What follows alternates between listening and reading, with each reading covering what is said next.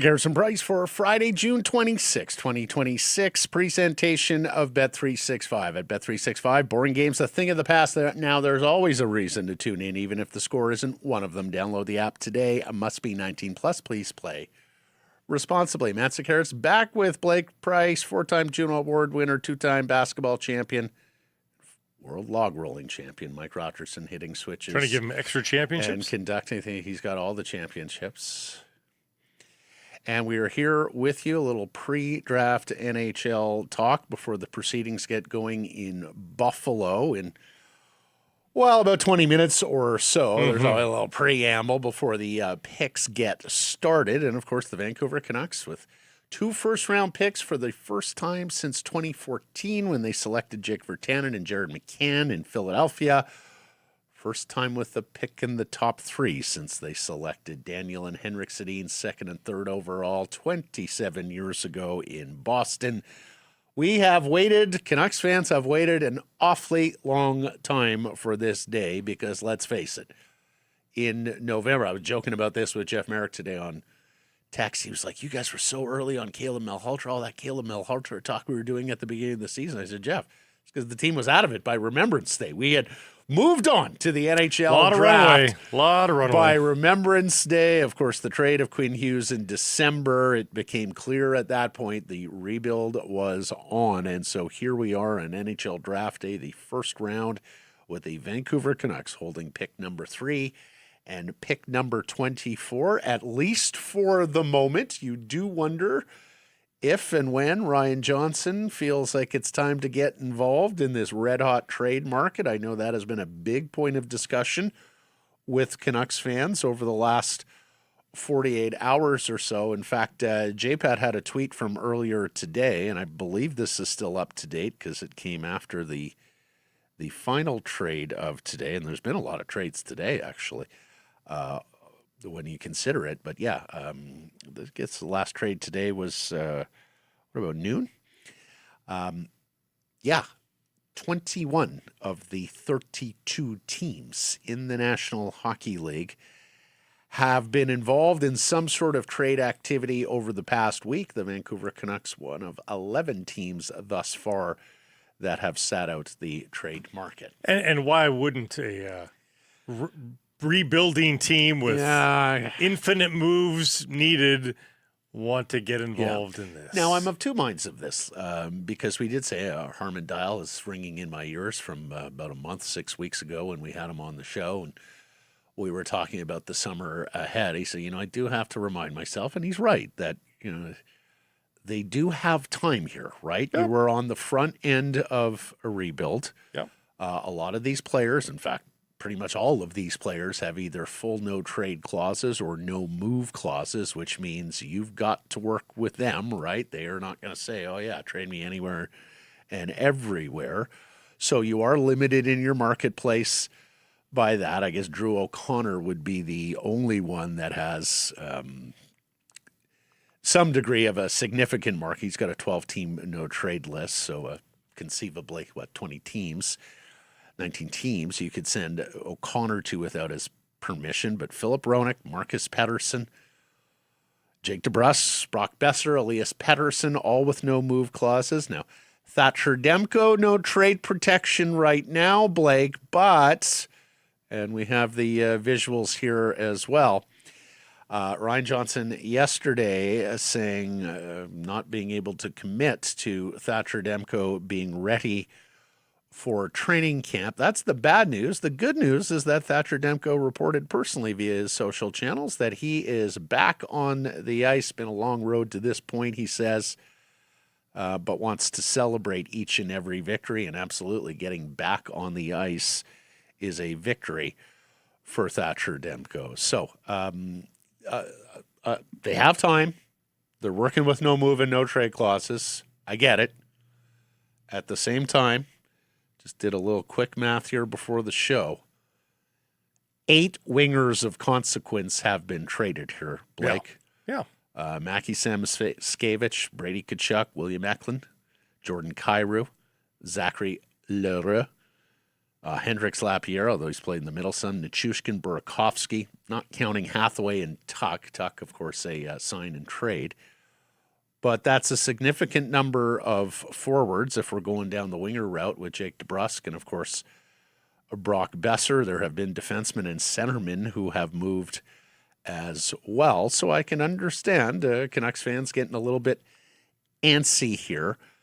Should also mention some young players have moved here too that I think you can ask yourself the question, should the Canucks have been involved in Owen Zellweger, Hendrix Lapierre, Fedor Svechkov, Zachary Leroux, Simon Nemec, who went to Calgary?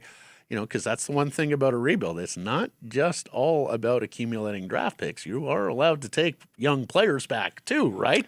Yeah. Who have a lot of runway left. So we'll see if...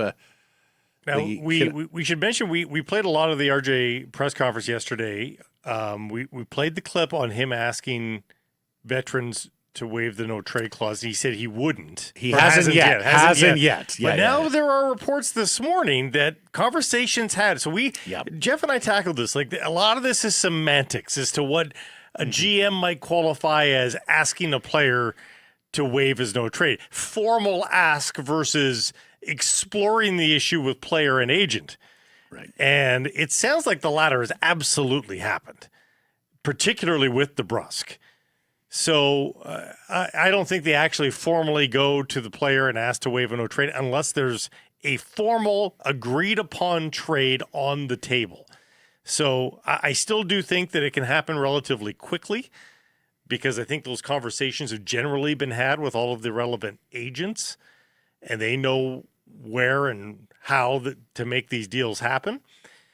I still am hopeful, given all the wingers that we've seen move and given the price tags. I mean, DeBrusk, this is just for comparison, not that DeBrusk would have been traded back to the Bruins. He had almost identical. I mean, they're separated by like 2 goals and 4 points last year from Peterka to DeBrusk. He's $2 million cheaper than Peterka, with only 1 year additionally on the contract. So that's a movable deal. We'll see. I still haven't seen the Peterka return yet to Boston, but these are contracts that I think other teams would be willing to take on. Well, honestly, I think the biggest news of the day with regards to Canucks trade activity is Thomas Drance of The Athletic reporting the Canucks are between motivated and desperate to get an Elias Pettersson deal done. You can understand with the prices that are going right now for talent in the National Hockey League that this would be striking when the iron is hot. We had talked about at the deadline, is this the last best chance to move Elias Pettersson?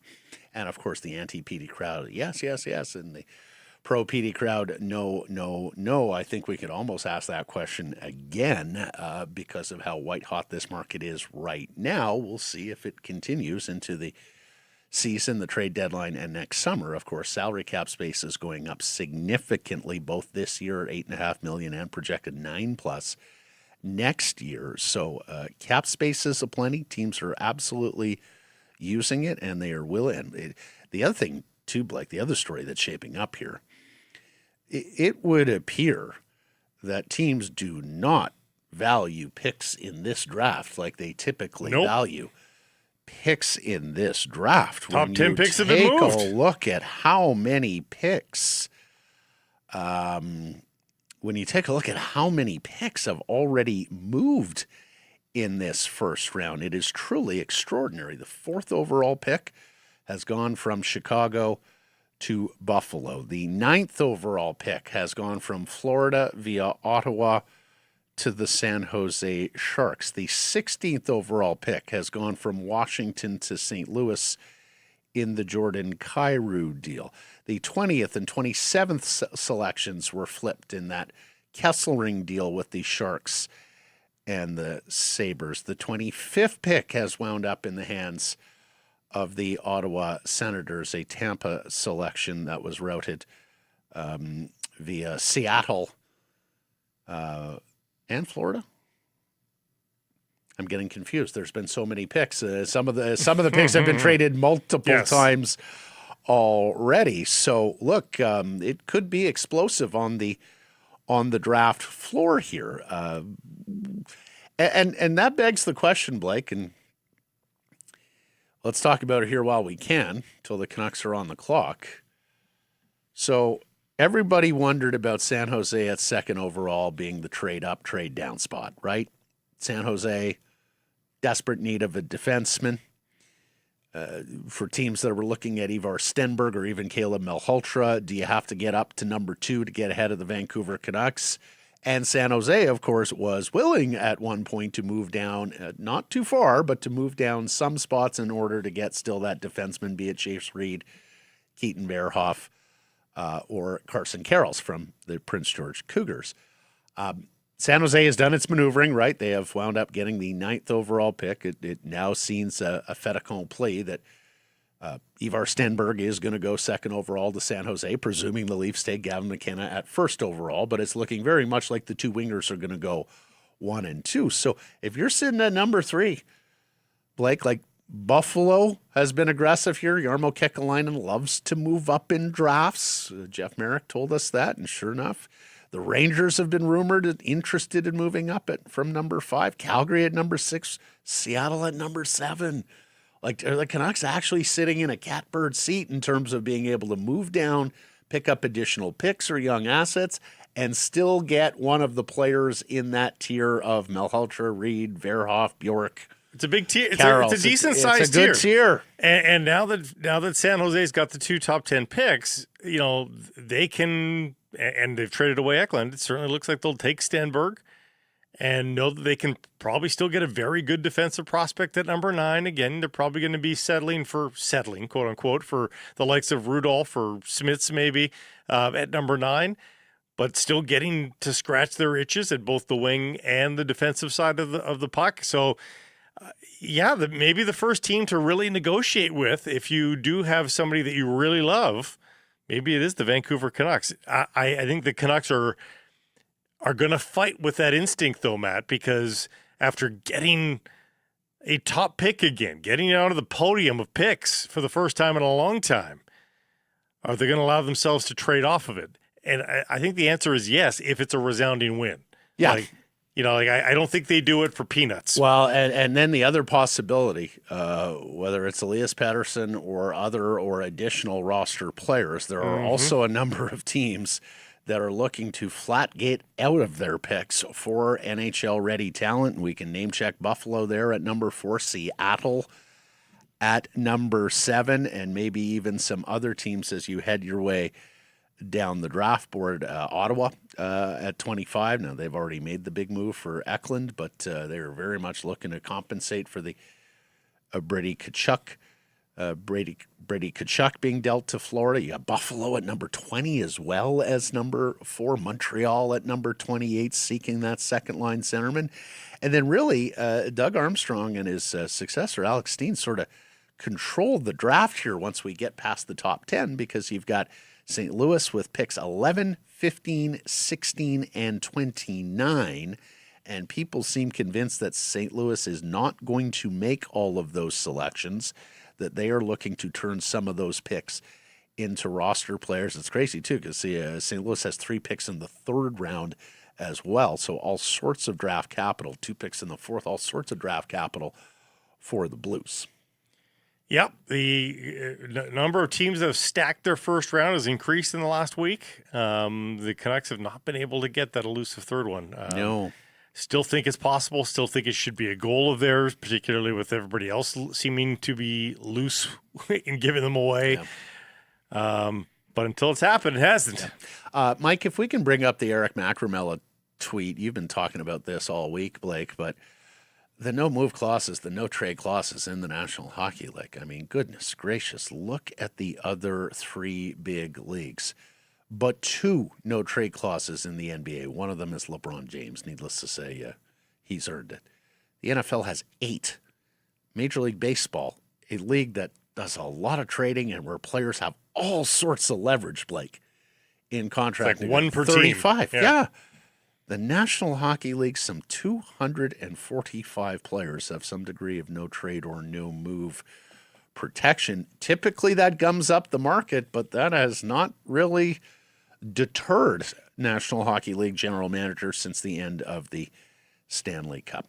All right, let's get to our daily poll question asking you, would Chase Reed and the Ruck twins of Osoyoos, British Columbia constitute an A-plus draft for the Canucks? You can vote yes, you can vote no. Do so at the Sekerson Price X and YouTube channels. I was on with our friend Brock Jackson on Osoyoos Radio earlier this morning, Blake. Needless to say, a very, very big day for that community with Liam and Marcus Ruck, the identical twins who have been such scoring sensations for Willie Desjardins and the Medicine Hat Tigers in the WHL. Now, needless to say, unless the Canucks acquire a third first-round pick, we won't know the status of this until tomorrow, or unless both Ruck twins go today, but to different teams.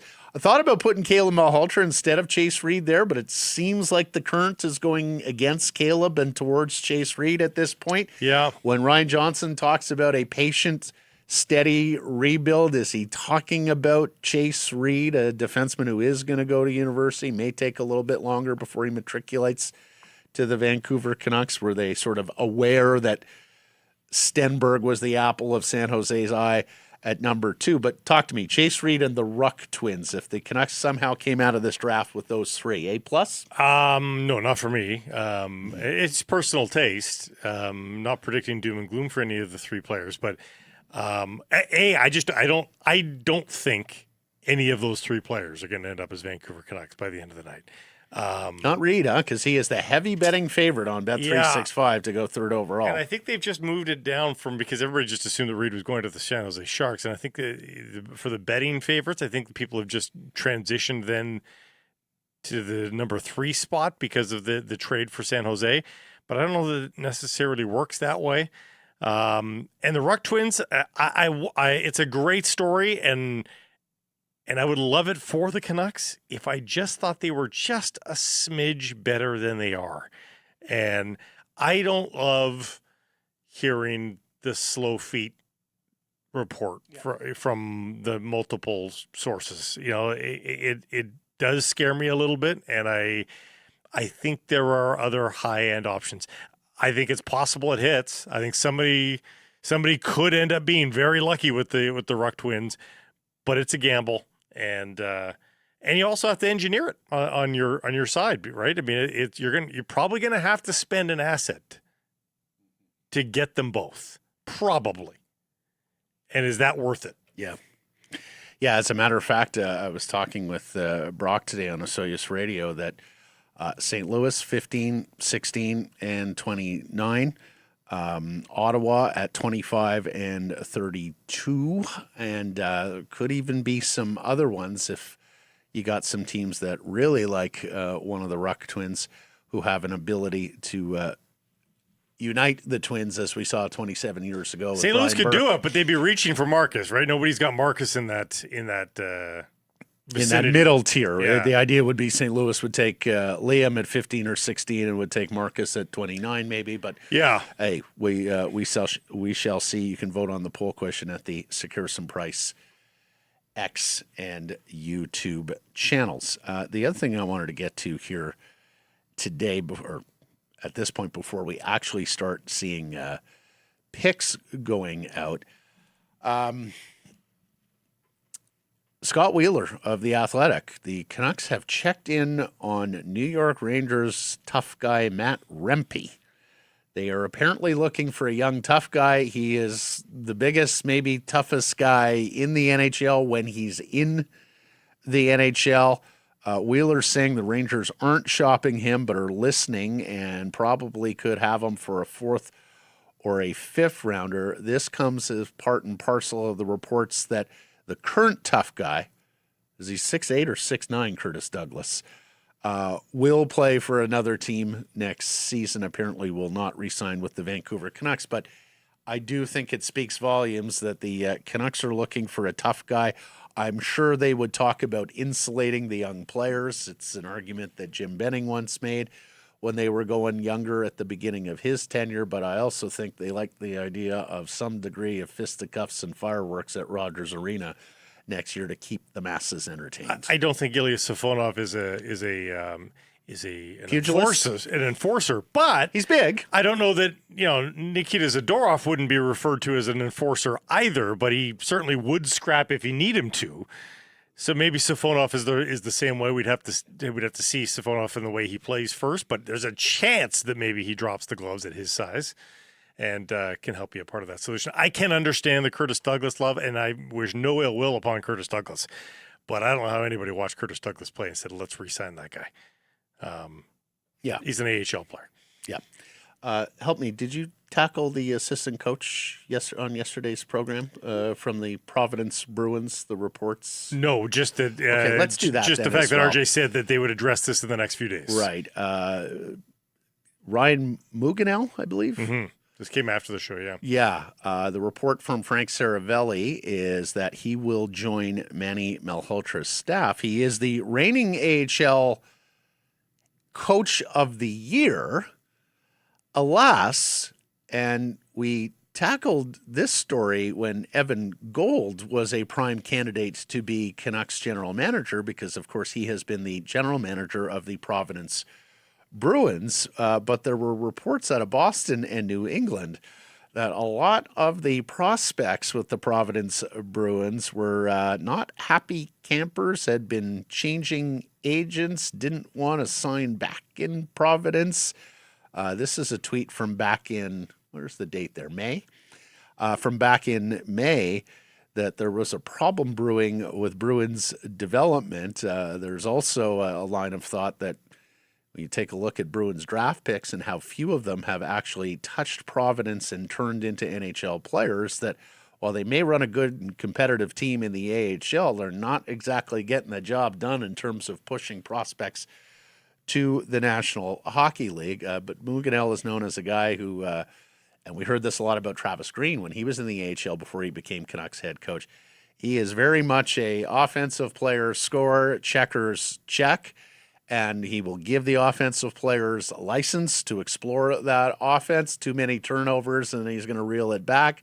And if you're a checker, hey, don't think you're going to be dangling and trying to put on an offensive show. That's not what he has been about, or the Providence Bruins have been about. Anyways, look, he's coach of the year. He's coach of the year. He's coach of the year. He's coach of the year. Yeah, look, if Manny is comfortable with him, I think we should all cut him the license to be comfortable and bring on somebody he trusts and believes is a good coach. What I will say, though, is I do think it is still important for Manny to have a more experienced veteran hand on the NHL bench. Jeff has often talked about former NHL head coaches coming in to help a first-time NHL head coach, and I think that would be a good idea. I would be way more worried about what this AHL Coach of the Year brings to the table if there was too many veterans on this team taking away minutes that could take away minutes from young players.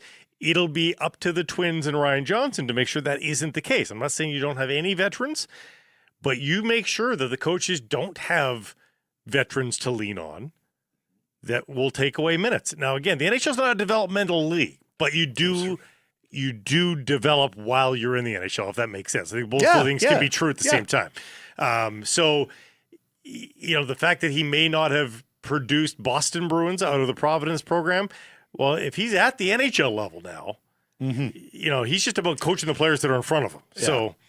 Yeah. So, I got to say, too, I am much less concerned about what happened in Providence and much more concerned about what happens going forward here in Vancouver. If the Providence stuff was the tell and that this is a bad hire, that will reveal itself in time. All right, we have stage activity in Buffalo, and so we are going to get going with our draft program after this.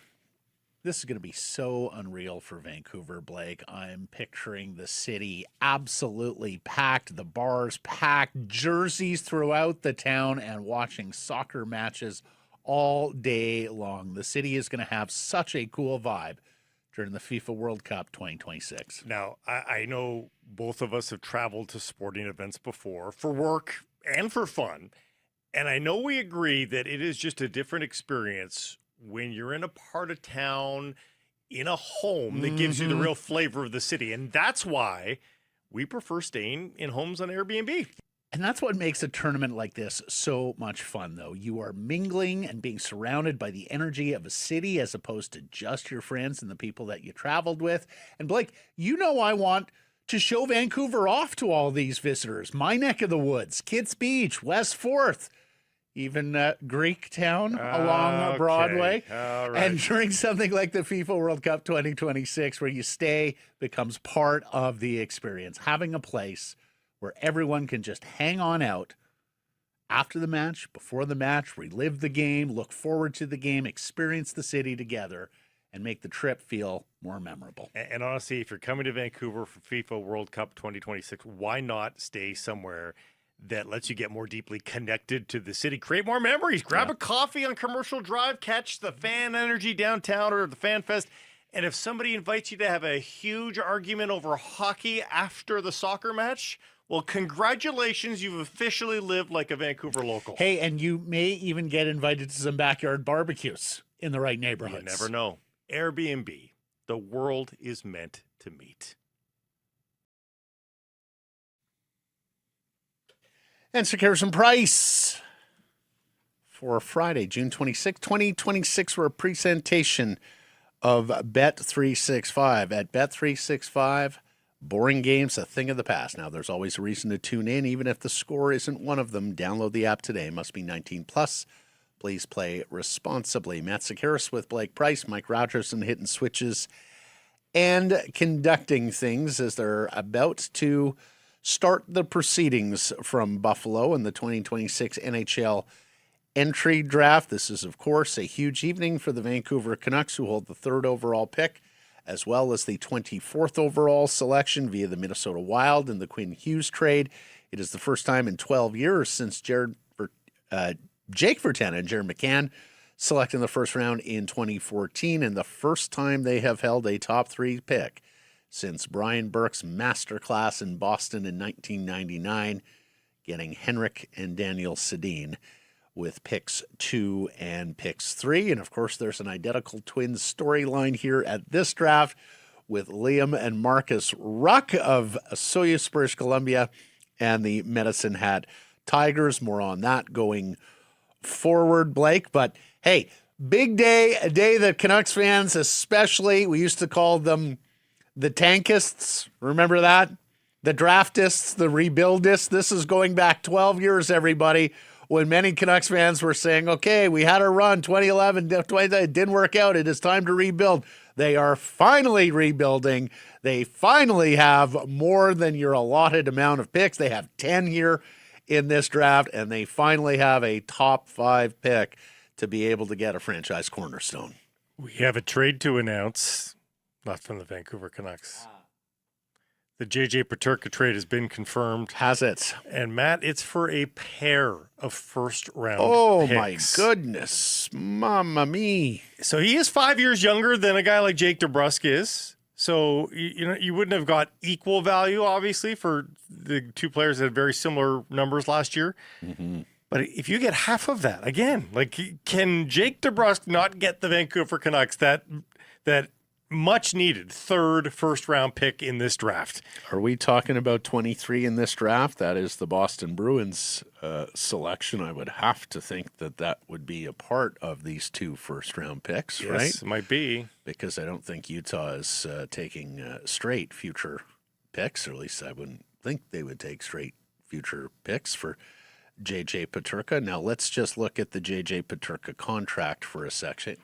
He's making $7.7 million for the next 4 seasons. Yes, you're right, Blake. He's 24 years old, so he is younger. Now, he is $2.2 million more expensive than Jake DeBrusk is on the salary cap year over year. The money in hand is pretty much the same.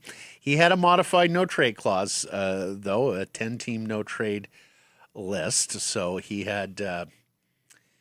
there were more teams able to add him without his permission, and of course that's a complicating factor with Jake DeBrusk, but unless I'm mistaken, Blake, I believe Boston and Utah are new to the off-season trade party. Had either of those teams made a trade since the end of the season? I don't believe so. And that would mean 23 of the 32 National Hockey League teams have now consummated a trade since the end of the Stanley Cup final. And Leafs just 9 who haven't, and one of them, of course, is the Vancouver Canucks. We also have some news out of Los Angeles, and why that is significant is because the LA Kings are long mentioned as a team that has been interested in Elias Pettersson to backfill the center position, where, of course, Anze Kopitar is no longer filling one of those spots, having retired as one of the all-time, if not the all-time, Los Angeles Kings. Brant Clark, their offensively inclined right-shot defenseman, and there had been rumors about Brant Clark in the past. And if you're a Vancouver Canucks fan, maybe you were daring to dream that Brant Clark could be a part of an Elias Pettersson trade. Well, he has re-signed for 5 years with the LA Kings, and so we do believe that probably means they want to keep him. At this point. Let's quickly get to the super chat from KC. How many first overalls does it take for the Leafs to get past the second round? We're about to find out the answer. They say we are about to find out the answer. Thank you for your contribution here to the BC Mental Health Foundation. The pick is reportedly in for the Toronto Maple Leafs have made a selection, so there will be no trade at first overall. And look, if this is anyone but Gavin McKenna or Ivar Stenberg, it means one of those two guys would be available to the Vancouver Canucks at number 3. Look, there is a little bit of a discourse in Toronto with the Leafs and their fans about would Ivar Stenberg be a preferred selection, given that he's going to play in the National Hockey League next year, is the most NHL-ready guy. The Leafs, of course, are hoping to retool, not rebuild. Or does it make far more long-term sense for Gavin McKenna, who is a creative playmaking winger, to play with their shoot-first former 60-goal man, Austin Matthews, at center? They just showed McKenna answering the phone at his seat. It looks like it's Gavin McKenna, and as many are lamenting already, can you not show the guy's answer? Or don't phone them, please. Leave the drama until it's actually announced on the podium. I hear you, but if you're a selecting team, you want to make sure he can still fog up a mirror, right? Like, you want to make sure nothing happened to Gavin McKenna on his journey to the facility. Text him! Hit by a car or something like that. Hey, that's why they do it. I once asked a football personnel guy, why do you guys always call the guy before? You want to make sure he's... of sound mind and body. Is this Justin Bieber who's going to make the pick? How about that? It is indeed. Leafs fan extraordinaire, Justin Bieber, is going to make the selection, or at least be a party to the selection. Yeah, sure enough, he announced the pick. Gary sat there and he took in the booze again. He gave it a one of these. Hey, okay, thank you, Buffalo. You understood the assignment, right? And the first selection is in, and it is Gavin McKenna, the winger with Penn State University. Look, the presumptive first pick in this draft for some time. There was a little bit of a speed wobble in the first half of the season where he, as a 17-year-old, of course, didn't look all that great playing against the older and better NCAA competition after dominating with the Medicine Hat Tigers last year and getting that team to the Memorial Cup. And can you imagine if he had stayed and it was the Ruck twins playing with McKenna? Oh, my goodness. I mean, just forget it. Willie Desjardins, just give him the Mem Cup. Yeah. He, of course, scored a lot for Canada at the World Juniors, but it was a disappointing result for the Canadians. A lot of empty calorie points, people argued. And it's almost like Gavin McKenna heard all the critics because he got back to Penn State for the second half of the college season. And boy, was he outstanding. There was also the incident with him punching out a gentleman at a bar who was saying some not nice things about his mother. He's from the Yukon Whitehorse, so needless to say, there'll be a massive party up in one of the Canadian territories. Dylan Cousins of the Ottawa Senators is a Yukon guy, but typically don't get a lot of guys from the territories drafted, let alone this high. And look, this is a day of celebration for Leafs fans, and I know there's so many Canucks fans that just want to puke at this moment that the Leafs somehow jumped in to first overall and the ability to select McKenna. And now the question is, can he actually help the Leafs this year? Like, is he good enough? Is he one of those kind of first overalls? Because the Leafs, as we've seen with their actions in this last week, are a team that is in no way, shape, or form rebuilding. They are trying to restore their status as contenders again. And what kind of role will Gavin McKenna play in that? Do they insulate him and play him with the best players? Give him the chance to succeed, or do they let him get his feet wet a little bit? And does that allow him to sort of grow into the role rather than have to hold up expectations? We'll see what the new coaching staff there does with Gavin McKenna. All right, we have the details on that Bruins Mammoth trade, and it is, in fact, the Boston first-round pick this year, 23rd overall, going to the Utah Mammoth, along with Florida's 2028 first-round pick, which is top 10 protected. So the 2 first-round picks from the Bruins to the Mammoth for winger J.J. Peterka. It was just this time last year where Peterka was traded from Buffalo to Utah. Michael Kesselring was the return for Buffalo. There were picks involved there. Gosh, I mean, seems like neither team particularly liked that deal because Kesselring has since been moved on to San Jose and Peterka has been moved on. Yeah, really strange because to Peterka Boston. had I wonder if there's a backstory there for Peterka because, hey, did he take a small step back in terms of total points last year? Yes, only in points. His goal scoring was pretty much on par for what he's done. And he's 24, Matt. Like, what did he do wrong? With long, under contract for several more years as Utah got to the playoffs for the first time in forever. Of course, once upon a time, were the Arizona. There must be something else there. Well, especially because of this, Blake. Utah now with 19-23 in this first round. And all the discussion around the Mammoth was, okay, they dipped their toe in the Stanley Cup playoffs.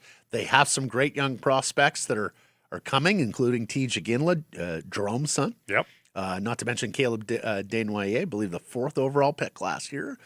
There was a lot of talk that Utah was willing to put some of their young players and prospects in play to get NHL talent, ready-made talent. And this is anything but that. This is a reverse. Yeah. Very strange behavior from a team that you thought was ready to push all the chips in and become a contender. And you got to think that Boston quite liked what they saw from J.J. Peterka in all those games against the Sabres because that is a significant price to pay for a winger. A lot of people are throwing out the theory they are just merely loading up. Utah. Loading up assets for something bigger. This is a positioning trade. Yeah. Is that like Austin Matthews? Is that Connor Hellebuck? Is that Elias Pettersson? I don't think it's well. I mean, they've got centers and they've got young prospect centers, does Utah. So that would surprise me if it's Elias Pettersson. I mean, you got Logan Cooley, you got Nick Schmaltz, you got Iginla who plays the middle. You got Desnoyers who plays the middle, or at least can play the middle. You got Cole Baudouin, another first-round pick, who plays the middle. But again, they're about winning now. Yeah. They're winning now mode. I mean, I guess what I'd give you is that 19 and 23 probably aren't attractive enough to get you into the, on their own, someone like a Hellebuck. Yeah. Or one of the better players that are available. But, of course, they have those prospects too, right? And if the package is attractive, it is the Dylan Larkin, Blake. We should mention him. Yes, Larkin might be the best available center. There was talk that Larkin said, no, only Florida, Vegas, or Minnesota. And then it was further reported he expanded the list for Detroit with his trade request and that Utah was on it. Is it Jason Robertson, Blake? And it seems like Dallas has had a devil of a time here trying to re-sign him. He's already said no to a sign and trade to the Seattle Kraken. Does Dallas have the cap space to do it, or is it now just time to move on and find a different trade partner? I should mention Matthew Knies' name is out there too. The reported deal that the Leafs had done with the Habs but didn't get in under the wire at trade deadline. Now, Utah is a goaltender possible. Is Jordan Binnington, if not Connor Hellebuck, a part of that equation? I mean, Marchenko out of Columbus, Zach Werenski out of Columbus. Yeah, there's a lot of big names that are available. The really cool thing about this NHL draft and this NHL offseason is you do have a massive number of big names that are in play, or at least so we're led to believe by all the NHL insiders. So, yeah, who knows if Utah is planning to use these 2 first-round picks, 19 and 23 tonight, or if they are willing to move them along for NHL roster talent to replace J.J. Peterka and maybe replace and improve on J.J. Peterka. We're very glad to have you all watching on whatever avenue it is.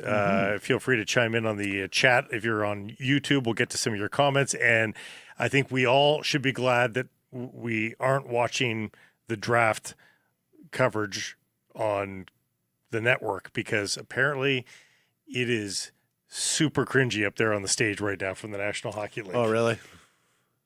Apparently, Bieber didn't play, did he? The Bieber-Bettman dynamics was a lot. Yeah. Oh, they're both a lot.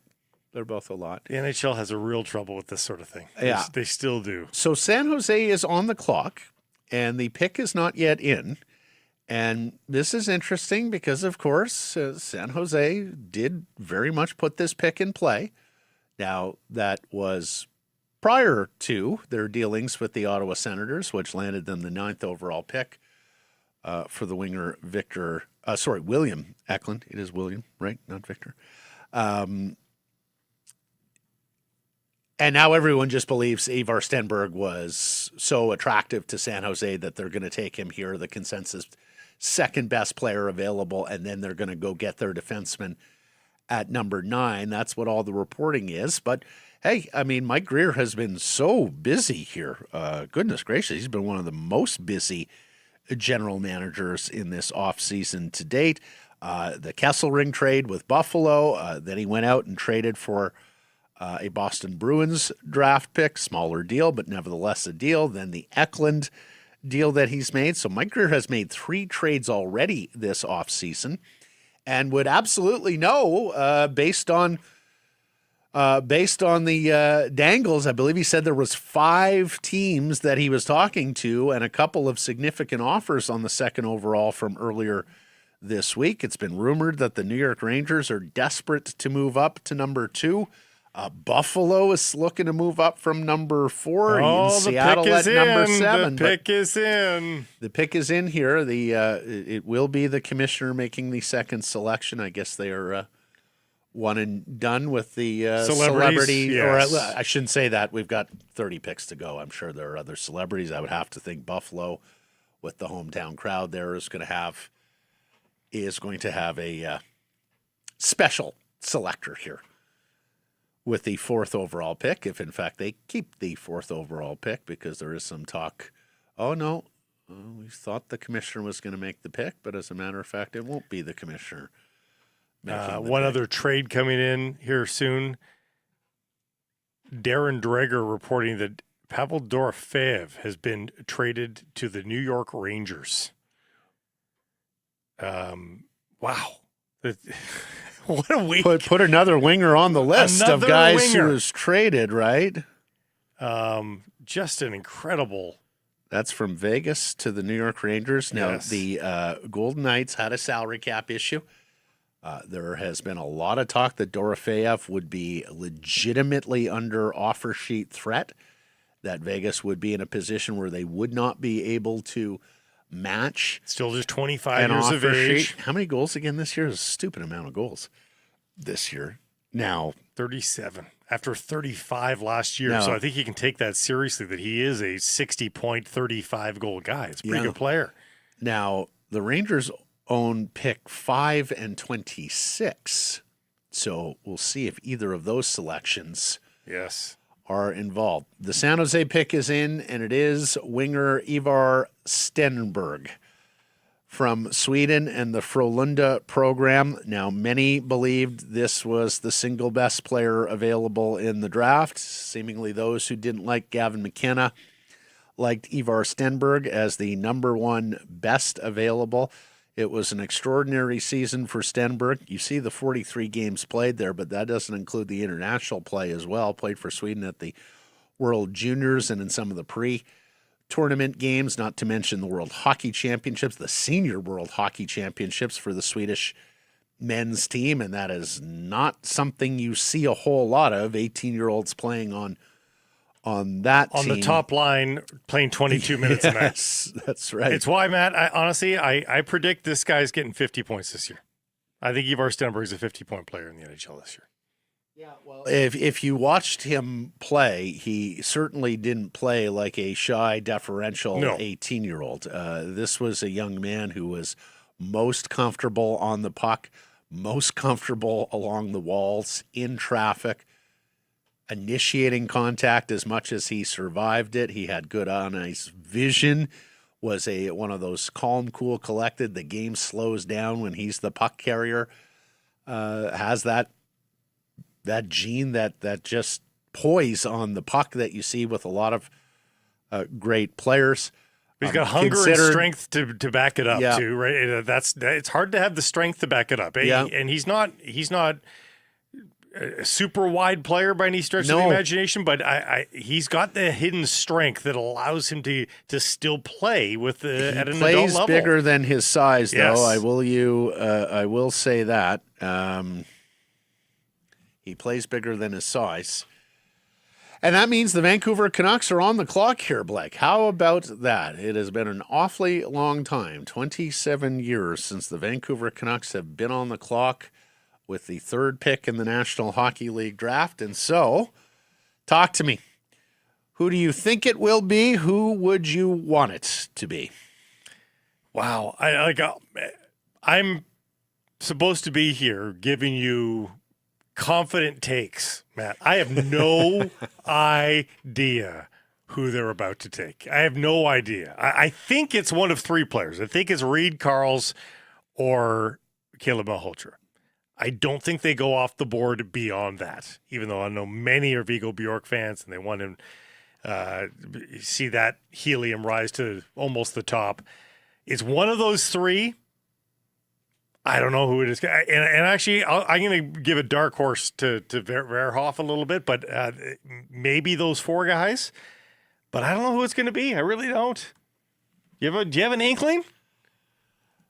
Well, look. The math tells you it's just Reed, that he was going to go 2, so you slide him down. But I don't know if it's that cut and dried. I've got Cam Robinson ringing in my ears, and we have had Cam Robinson on the show each and every week here, well, all year, but especially since draft season began. And Cam has sort of consistently been messaging that he believes someone really likes Keaton Verhoff in the Vancouver Canucks. I had some pushback. I had somebody reach out to me with pushback on that, but I hear okay. Cam. Yeah. And later reported he believes that to be director of amateur scouting, Todd Harvey. Now, I don't believe the Sedin twins and Ryan Johnson are ham-handed managers. I believe that they would give Todd Harvey and their amateur scouting staff the discretion to make this choice. I think with Ivar Stenberg off the board, you're not talking about a player who's going to play next year, right? Maybe there's a outside chance that someone you take here could play next year, but more likely you're talking about a player for down the road. So if there isn't an immediate gratification, instant Vancouver Canuck here, I do wonder if they look at the situation.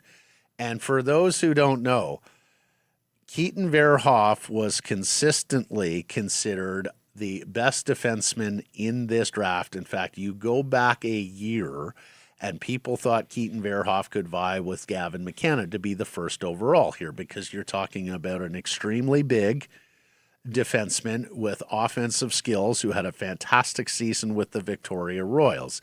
Now, he struggled some in the NCAA at North Dakota this year, but that's because he was a 17-year-old playing college hockey against much older competition.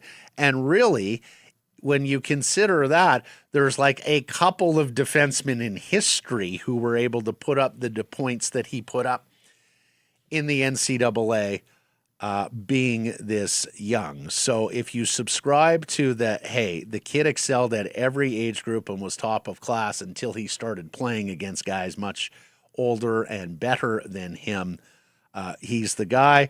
Or if you're more the case for helium, that is Chase Reed, that is Carson Carrolls. For many, Carrolls is the toughest and meanest defenseman with selection. Here we go. With the highest floor. The pick is in for the Vancouver Canucks, and it is Caleb Malhotra. How about that? Holy cats. They are going with the father-son dynamic. They are not scared off. All of it was smoke in the late stages of this draft. They wanted the centerman. They wanted Manny's son.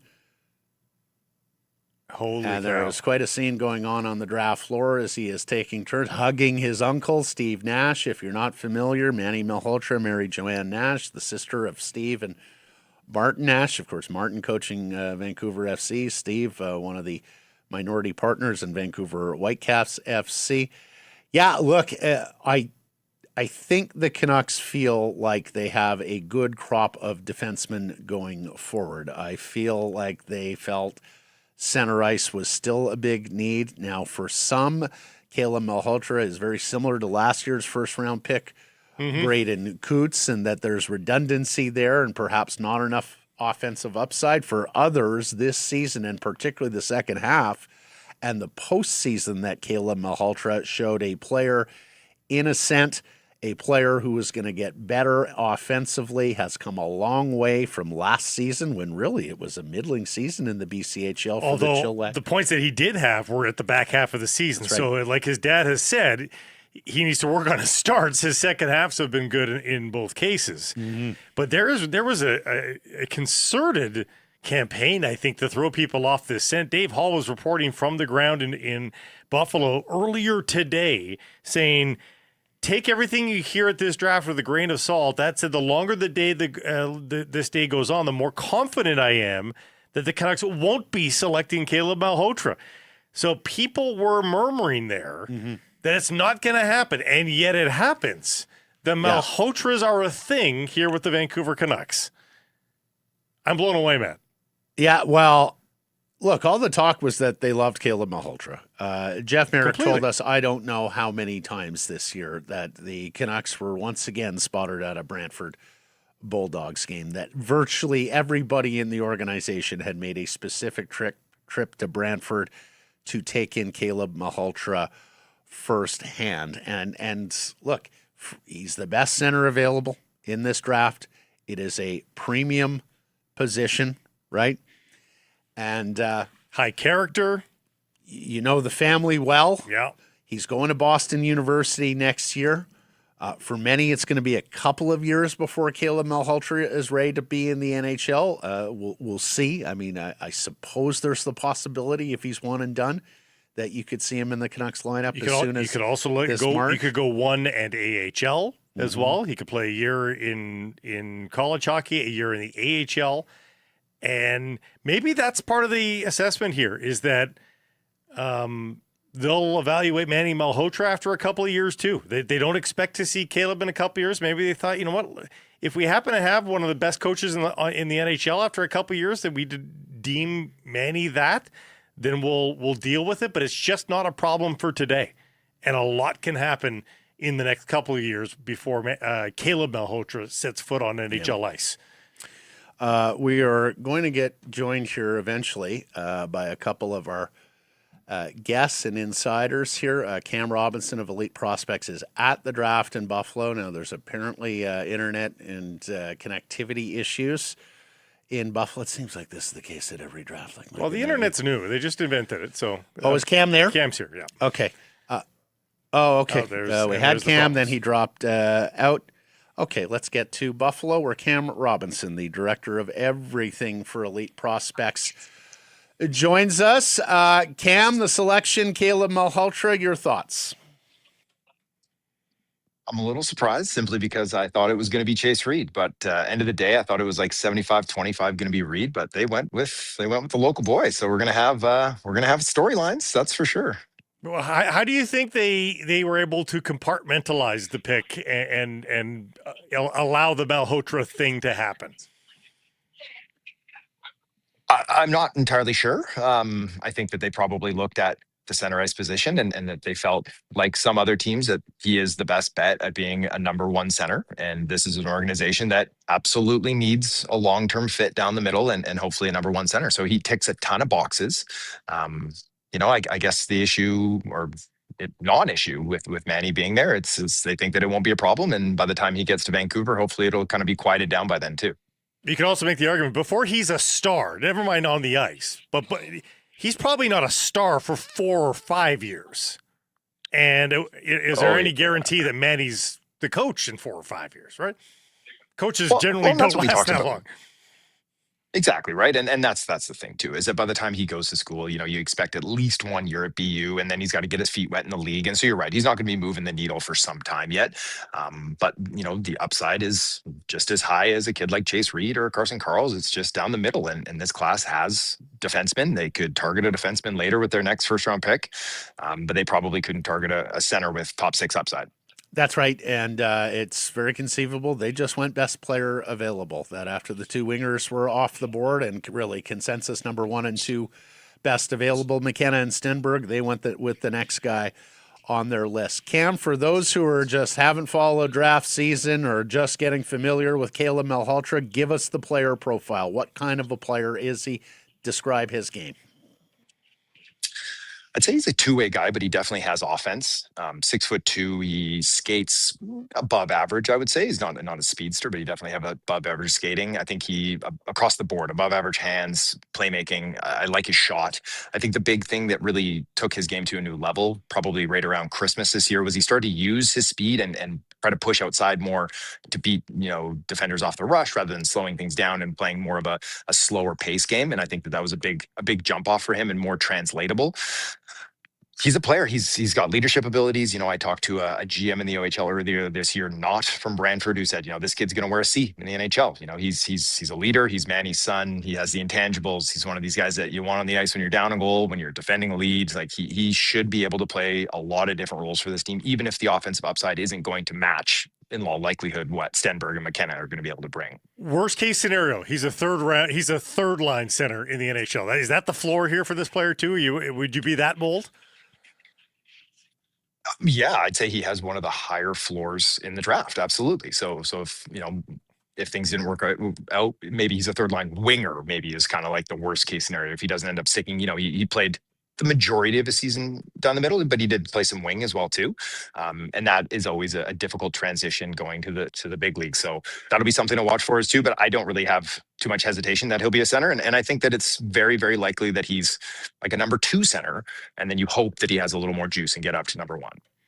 Yeah, I was going to say, Cam, if scouts can be a harsh lot, right? They're paid to pick apart a guy's a part of guy's game. Talk to me. Does he play the guts of the ice? Does he play the middle of the ice? And then talk to me about quality of teammate at Brantford, because it was extraordinary. Is it easier to look as good with the guys he was playing with, or it is the fact that he stood above some of those guys? Is that a feather in his cap? Talk to me. I think the answer yes to both is that certainly playing with skilled players on a good team, on a highly offensive team, like the Bulldogs there, they generated a lot, but he was a driver for it, especially down the stretch and in the playoffs that, with another top 10 pick in Jake O'Brien there too, with Adam Banock and Merrick Van Acker, like they had a lot of skilled players. He was their best player, especially in the playoffs. And so it's not empty calorie points. He's not chiseling off the power play and then going quiet at 5-on-5. He is a player who you can rely on in all situations. And he's someone who does get into the interior of the ice. He will get through the dotted line. He's not afraid to get to the net front and score some dirty goals too. And like I said, use that speed off the rush and then cut to the net. So all these things, again, at the junior level, but as a rookie too, right? Like he stepped out of junior A and he instantly became like one of the best players in the OHL this past season, especially considering his age. So I certainly think the upside is there. Does that, given that he's not too far removed from not a superstar junior A season to say the least, no. Does that give you pause? Like, is there anything about this year that the harshest scout would say is fool's gold, or is the improvement so legitimate that you absolutely have to buy the player in the here and now, what you saw through the spring. Yeah, it doesn't bother me at all that he didn't produce in the BCHL, is because he produced in the OHL. Right. It's similar with Chase Reed. It doesn't bother me that he got cut in the USHL, that he was a point game player in the OHL. So it's what you're doing for me now. Okay. I realize this is a little unfair right now because we'll see how he does at Boston University. But as you sit here and now, is this a 1-year college player? Is this a 2-year college player before he signs in the NHL? It's a really difficult, because you're right. We need to see how he evolves next season, because I don't think he's NHL ready. I had an agent be like, is there a chance that, Caleb or Tynan Lawrence could sign, and that would open up a spot for Carter Meyer, a 2027 kid, to go early. And I was like, I don't think either of those kids are ready.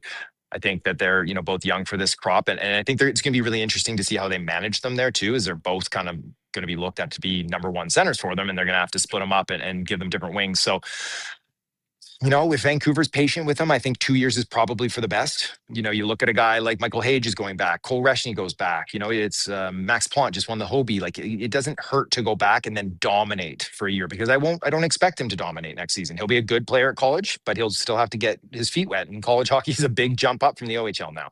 So if he goes there and he has a quality season and puts up whatever 30, 35 points, he can still go back, put up 50 points, skip the AHL altogether, come out ready. Gotcha. People always love to second guess when the pick after. The Canucks, I think, surprised some people. This is a stunner, though. So you expect, if the Sabres take Chase Reed at number 4, then you're always asking, did the Canucks miss out on Reed? Because he was supposed to be the guy, and you skipped past him, and you went to Caleb. Did the Sabres just do the Canucks a favor with all the second guessing? Because they've made the big swerve with Daxon Rudolph being the first defenseman chosen in this NHL. Now, if Chase Reed ends up being a superstar, you can say, yeah, but Buffalo passed on him too. Yeah, no, so right before I came here, I talked to a bunch of different teams, and I asked them, like, who do you think's going earlier than we expect? And Daxon Rudolph's name kept coming up. And I had a chat with him and his family, like, 20 minutes ago. I was like, I don't think you're waiting too long to hear your name. And they're like, yeah, probably, like, hopefully top 10. I'm like, I think top 7, but I wasn't seeing 4 here. Because I thought it was going to play out Reed, Malhotra. So that's a big swing, but a lot of teams like Daxon. He's got a lot of offense. Yeah, and I got to say this, everybody with their top 5 predictions probably thrown out now with these 2 picks back to back. I'm not sure there's many who are running the immaculate mock draft at this point. Cam, we know you're very busy there. We thank you very much for the time. Cam is going to join us tomorrow after the Canucks make their selections in the second round. The director of everything at Elite Prospects. You want to follow him.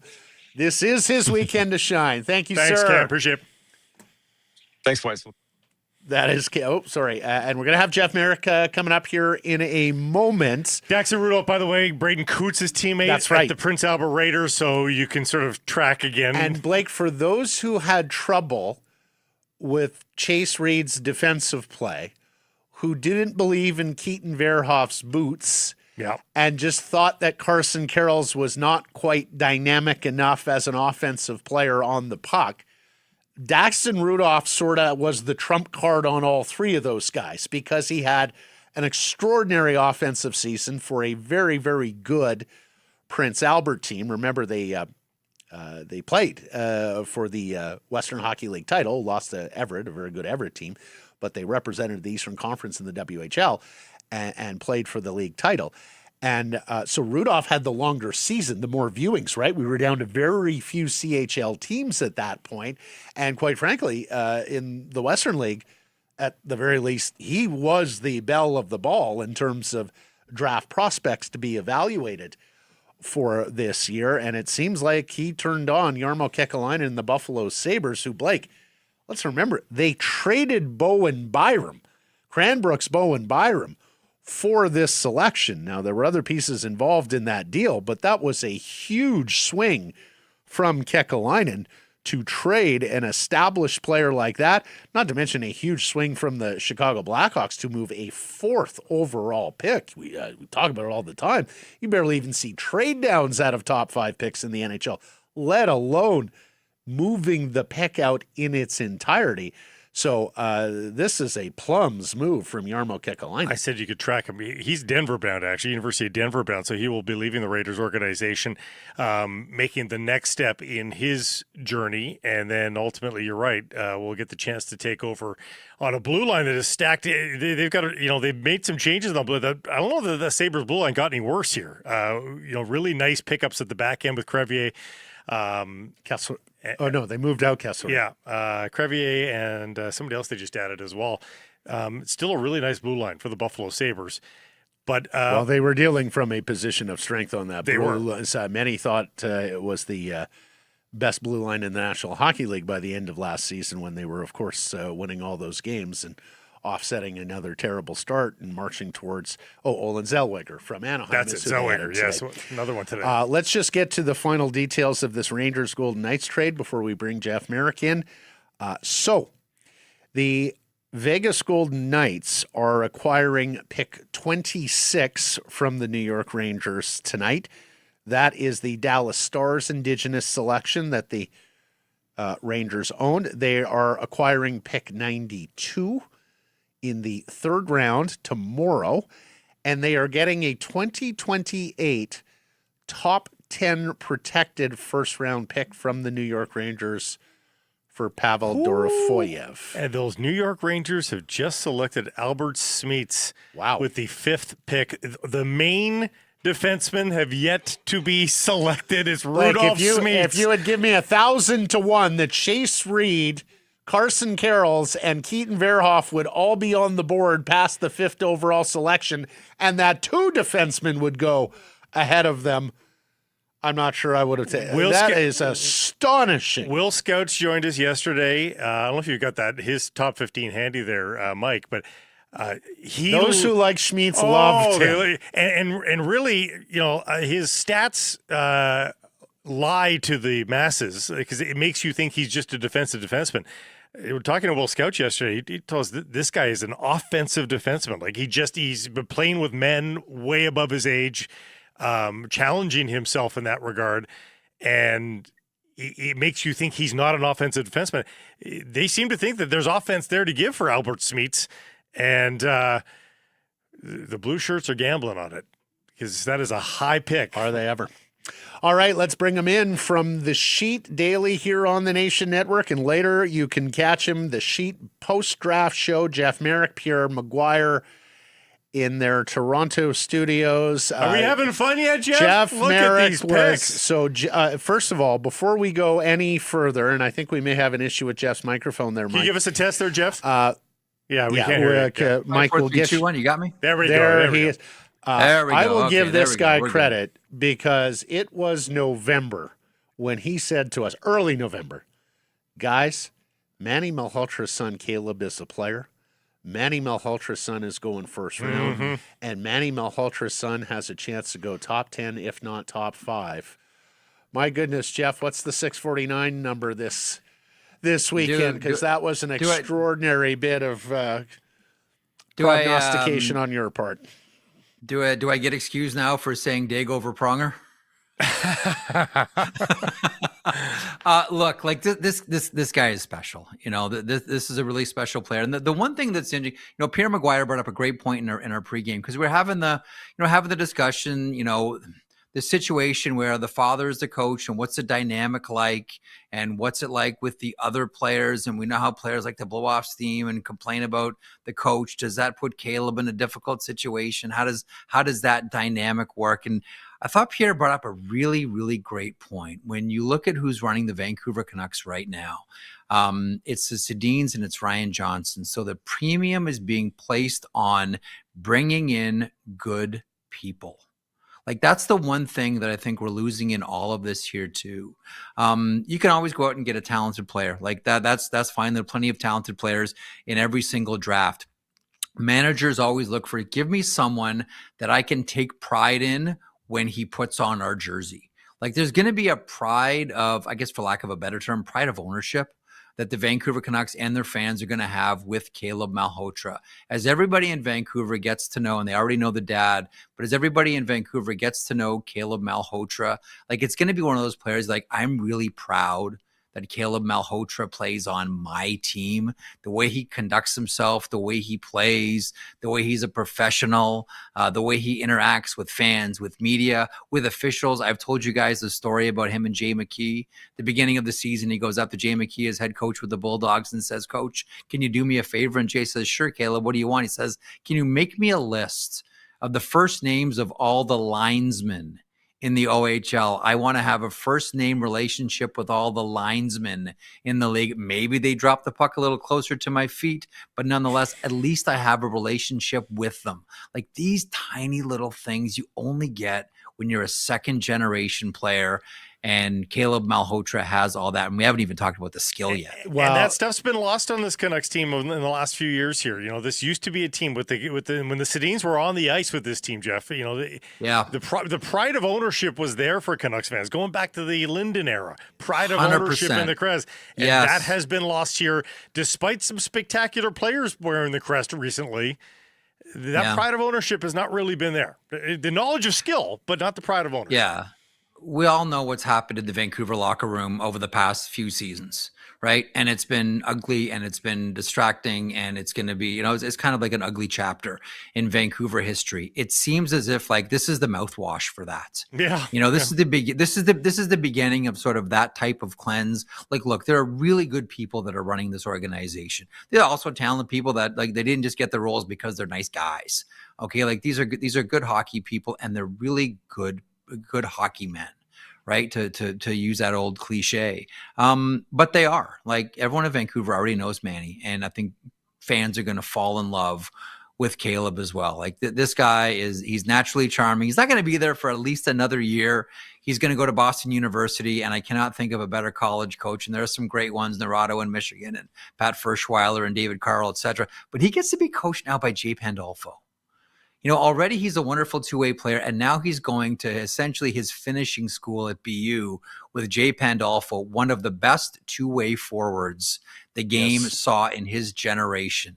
And so now he gets to be coached by Jay Pandolfo. What a bonus for Malhotra, and what a bonus for Vancouver fans. Will he be the first or second line center there? Because Tynan Lawrence is there as well. He'll be first. Yeah. He'll be the first line guy. Yeah, he'll be the first line guy for sure. You know, listen, we made this. The three of us, when we get together and we talk about Caleb Malhotra, the one point that I want to reinforce here, and that Brantford Bulldogs team was a traveling all-star team. Like that really was a wrecking ball of a team. And Jet Luchenko, who was first round pick of the Philadelphia Flyers in the Vegas draft, signed by the Philadelphia Flyers as a center, he was Caleb Malhotra's winger. Caleb was the center on that line. And I think that really does go a far way to tell a story.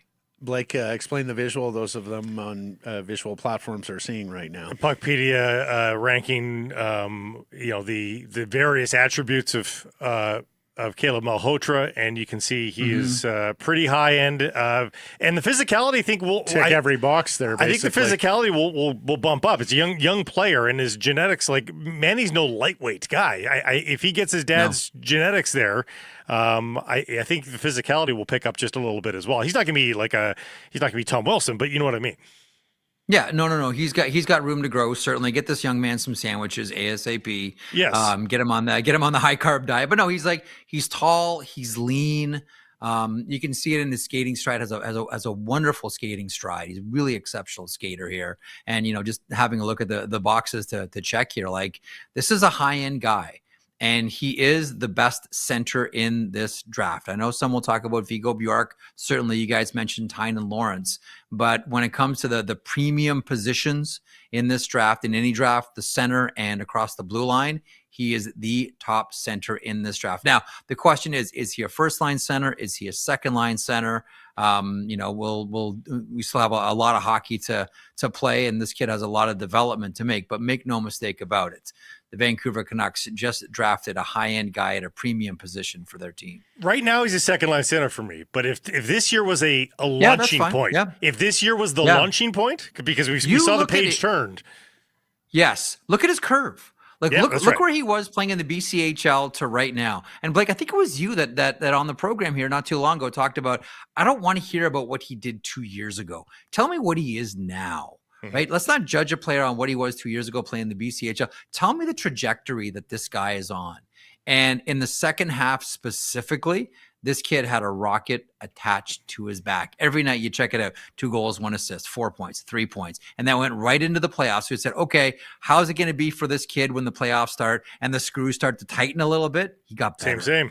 That's the trajectory this guy's on.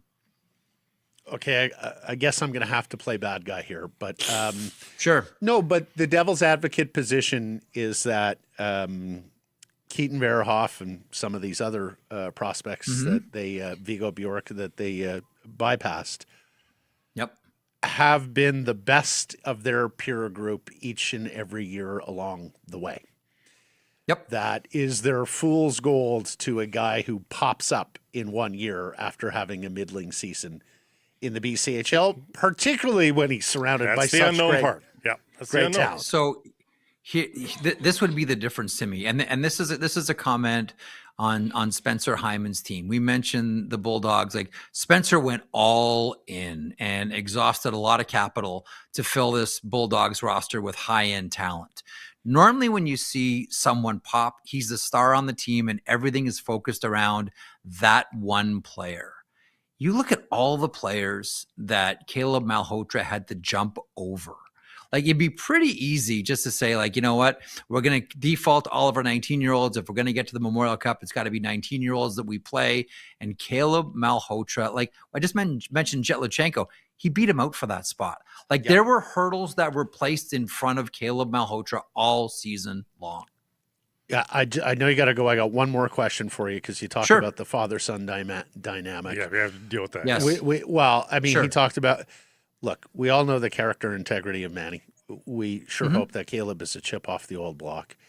But, Jeff, even if I'm not worried about the two of them and how it works, I do wonder about that revolving door of 22 teammates who are going to be there, that unless Caleb drops in and is just the best center by a wide margin on the team, are you going to have guys sitting there wondering, and can guys gripe about the coach when his son is sitting in? If you had 19 of those 22 guys that were like had no problem with it, that's fine. It takes 1 or 2 of those 22 for it to be awkward, right? And that is the big concern about this one. And that's why, and I think McGuire was right to point this out, the premium, and we'll see how the rest of the draft goes, and we'll see what happens in the offseason with this management group. But it seems as if the premium now is on the value of having good people in your room. Now, there's always going to be grousing and there's always going to be griping. And Matt, your point is an excellent one. And I think it's one of the reasons that we looked at it and said, I think we know Manny can handle it. We're pretty sure Caleb can handle it. But what about the other guys? You know what? We don't really feel like we can speak freely around Caleb Malhotra. We want to blow off some steam and have a rip at the head coach. We can't really be ourselves when the head coach's kid is playing here. I think that's a legitimate concern. I'll tell you where it could get awkward. Not so much for the kid too, but just in order to demonstrate that there's no favoritism, where perhaps in some situations there should be. I wonder about that dynamic where Manny Malhotra is hesitant to be seen as pushing his kid too much, even if he deserves it. So, like, listen, this is a wonderful day for the Vancouver Canucks. This is a wonderful day for the Malhotras. Absolutely. Is it perfect? No. Are those issues legitimate? Absolutely they are. But again, it reinforces Vancouver wants good people in that dressing room, specifically what they've just come off of the last few years. Tell us what you got coming up, the draft edition of the sheet with yourself, Pierre McGuire. We're starting right after the end of the first round, if I'm not mistaken. Right after the end of the first round. And actually, we'll be talking about Caleb Malhotra pretty much right out of the gate because Spencer Hyman, the general manager of the Brantford Bulldogs, will be stopping by. A number of GMs from junior teams where you say like Mark Lamb's going to be stopping by, Mark Hunter's going to be stopping by, Gardner McDougall, the head coach of Moncton. We expect Tommy Belisle to get selected here in the first round, and Dan Neer, the commissioner of the Western Hockey League. All will be aboard. Kyle Raftis, general manager of the Sault Ste. Marie Greyhounds. So it should be a good one with me and Pierre immediately following the draft today, gentlemen. Thank you, Jeff. Thank you, Jeff. Appreciate you. And again, you can go back to November, and this gentleman will say goodbye. He was all over it. This gentleman was telling us about Caleb Malhotra, and then as the year went on, we were getting closer and closer to oh, look at this. He is moving up draft boards. And oh, look at this. The Canucks are going to have a top 3 pick. And oh, could it be possible that they hire Manny and draft Caleb? It has come to pass. Malhotra Day, Friday, June 26, 2026 for the Vancouver Canucks. And if Manny and Caleb are able to turn this franchise around, Blake, we will remember this day and this pick for an awfully long time. Yeah, it's been a crazy day. By the way, Carrols and Reed ultimately went 6-7. We got some more picks that we're going to get to here on the other side, if you don't mind. But it's been a crazy top 5. I mean, considering do you still believe right now that Stenberg does not go number 2 to San Jose if they don't pull off that trade? Like if they had stood pat and only had the one top 10 pick, is it Stenberg still? Like, and if it isn't, and is Keaton Verhoff going to drop into their hands like a guy that maybe they would have taken number 2, but they get at number 9? We have the Winnipeg Jets on the clock here at number 8, and then San Jose is right back. Okay, let's formulate our thoughts here. Mm-hmm. Matt, I think it's a big risk. Caleb Malhotra, I think it's a big risk. Well, let's hit it on the other side here because we need. We are going to be. Full disclosure, somebody needs a bladder break here, and we will be right back. It's a long, long evening, all right? So we'll be right back after this. Oh, is it you? I put it in.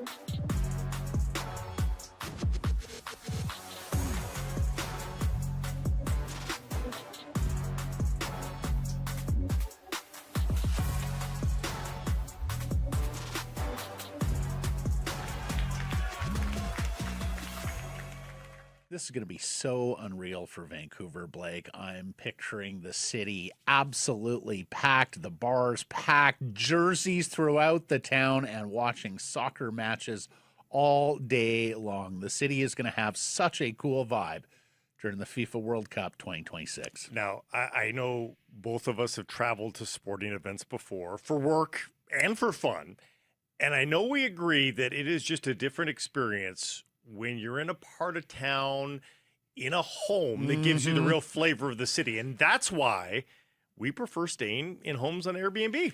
And that's what makes a tournament like this so much fun, though. You are mingling and being surrounded by the energy of a city as opposed to just your friends and the people that you traveled with.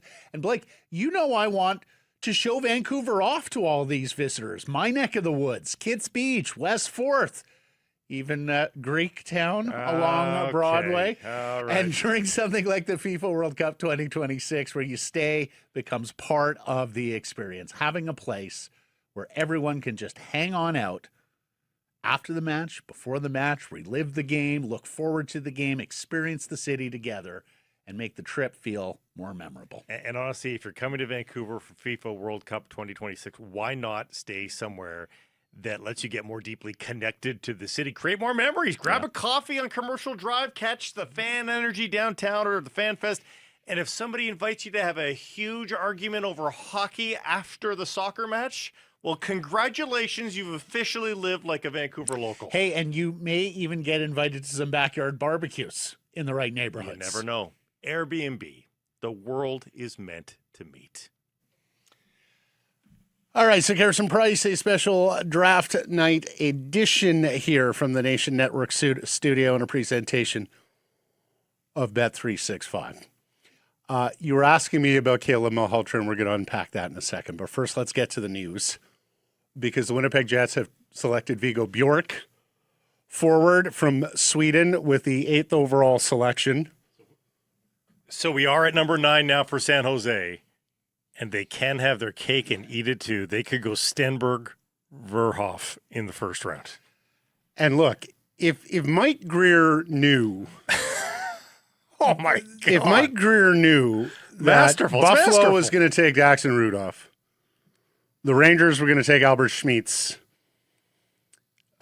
Calgary would take Carson Karels, Seattle would take Chase Reed, and Winnipeg would take Viggo Bjork in succession and leave him one of the top defensemen on the board, then hats off to Mike Greer. He is playing 3D chess while others are playing checkers in fashioning that deal with the Ottawa Senators to basically replace winger William Eklund.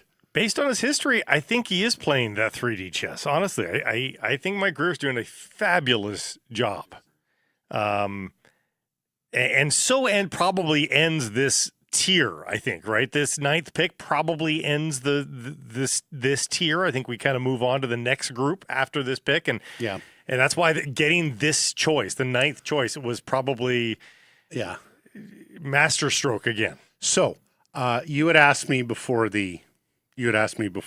our break there to unpack the Caleb Malhotra. How you ultimately feel about Malhotra. Look, I have been saying consistently, and I stand by it, it is a dynamic that I would not have invited, regardless of how comfortable I felt with Caleb and Manny's ability to deal with it.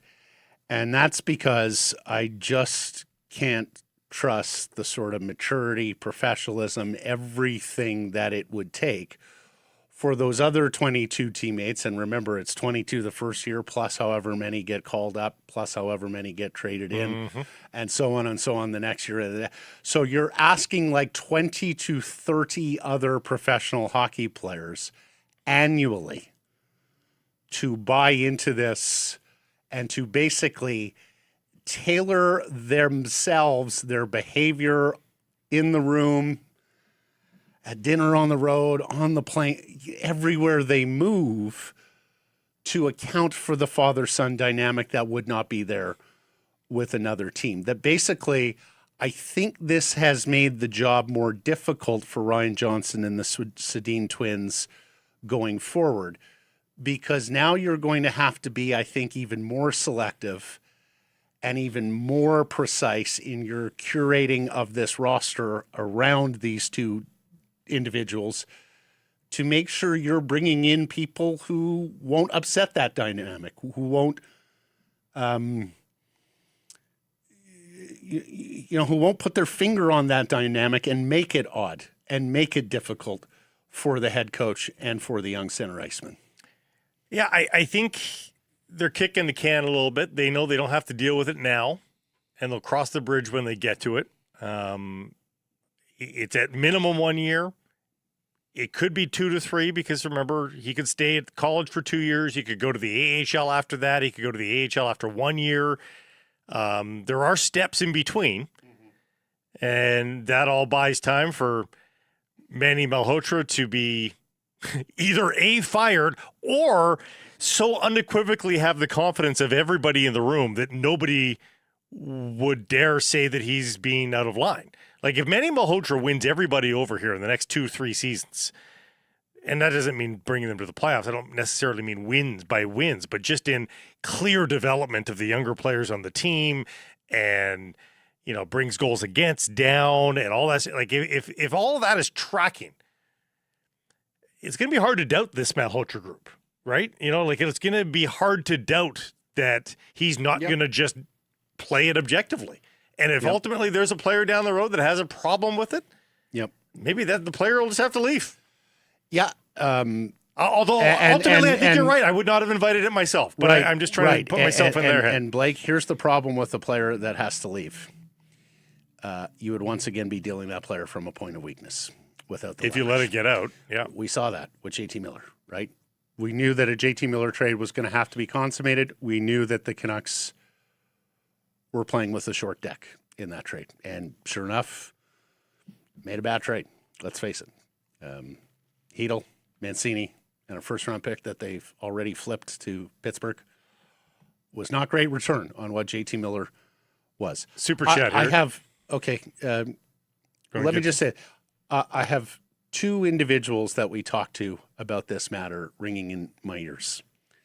The first was Mike Gillis several weeks ago. When was Mike here? Mike, forget. Oh, when Jeff was sitting in for you? Worlds? Yeah. The Worlds. Yeah, during the May. World Championships. And Gillis, you're talking about the biggest Manny Malhotra fan out there, right? Sign him to the multi-year deal when a lot of people are like, what are you doing? He's coming off a PTO.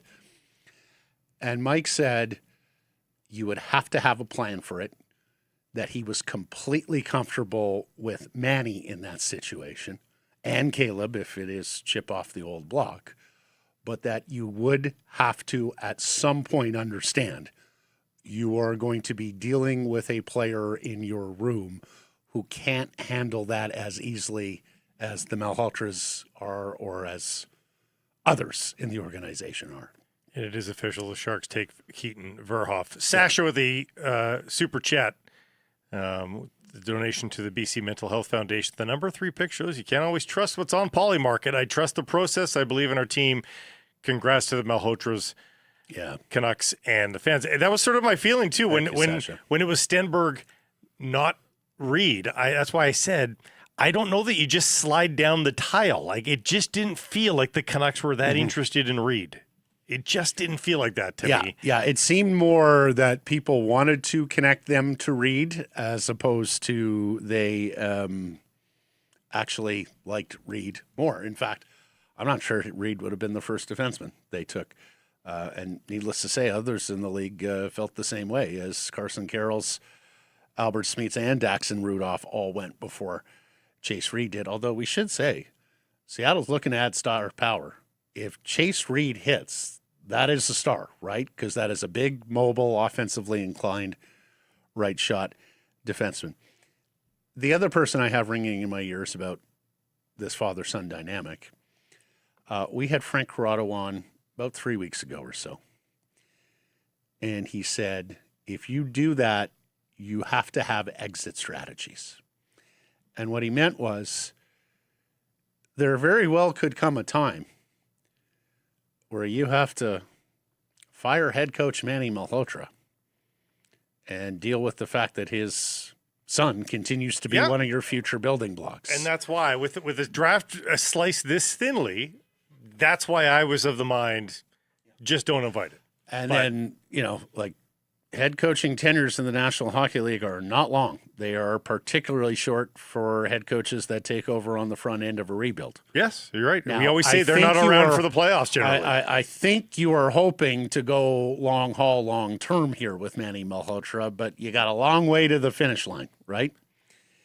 And then the second side of the exit strategy is if for whatever reason Caleb Malhotra isn't working out, or someone comes around and knocks your socks off with an offer, and remember, we saw with San Jose with Eklund, the front end of a rebuild piece is not necessarily there when the team's ready to turn the corner. We made the comparison. The Eklund trade was maybe the Matt Duchene trade, right. The Colorado Matt Duchene trade. So you certainly have to plan for or account for the possibility that the day will come where maybe you have to move on from Caleb.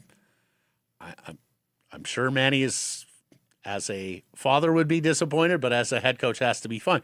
But dual exit strategies is something now that this front office, the Sedin twins, and Ryan Johnson, I think, are going to have to consider for down the road. Now, that's down the road. We're getting ahead of ourselves in the here and now. I think you're ecstatic to be adding a top-flight young centerman, premium position, the best center iceman available in this draft by just about everybody. A two-way center who improved by leaps and bounds this year, and as Jeff Merrick and others have said, a potential future captain. If that learning curve continues on the steep incline that it's on right now, the Canucks have hit it out of the park. If it's even close to the same pitch that it's at right now, Canucks have got a first-line center. The question is, what's the next gear? What's the next step for Caleb Malhotra? And was this a blip? Is this the real guy? And it's a small sample size, a short amount of time, but it's exceptional. And it is in the toughest part of the games available at the level that he chose to play at, which is the Ontario Hockey League. Very interesting year ahead. He's not going to be terribly young necessarily for college hockey because he's leaving at the normal age. He's not an early entrant into college hockey. So he's got that going in his favor as opposed to a guy like Keaton Verhoff this past season. But it's a big step. It's a big step. And there's never been better hockey than the NCAA is right now. So I think we're going to know sort of by January how much this pick was bang on or not. And if he's got a decent year, and I think it only has to be decent. He doesn't have to be a Hobie Baker winner here. But Matt, if he's having a decent year at college, I think it looks really good. We have reached the 10th pick in the draft. It is the Nashville Predators. And look, if things weren't wide open enough before this pick, it gets really wide open here. For many, it was a tier of 9 players in this draft, and then it became something that would be very divergent from team to team with their own individual rankings. Sure enough, more star power here announcing the pick in Buffalo. We have, what's his name, Luke? Mike? Brian? Is that Luke Bryan? The country, the guy from, is it The Voice? I think it's Luke Bryan. Okay. Yeah. As you can tell, I am not the biggest country music fan. Incidentally, nevertheless, Tynan Lawrence, the center from Boston University, who of course will play with Caleb Malhotra next year, Malte Gustafsson, the big Swedish defenseman, Ethan Belchez, the big power forward with Windsor, Wyatt Cullen, the very speedy son of Matt Cullen, and Vancouver Giant Ryan Lynn, I think, are amongst the next tier of players. Mike tells me there are super chats. Do you want to get to those, or do you want? I was just going to say Cam Robinson nailed the top 9, by the way, not in order, but his top 9 are all gone. Yeah, in the top 9, and it's Wyatt Cullen at number 10. Yeah. This was a young man with tons of late helium. Not long ago, if you were looking at prospect rankings and mock drafts, you would have seen Wyatt Cullen late in the first round, even in midway into the second round. But goodness gracious, did he impress people late in the draft process, and particularly at the combine. May be the draft's best skater, Wyatt Cullen. Bloodlines don't hurt here as well, right? This is another son of an NHLer who goes high in this draft after Caleb Malhotra, who, of course, his father and Bjork's brother, Wilson, actually plays in the Vancouver Canucks. Well, not their system. He's at Colorado College, but is a Vancouver Canucks draftee. All right, Mike tells me we got some super chats. Those of you on YouTube, the super chat button is always available to you. Hit it, make your donation, half proceeds to the BC Mental Health Foundation. We will be sure to get it on the show. Now, I do believe we're going to have a lot of them here today and into tomorrow, so stay patient with us.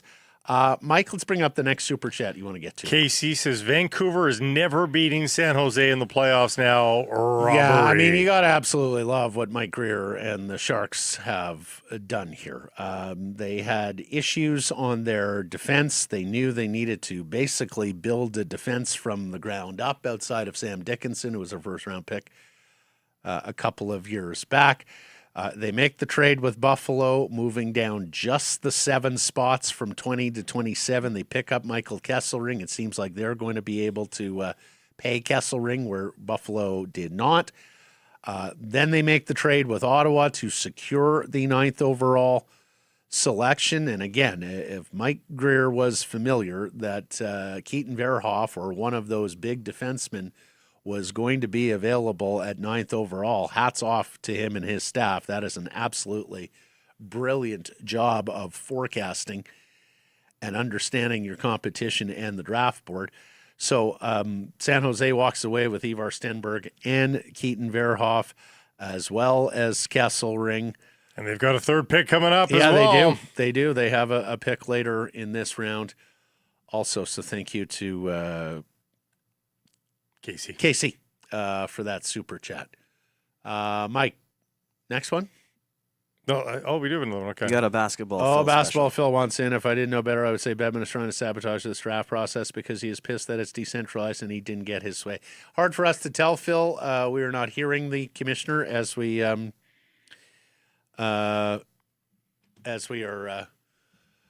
doing this. typically this is Gary's moment to shine. In fact, Blake and I have made the comment in the past, Gary is never more lovable than when he's conducting and orchestrating the draft. Again, it's a loving day, right? Yeah.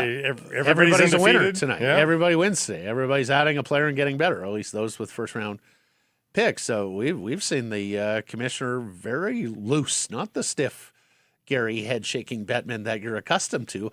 Blake and I have seen him lead the crowd in a rendition of Sweet Caroline. Yeah, he did very well with that. From a draft stage, we have seen him take on the Philly sports fans at a draft. Remember that? He was really goading on the Philly fans and making himself an even bigger villain, WWE style. So I'm not sure what you're seeing or hearing, but we do know. I just got a phone call from Mike Sr., who agrees with basketball. Oh, really? Okay. It's the first time in his life he's seen Toronto have number first overall. Yeah. And he's very upset. Well, look, this is not Gary Bettman's preference. We know that Gary Bettman liked the centralized draft with all the teams on the floor in front of him. In part, that's because the teams made the selections, right? It wasn't up to Gary or the celebrity guest. Secondly, I think the commissioner understood what we've long said, because we're for a centralized draft as well, is you distinguish yourself from the other leagues in that regard. There is no other league that put the quote unquote war room physically right there on the draft floor for the fans and watching media to be able to watch their machinations. Oh, which GM's talking to who? I mean, Craig Button was on with us this week saying, sometimes you'd throw up a smoke screen. You walk over to another team's table and start talking to their GM, and it was about, the good old days and sharing war stories as opposed to actual trade talks, knowing full well you may get the camera on you and you get people speculating this, that, or the other things. So, I do think Gary preferred the way the draft used to be. Our understanding is Steve Eisenman and a bunch of the general managers who are a little bit more private and don't quite have the same regard for the fans and the notion of entertainment. What you're in is the entertainment business, not the hockey business. We're very forceful in pushing to a decentralized draft where they could huddle up in their war rooms and really just have a runner basically deal with the pick from the host city. But yeah, I think something is lost here, and if the commissioner's a little bit pissy about it, then so be it. Wouldn't be the first time he's pissy. Blues pick is in here at 11, and get used to hearing the name the Blues, because 3 of the next 6 picks are to the St. Louis Blues. This is their first one. Yeah. And we'll see which direction they go. 4 of the next 18 4 of the next 18 are the St. Louis Blues, barring any trades. Now, people thought St. Louis would absolutely be trading one of these 4 first-round picks. Of course, they acquired a 4th in the Jordan Kyrou trade with the Washington Capitals, where they got a prospect and a first-round pick. Was it this pick? No, this is their indigenous pick. And it's Tynan Lawrence. Yep. St. Louis is up again at 15, the Red Wings selection, 16, the Capitals selection, acquired in the aforementioned trade. Tynan Lawrence is absolutely the next guy, I think, Blake, for many evaluators in this tier. Third best center by most people's evaluations, behind Malhotra and Viggo Bjork. And maybe even the second best center if you consider Bjork too small to play center and would have to move to the wing. In the National Hockey League, he is viewed as a excellent two-way center, perhaps not with the extreme high side offensively, but a winning player. Will Scouching was on with you and Jeff yesterday and was a huge fan, I understand. Yeah. He thought that Tynan Lawrence's year at Boston University had a lot of mitigating factors, and that does not belie what he ultimately will be. Risky move mid-season, joins a team, finds a new coaching staff in January, and he joins a rare off year for Boston University. That is a juggernaut program. They were not good this past year, and so he joins a team that does not have a lot of star established players to help boost a young kid. And he was young. Tynan Lawrence, an underage player in college hockey. So there was enough reasons to explain his decrease in production. He was okay with Muskegon before he left. But again, it'll be an interesting year to watch him and Malhotra.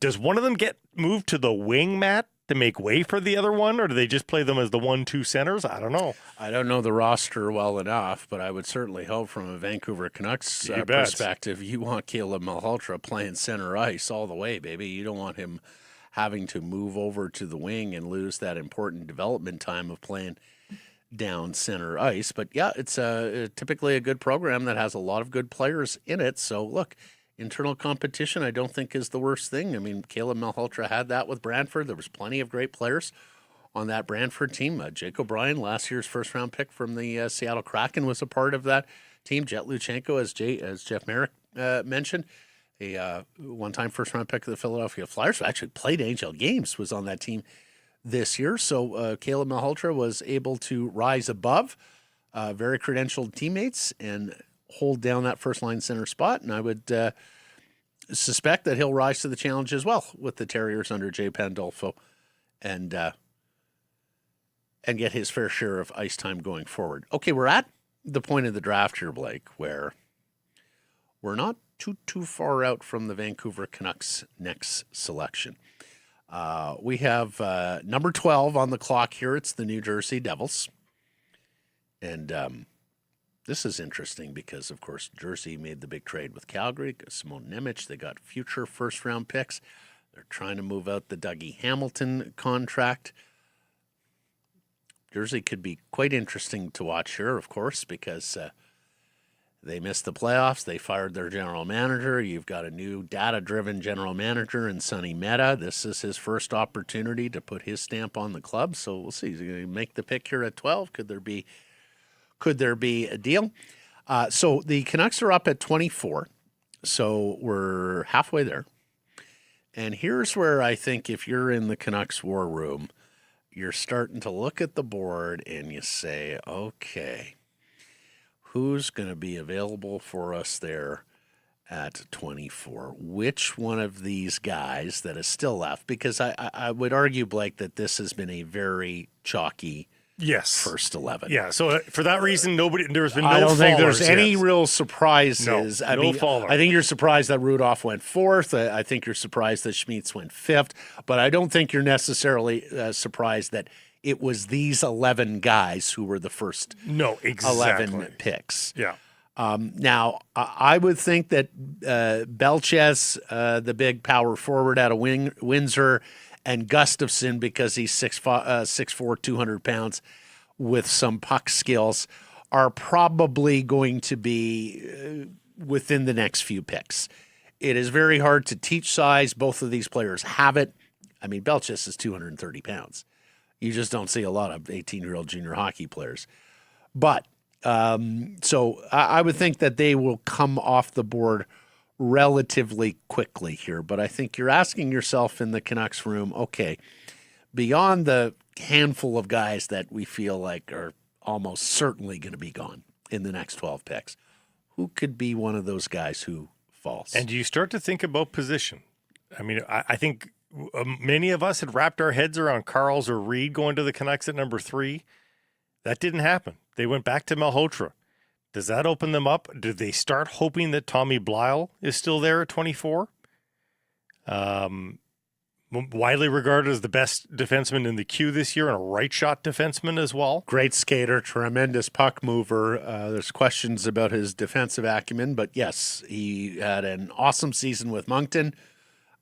It is the queue. It has long been the third of the 3 CHL leagues and is probably even less, even more impotent this year, given the defection of players to the. I think he is unequivocally, though, Matt, the next best defenseman on the board. Like there's maybe. Well, Ryan Lynn is there. Ryan Lynn is there as well. Yes, Ryan Lynn is there. Yeah. Again, Gustafsson, huge, is there.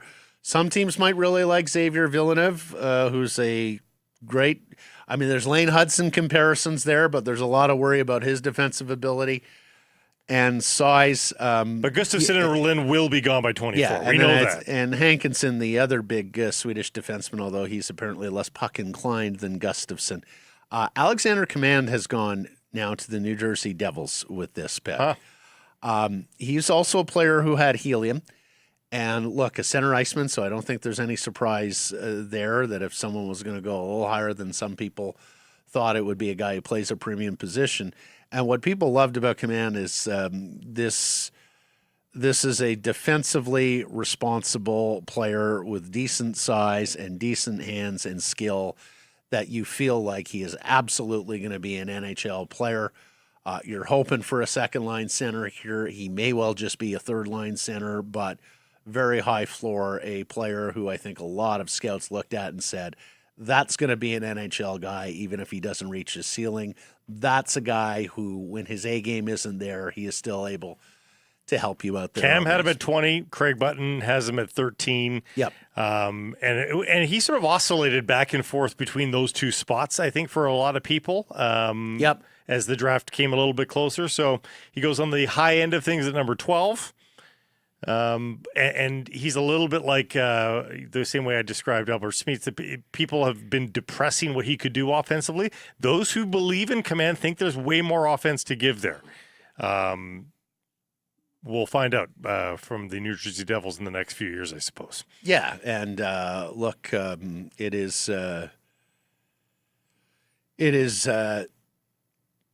difficult to score as a draft-eligible player in the top division of Swedish hockey. Command put up good numbers in the J20 league, the junior league in Sweden. We'll see if I suspect he stays behind in Sweden for next season. At his age level, he was great. He was, his age level, he was fantastic. U18s, he was great. Yeah. Did he play senior games last year? The SHL? Yes. 6 of them, no counting stats. Okay. Yeah. It's not uncommon. No. So we've reached the New York Islanders at number 13. There is some trade talk in New York about Coquitlam's Matthew Barzal. It's sort of been positioned in terms of, and the general manager there, Darsh, now a year on the job. It's sort of been positioned where, okay, they are listening. They're not anxious to trade. But if somebody meets their price, I've also heard over the years, just locally here from Vancouver people that, okay, if there's a good fit, Barzal would be open to a trade himself. We shall see. I can't imagine anything materializes here with pick 13 on the board in less than 3 minutes to make the selection, but who knows? Then you get into some really interesting territory, Blake. Columbus at 14. Because the one thing that has become clear with the Columbus Blue Jackets is that they sort of have a problem like Ottawa and Winnipeg and Edmonton and Calgary have, or at least Edmonton after McDavid leaves. If not, same one Vancouver had with Quinn Hughes. Not a desirable destination.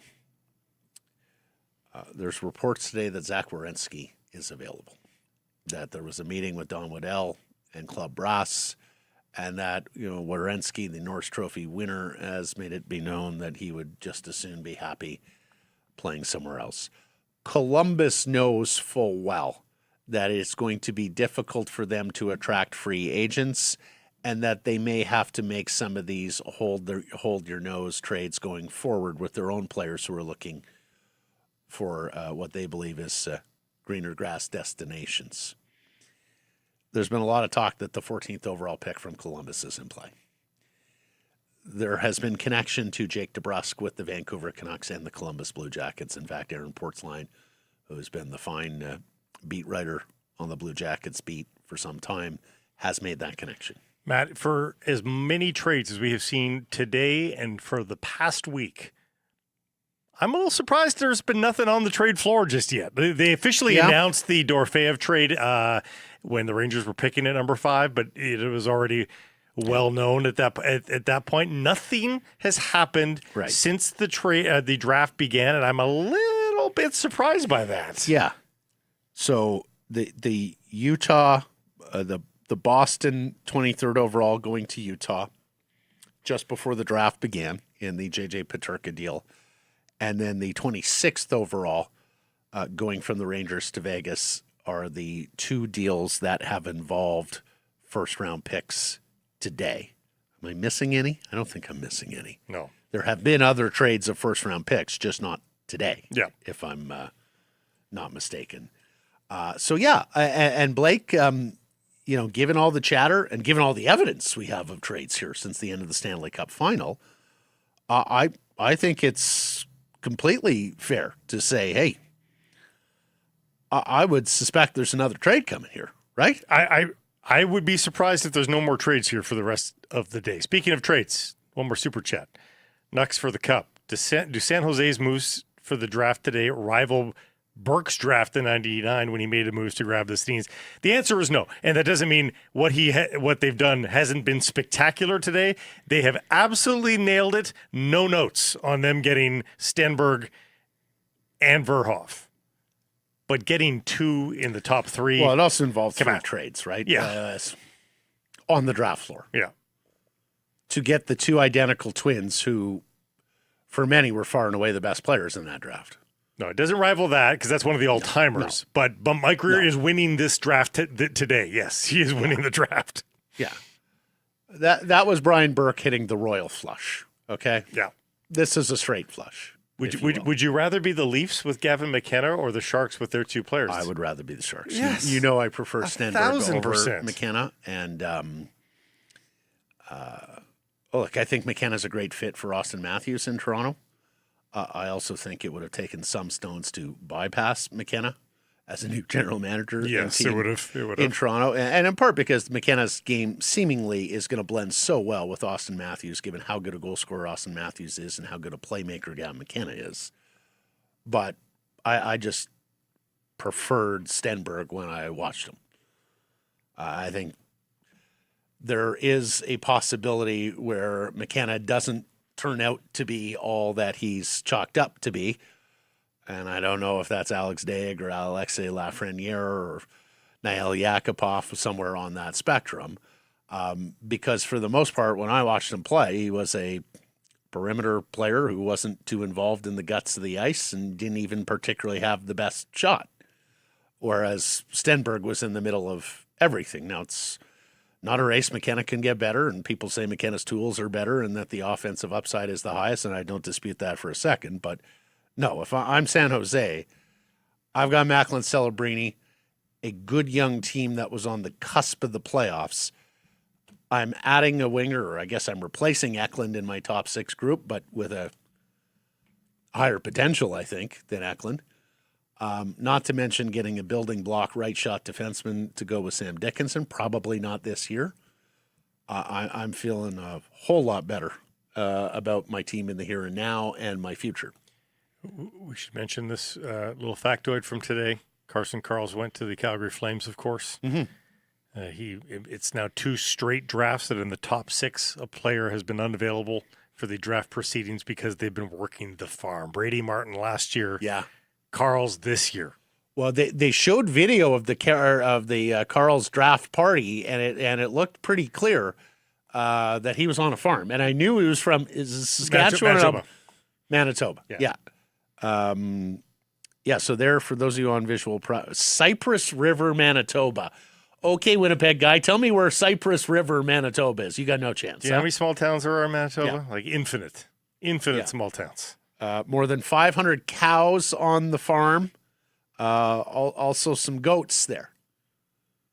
So plenty of livestock for the Prince George Cougar Carson Karls, who goes to Calgary. And boy, Blake, talk about building in defense.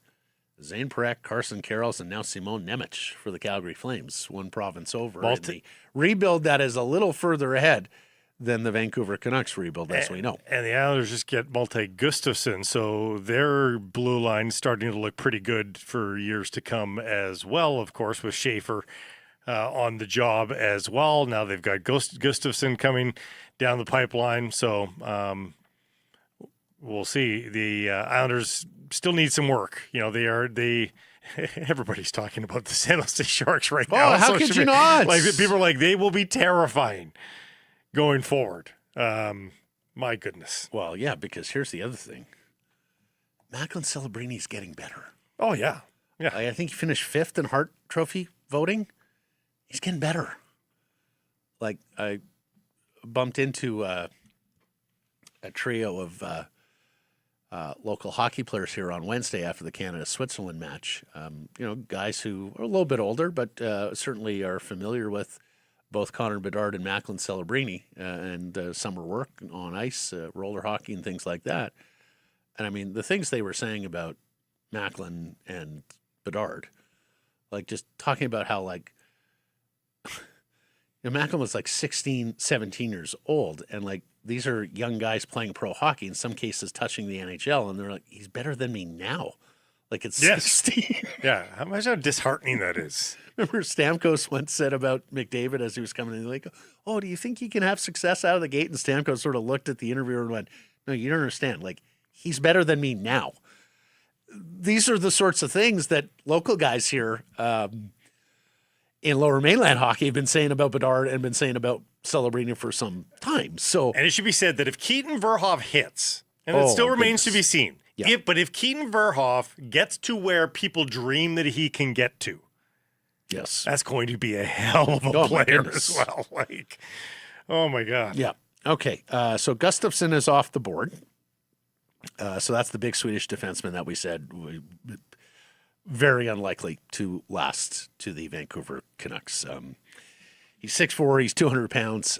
Some teams quite liked his game on the puck, so that was that. He was not lasting till the 24th overall selection.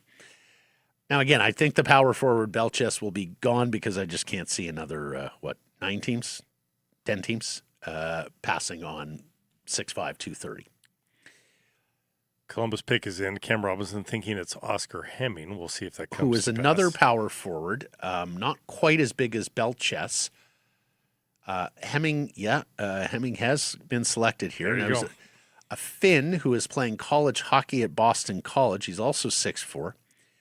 He's a little lighter. He's 200 pounds. He did not have strong counting stats this year. Didn't play a ton either, though. I think there was a nick there. He only played 19 games. Yeah. Also, he was a 17, 18-year-old trying to play college hockey, and typically, especially at programs like Boston College, established programs, it is a little more difficult. Maybe he was in the press box, yeah. Yeah, to carve out ice time when you're that young. 6'4", 204. I should give him credit for the extra 5 pounds. That is another guy that I think by most accounts was going to be gone by the Vancouver Canucks pick at 24. Blake, we got a little bit of a size thing going on here again this year, right? Because Gustafsson, Hemming have gone earlier here. Everybody thought they would go somewhere between 10 and 20, but here they are both off the board at pick 14, and Columbus does use the pick, huh? Okay. The other thing to keep in mind now is back-to-back St. Louis picks. It would be a reach for them to do it, but it's still within the possibility the Blues go Ruck here and get that off the board. It's or they go Liam Ruck, the winger, who most people rate a little more highly, and then come back at pick 27 that 29, day, 29, and take Marcus, the center iceman. But yes, St. Louis with consecutive picks. I think your trade possibility is also here, right? You're going to actually make 4 first-round picks today, because if you make these 2 picks, they're pretty rebuildy. I think they might be okay with 4 first-round picks. Yeah. Like they're the one other bottomed out team going into this offseason. So 2 Blues picks, then you have the Kings, you have the Capitals, and you have the first of 2 Utah selections, and that's another place I'm looking, because if you tell me they made this Peterka deal with an eye towards loading up. 19 and 23 are coming up here for Utah. I would think they want to use one, but using both, I don't know. The point I was going to get to, and I guess I took a long and windy road there. Forgive us, it's draft night. There's plenty of time. This time. The possible Ryan Lynn is there, the Vancouver Giant for the Vancouver Canucks at number 24.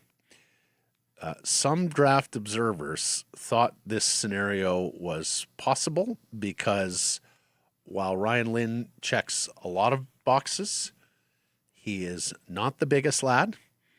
I thought he was smaller than he's listed at. I've got him at 5'11". What do you have him at? Well, EP's got him at 5'11". Yeah, well, I thought he was 5'9". I'm just looking up his combine. Yeah, look up the combine to see what he was listed at. I can remember earlier in the season, Cam Robinson saying to us, don't call him small. If I call him small, the agent will be all over me. But, I do think Ryan Lynn and his camp understood that there could very well be a big difference between being 5'11" and being 6 foot for some NHL evaluators. I am going to need a minute here before getting his official combine. He makes a nice step this year. He's played 2 straight years on a really bad Vancouver Giants team, but still ends up getting up over a point per game. He certainly can move the puck. No one's worried about his ability to be a part of the solution going forward as an offensive piece. The question is, can he be anything close to responsible at the NHL level as a true defender? Yeah. Now, we've been through this before. And the other question, Blake, is you like his offensive game, but can he be a power play quarterback? Like, can he be your top offensive defenseman? Because if he's not at that size, then is there a limited ceiling there? But he's from Richmond. He has looked fantastic at international tournaments in the past, but it's just he was a guy that some draft observers were talking about. Could he be the guy that slides? Cam Robinson and others have told us there's always a couple of guys who somehow get to the mid-20s and people go, oh my goodness, everybody had him going higher. How did he get there? You wonder whether that's going to be Ryan. His handles, his edge work is spectacular. I love defenders like that because I think it does allow you to, as a smaller player, push people to the outside and keep them on the perimeter. I do like that. And, we had all the same sort of discussions when Quinn Hughes first arrived and we weren't sure if he was going to be the Norris Trophy that he ended up being. There's value for you being on the puck everywhere else but the defensive zone. So you could say, hey, is he susceptible to 1v1? Yeah, but that's going to be very rare in your blue sky world. Your blue sky world, you're a decent team, and he's got the puck on his stick, and when he has that, they aren't scoring in your zone. So, the best offense or best defense is a good offense. So you can make that argument for a player like Ryan Lynn as well, who is so good at evading defenders himself when he has the puck. That's your defense right there. Yeah. There seems to be, we used to encounter this when we did drafts, Blake, where the clock would run out. The pick was not yet in, or at least not according to the official channels. And you sit there and you go, okay, we're in the no-fly zone here, no man's land. Like what? This could be a 2-hour night if they actually abided by the clock. What's going on, guys? It's a long process to begin with. You really ought to find a way to. I don't know why they can't do this on the clock. Well, like in the NFL, it is a hard clock. In the NFL, if your pick is not in by the time the clock expires, when's the last time you saw them bypass the team? You can get bypassed. The team that's up next can turn their card in and actually bypass you. Fine. We're bypassing St. Louis. Off to the St. Louis exactly. pick. It is back to back. I guess that's it, huh, Blake? Huh? I have Ryan Lynn at the combine measured 5'11" and a quarter, 180 pounds. That's not measured. bad. That's true. That's not bad. To quote the late coach D'Orazio of the BC Lions, Lions have a big one. So that means you get to lie. That means you get to lie about that going forward and call yourself 6 feet if you're Ryan Lynn. Of course. And then he's not a diminutive defender at that point. So. Yeah, that's probably taller than Quinn Hughes. Well, I'll say that he got over 5'11", and that he got to 180 pounds probably helped him. Yep. Because I think both those things were benchmarks. You wouldn't want to be a 5'10" and change defenseman, right? No. And you wouldn't want to be a 170-pound defenseman. But yes, look, there's a possibility that he could fall. For his sake, as a local kid, I hope not. I hope he goes as high as possible. I hope he goes to a team that has a track record of developing players. You know what I like about his jump this year? year? Opportunity. He scored goals this year. He had a 53-point season last season. That was great. But he only scored 5 goals. Mm-hmm. He did the Quinn Hughes thing. Remember Quinn Hughes said, I got to score more goals? Here we go. We do have a trade, Blake. Okay, this is why it took so long. We take back all our quibbling. There we go. Mason McTavish has been traded from the Anaheim Ducks to the St. Louis Blues for pick 15 and pick 29. Now, the Blues own this selection, Indigenous to the Detroit Red Wings. That was the Justin Falk trade at the deadline. They own the 29th overall selection, indigenous to the Colorado Avalanche. So yes, everybody who said, look, the Blues were not looking to make 4 first-round selections, that they would use the draft capital and acquire a young player because it is a rebuild there, albeit a rebuild that's a little advanced. It's a few years in here.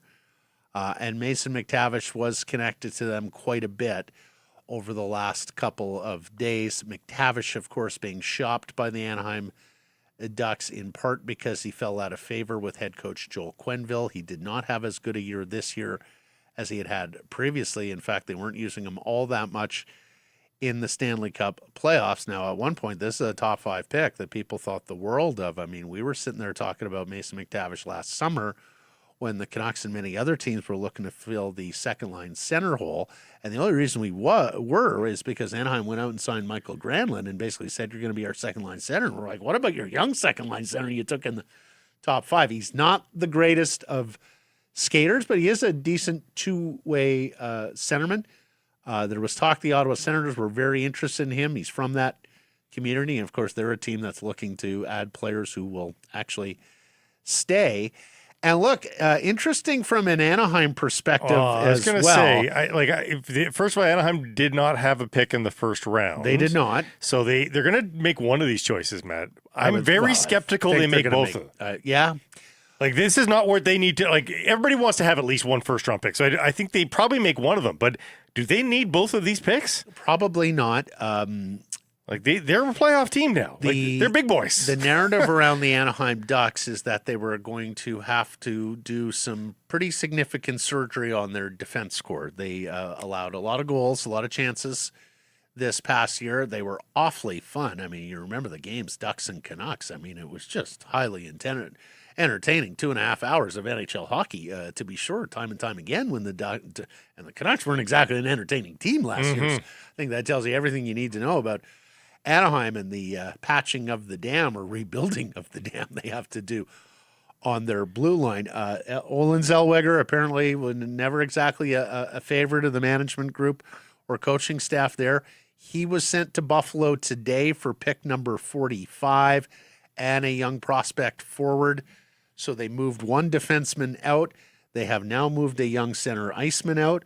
They have the 2 first-round picks. They have lots of other good young assets in Anaheim. I mean, it was a 7-8 year rebuild between playoff performances. So I'm 100% with you. This is a team that has now the capital, Blake, to be able to go on up and make some big swings. And I would suspect it would be defensemen if that is I would expect it would be defensemen if they are going to move either of these picks. Any curiosity about St. Louis taking Tynan Lawrence then at a center moments before they trade for a center? Well, I mean, they're in the same age wheelhouse. Yeah. We're only talking 4 or 5 years Right. difference here, but and of course they've said they're going to keep Robert That's Thomas right. now, And which they're was keeping Thomas. also interesting. They had some centers in the pipeline. I mean, you can never have too many no, I guess good that's it. centers.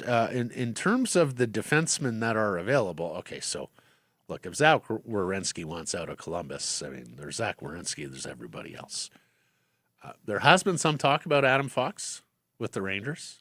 Now, the Rangers are trying to do a retool as opposed to a rebuild. They might want to Dorofoyev today, so Yeah. you would think that West Vancouver's Morgan Riley apparently gave the Leafs a 4-team list, Western teams that he would accept a trade to. I would not be surprised if Anaheim is on that list. Darnell Nurse in Edmonton. Also available with a limited And I could list see of Pat destinations. Verbeek liking Yep. Darnell Nurse. Yep. Leafs are also looking to move Brandon Carlo if there's the right deal there. That's a right shot defender. Carolina, Ben, this was stunning to me that Alexander Nikishin would be available after helping them towards their Stanley Cup victory, but he's a good young defenseman. He would have to cost, I would think, some pretty prime draft capital if, in fact, he's going to be on the move from Anaheim's Raleigh. using the pick, and it's Nikita Klepov, the winger.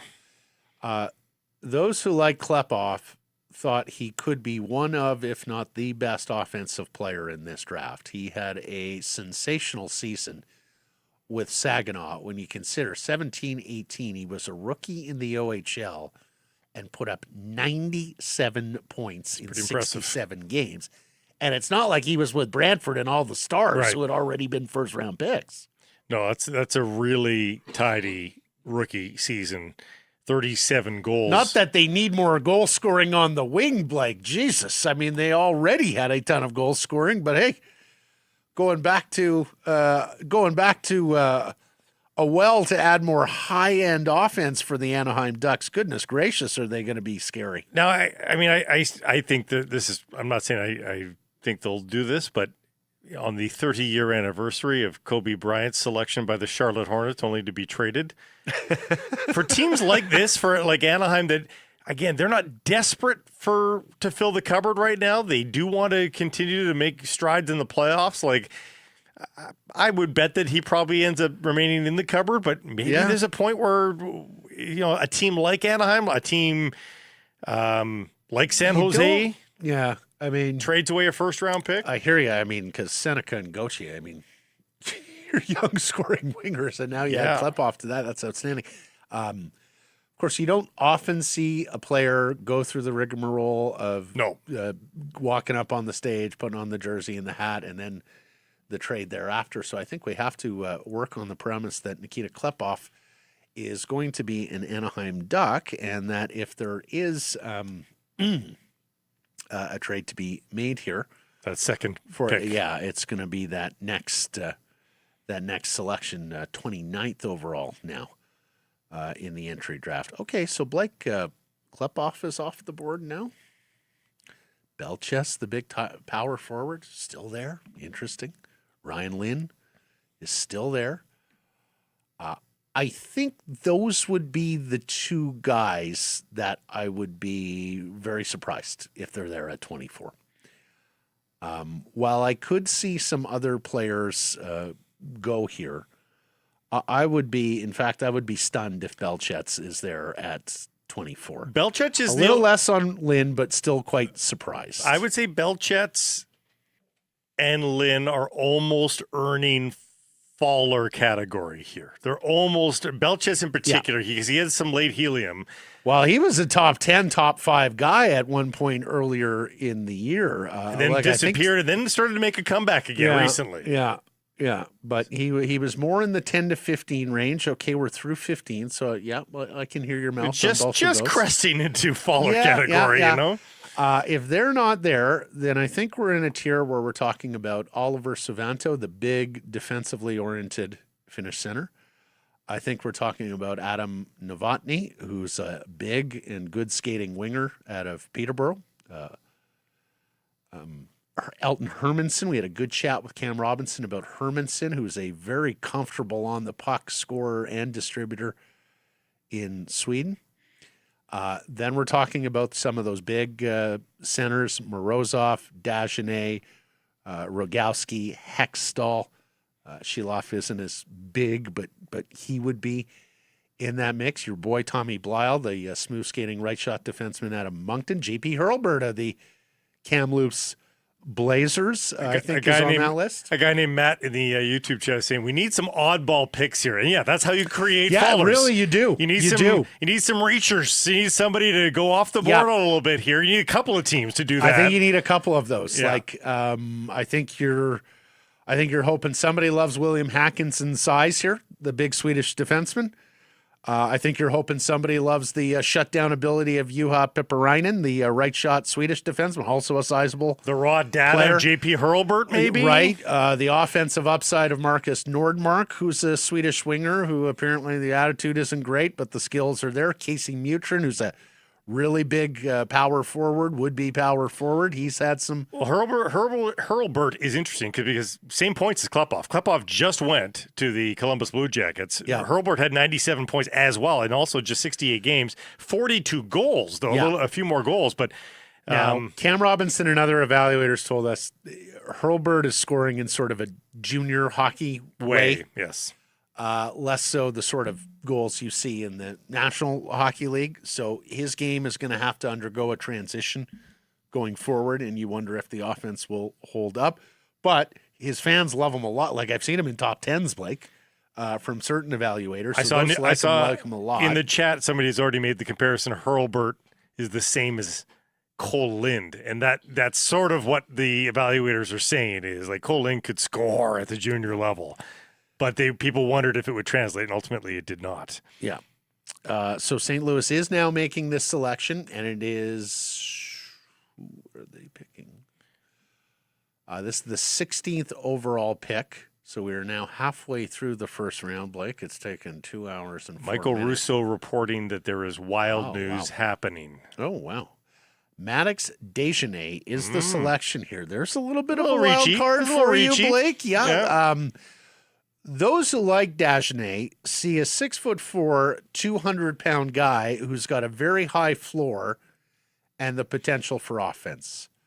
Others aren't quite as convinced that this is going to be anything more than a third-line center. But he's huge. He's 6'4". Did he crest 200 pounds? Let me look that up. Button has him 32nd. So according to Button, it's a reach at the very least. Let's compare that to Cam Robinson had him at 18, so it's more in the wheelhouse for Cam.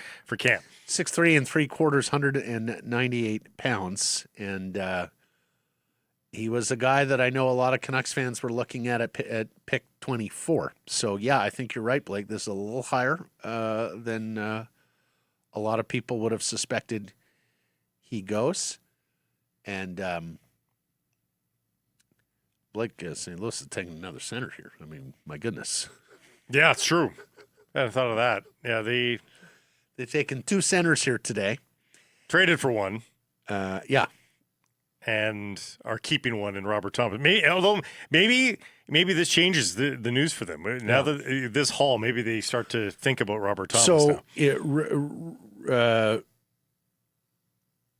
LA Kings on the clock, by the way. Russo, is that a Dylan Larkin trade?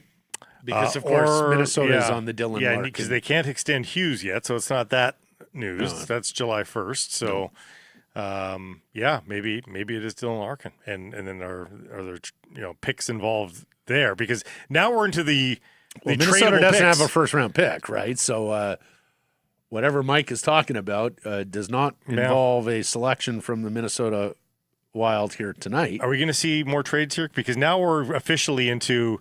Yep.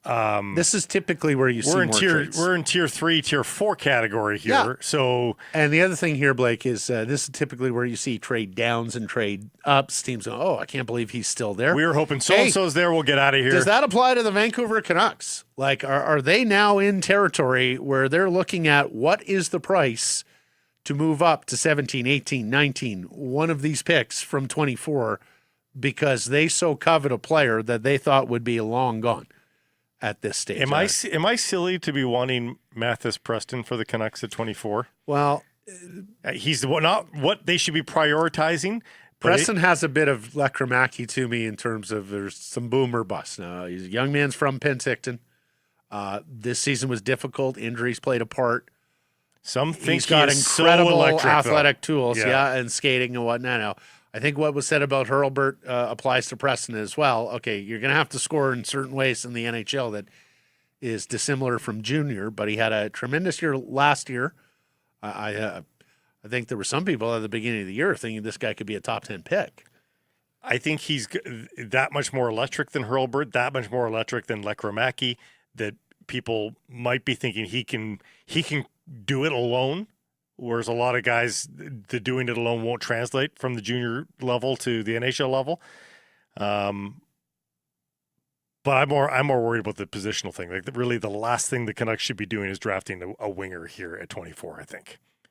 And honestly, Blake, I am at the you're at the BPA level. Well, and those who have watched our draft show in the past years, I prioritize centers, especially right shot centers, and defensemen, and especially right shot defensemen. I would make that my first tiebreaker over similarly ranked prospects. But the Canucks have such a long road to hoe here.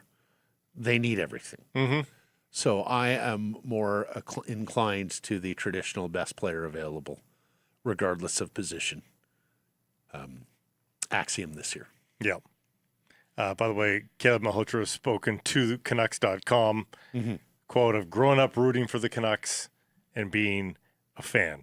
It's a great story. He's mentioned that in the past. Yeah. That the family has homes, Toronto, of course, where Manny's originally from, where he was coaching with the Leafs and Marlies, where, of course, Brantford, which is, I guess, more Hamilton than Toronto, but nevertheless, has played in the Ontario Hockey League, as well as out here with Manny coaching the Abbotsford Canucks for the last 3 years.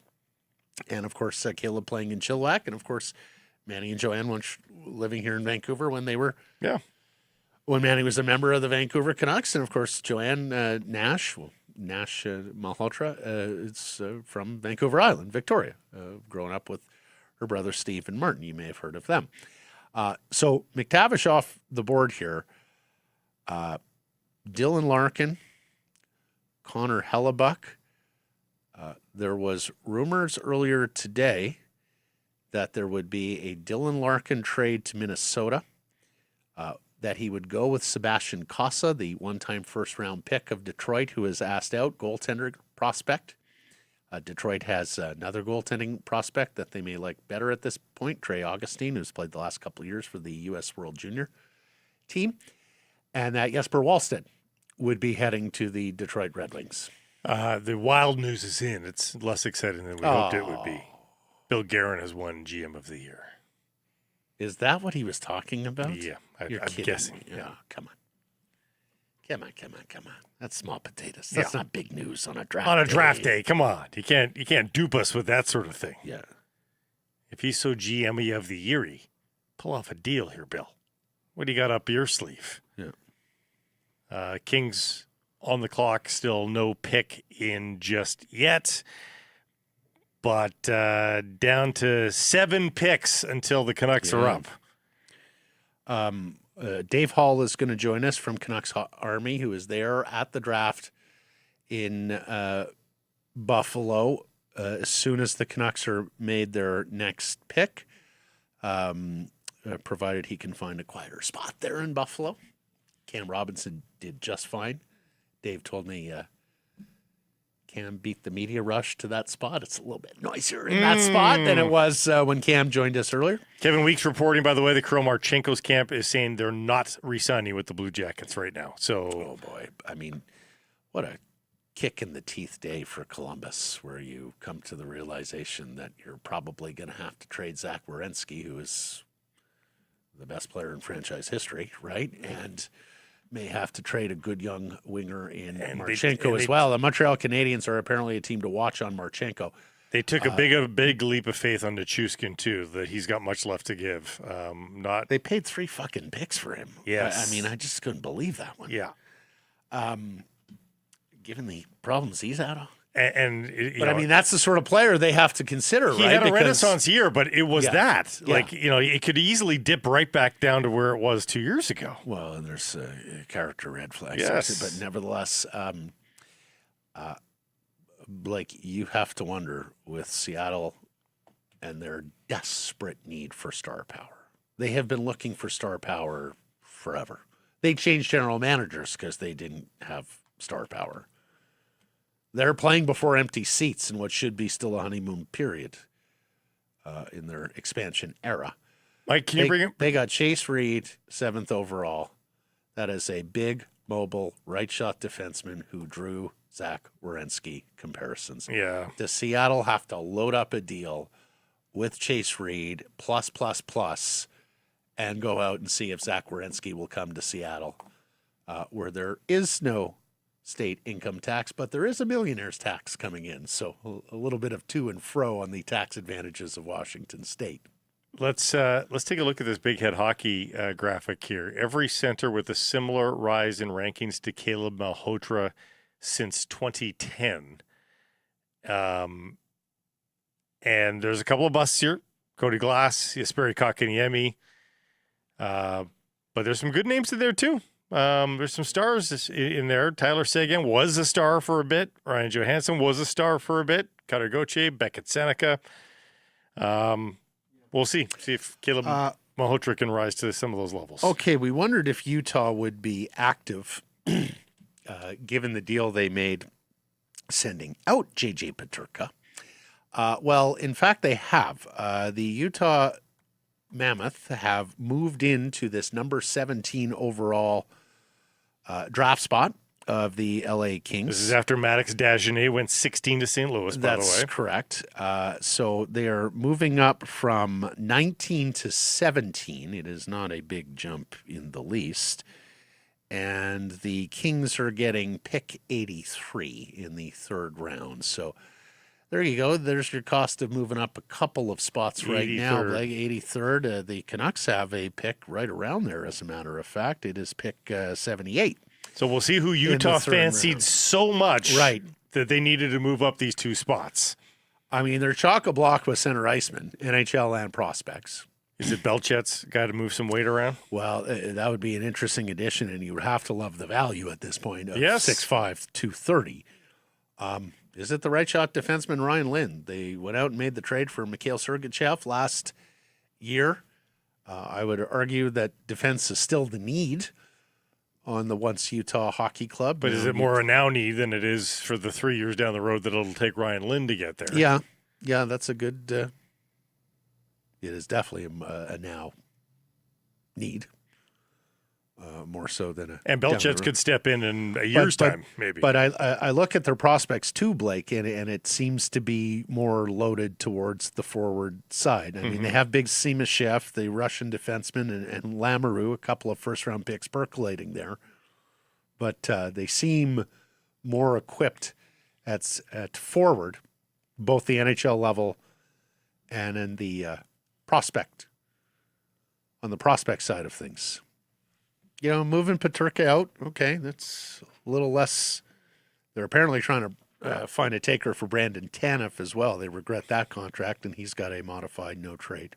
I'm surprised that they haven't moved the 23rd pick yet. Like, I'll be surprised if they hold on to both of these picks. You lose a National Hockey League player, and you don't replace him. We know the UFA class is not a great one here. Well, especially when the reporting out of there was, they're moving Peterka to load up for something bigger. Well, moving up 2 spots to pick 17. Yeah, that ain't is it. not loading up for something bigger. Pick is in for Utah here, so we'll see very shortly what's coming down the pike and see who's off for the Canucks. You know, the fact is, Blake, if we get to 23 with both Belchet's and Ryan Lind available, then one of them will fall to the Vancouver Canucks. So we are, 4 selections? No, 6 selections away from that. Well, those are 2 guys you didn't expect to be there at all. So what's interesting is that, you know, the closer you get, you, even if you slide those 2 guys in ahead of the Canucks, that's still pushing a lot of talent down here.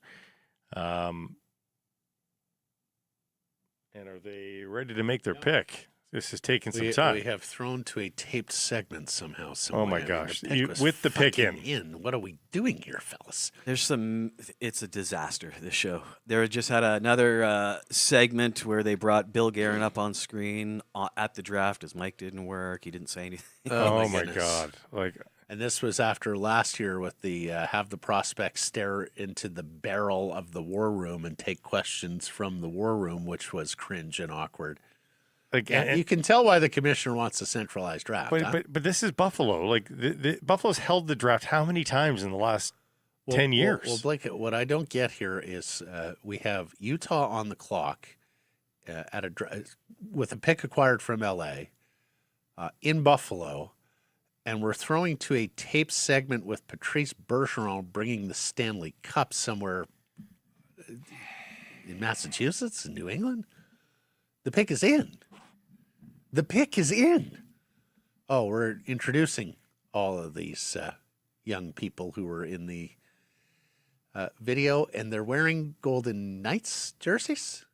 That was Patrice Bergeron and a bunch of Golden Knights as we wait fans for the mammoth, who we're now bringing up to the podium.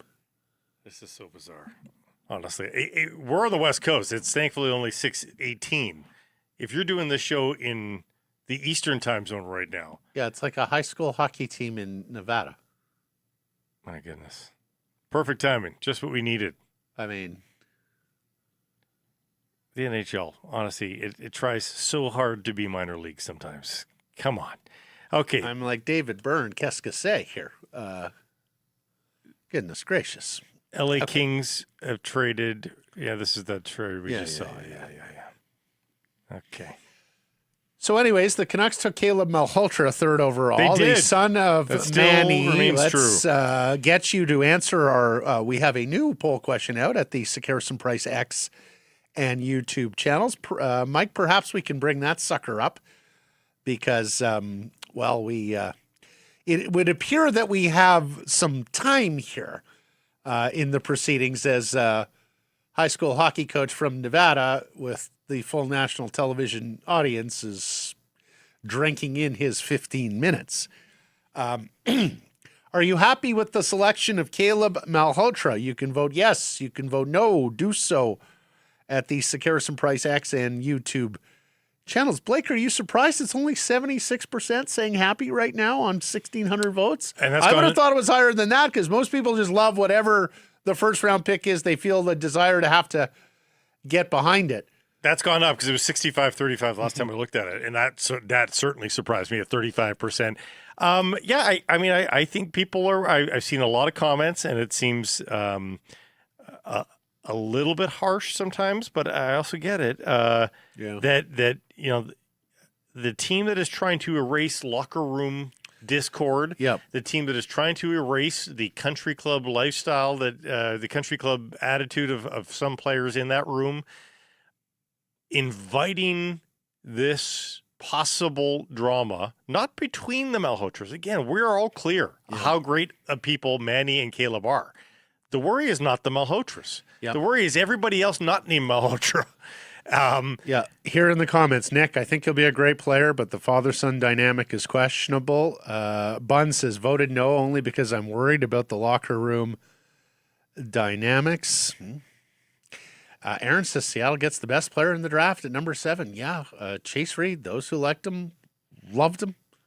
There were people who had Chase Reed ranked ahead of McKenna, ahead of Stenberg. There were even people who had Chase Reed number 1. Bring on Summer says there were so many good defensemen available. This guy had 5 good months. But others saying so happy we didn't see a defenseman. They had a tough choice to make. Yep, they absolutely did have a tough choice. I'll be interested when Ryan Johnson meets the media later if there were any trade possibilities to move back. The other thing it should be mentioned is there's not a ton separating the draft profiles, at least the draft profiles of Braden Coots and Caleb Malhotra. Like they are similar players. I think you can make the argument that Malhotra has shown signs that he will be more offensive. But if you look at each of these players at their moment of being drafted, very similar profiles. Now, maybe that's a good thing because then you're more likely to get one of them to hit as the true offensive forward. But that part is curious. And again, on the dressing room, I want to make this abundantly clear here. They could go through this and not put a wrong foot forward, the Malhotras. Mm-hmm. But the perception of somebody else in that room is going to be different than that. Again, conflict of interest and the perceived conflict, those are... Some draw no distinction. Yeah. And look, you can sit here and say, well, okay, then that player isn't going to belong and the Canucks are going to have to move that on, or the Canucks are going to have to root out, educate though. this. Yeah. But you may have to do a lot of maintenance there. Yep. That could mean a lot of having to move guys out.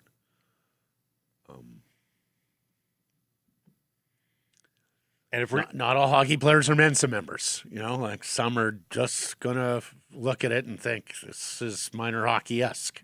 And if your coach is Mr. McDavid and the son is Connor, hey, no one is gonna bat an eyelash. No, but this is a little less of a sure thing, right? If it's close between Braden Coots and Caleb Malhotra, and Caleb plays 18 minutes, and right. Coots plays 15. Mm-hmm. I asked the trade down question, Blake, just because.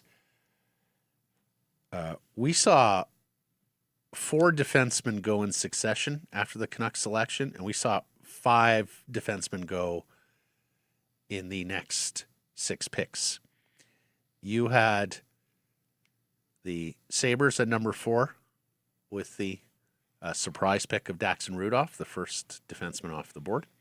You had the Rangers at number 5 with the surprise pick of Albert Schmitz, the big Latvian. You had the pick at number 6 for Calgary, Carson Carrolls. Then Winnipeg went to the forward, Viggo Bjork, and then Seattle went Chase Reed at 7. Winnipeg went Viggo Bjork at 8, and Keaton Verhoff, number 9, to San Jose.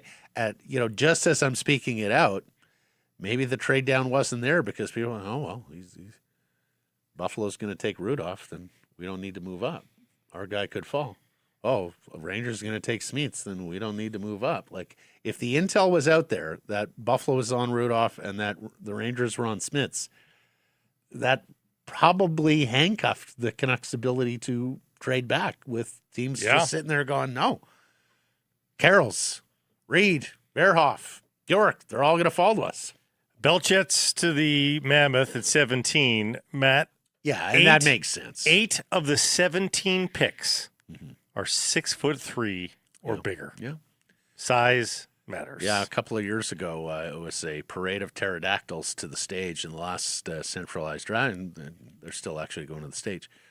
And so I'm not surprised that Ryan Lynn is here. I would be surprised if he gets to the Canucks at 24. We're on pick, 18? On to 18. Yeah, we're on to pick 18. This is Washington. Washington, and then the Kings, Buffalo, Philly, Pittsburgh, Utah again, and then Vancouver. Is this a direct reaction now from the Washington Capitals to the end of the Alexander Ovechkin era? Now, they should have been forecasting this for the last couple of years at the draft anyway, but you wonder how clear and obvious it'll be here from the choice of the Washington Capitals. Do they just go with somebody that fills the net? Like, are they the ones that go with a gaudy total like a Hurlburt or even a Liam Ruck here, based on goal totals and the ability to add points, knowing that Alex Ovechkin is gone? Again, they should have been on this file a couple of years ago. I'll have to check the Capitals cupboard to see if they already have done that, but we are seeing signs that, of course, the Ovechkin era is officially over in Washington. You wonder if there's a reaction here with their choice. Yeah, and you mentioned the Ruck twins. I don't see a lot of great landing spots here, Blake, for the Nothing Ruck. obvious right now. Well, okay, so Ottawa at 25 and 32, possibility. Canucks at 24 and 33, possibility. Flames at 30 and 36, possibility. Maybe I'm wrong.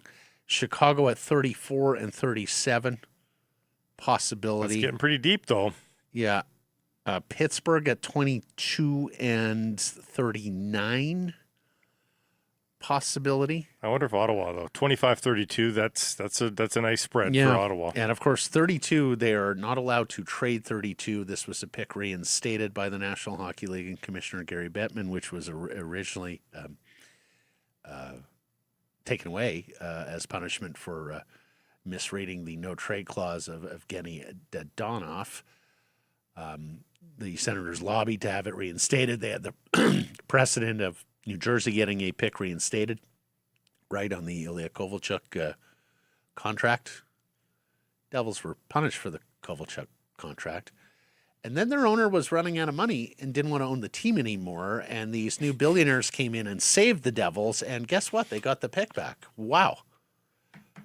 NHL justice. You shouldn't stomp on your own nerve here, Matt. Come on. Oh. Come on.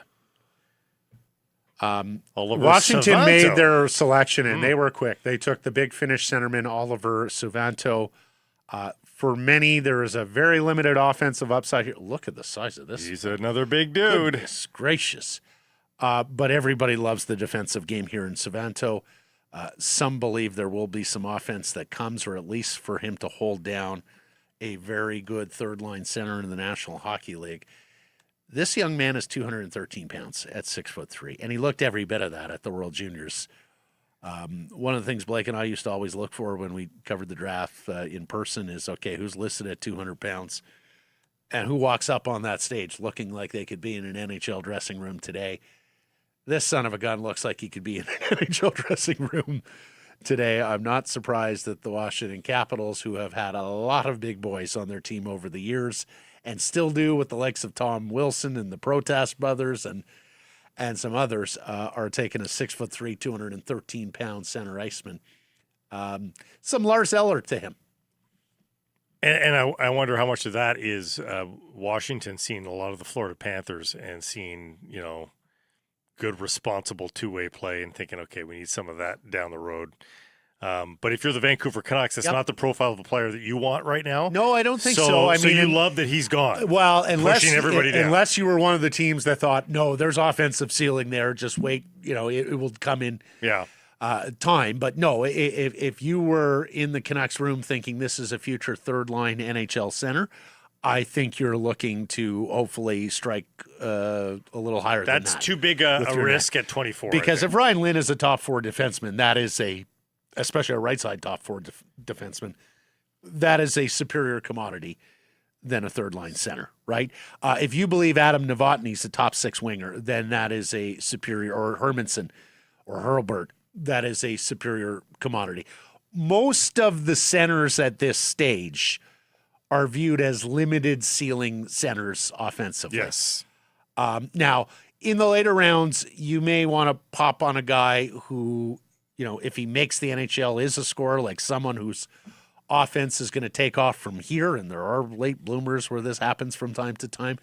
But pretty much most of this, like Ryder Cali might be a good example of that. We talked about him with Cam Robinson, spent part of his childhood in the Caribbean. So later to hockey, okay, maybe he pops. I'll say this, though. Ilya Morozov has reasonable numbers for a guy who's not 18 till August. And especially playing NCAA hockey. Yes. He was one of the youngest players. In fact, he may have been the youngest player in NCAA hockey. And he had 20 points. Year. He had 8 goals. Like that for a 17-year-old. And we're talking, he's barely 18 to start next season. He'll be at practice because they usually start practice in August. He'll probably still be at a Miami of Ohio practice as a 17-year-old this season. I mean, that's bizarre. So he might be around there for the Canucks at 24. Okay, we're going to have Dave Hall join us from Canucks Army. He is at the draft there in Buffalo. After the Canucks selection at 24, we are on pick 19 now to the Los Angeles Kings.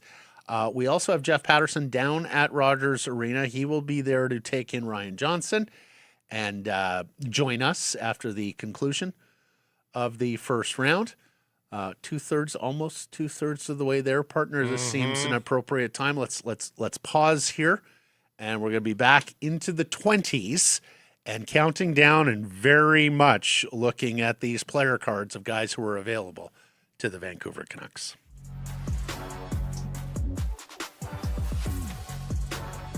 No.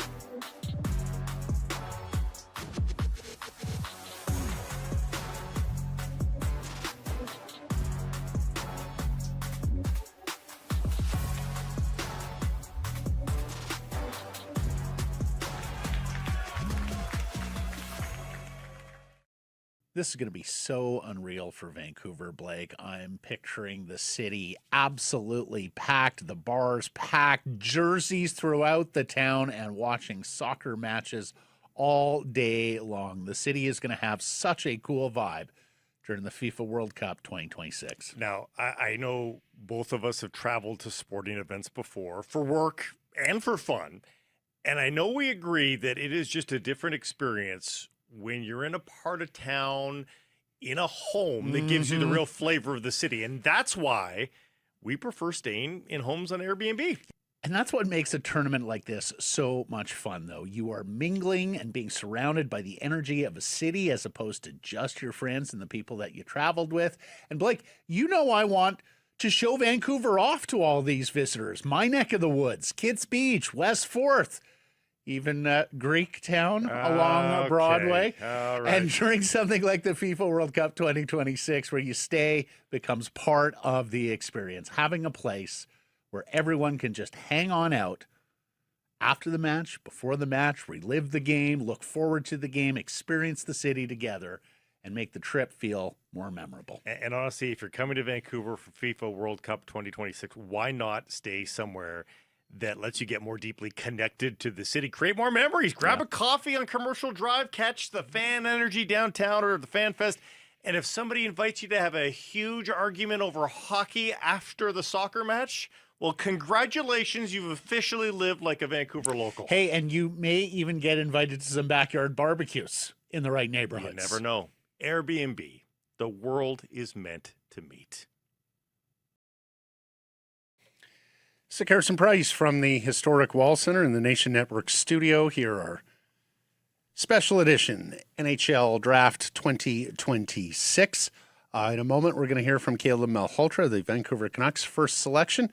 We're also going to look at who is going to be available for the Canucks at pick 24. We have just had the 19th selection made. It is Swedish winger Elton Hermansson from Modo, and you do wonder whether there's a couple of upsets, they might have been tempted. sad twins down at Rogers Arena with an opportunity to draft a winger from, of course, their home club in Sweden and Örnsköldsvik. But alas, it is just a winger, and I don't know that that's unless you absolutely freaking love the player. So you're really big on the positional draft here at 24. Okay. I am. All right. Yeah.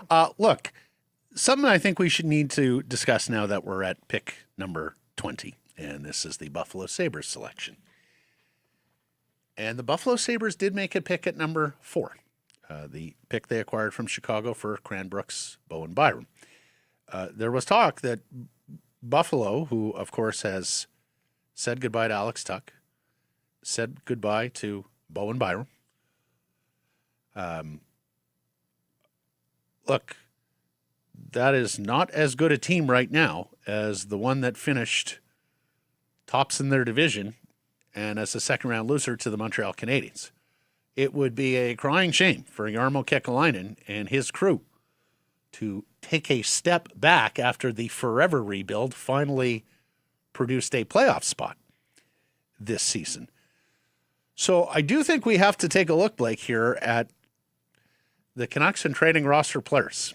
It is something in the order of 23, 24 perhaps now teams that have made a trade since the end of the Stanley Cup final. And the most Three-quarters of the league have made trades. The Vancouver Canucks are one of the 8 or so that have not. And they're the rebuildiest of all the rebuild teams. So wouldn't you think that this is the avenue they'd go down? Like, Matt, I would have put almost the entire mortgage on the Canucks liquidating somebody, one person, to get another first-round pick here tonight. Now, earlier today, Thomas Drance reported they are between motivated and desperate to trade Elias Pettersson.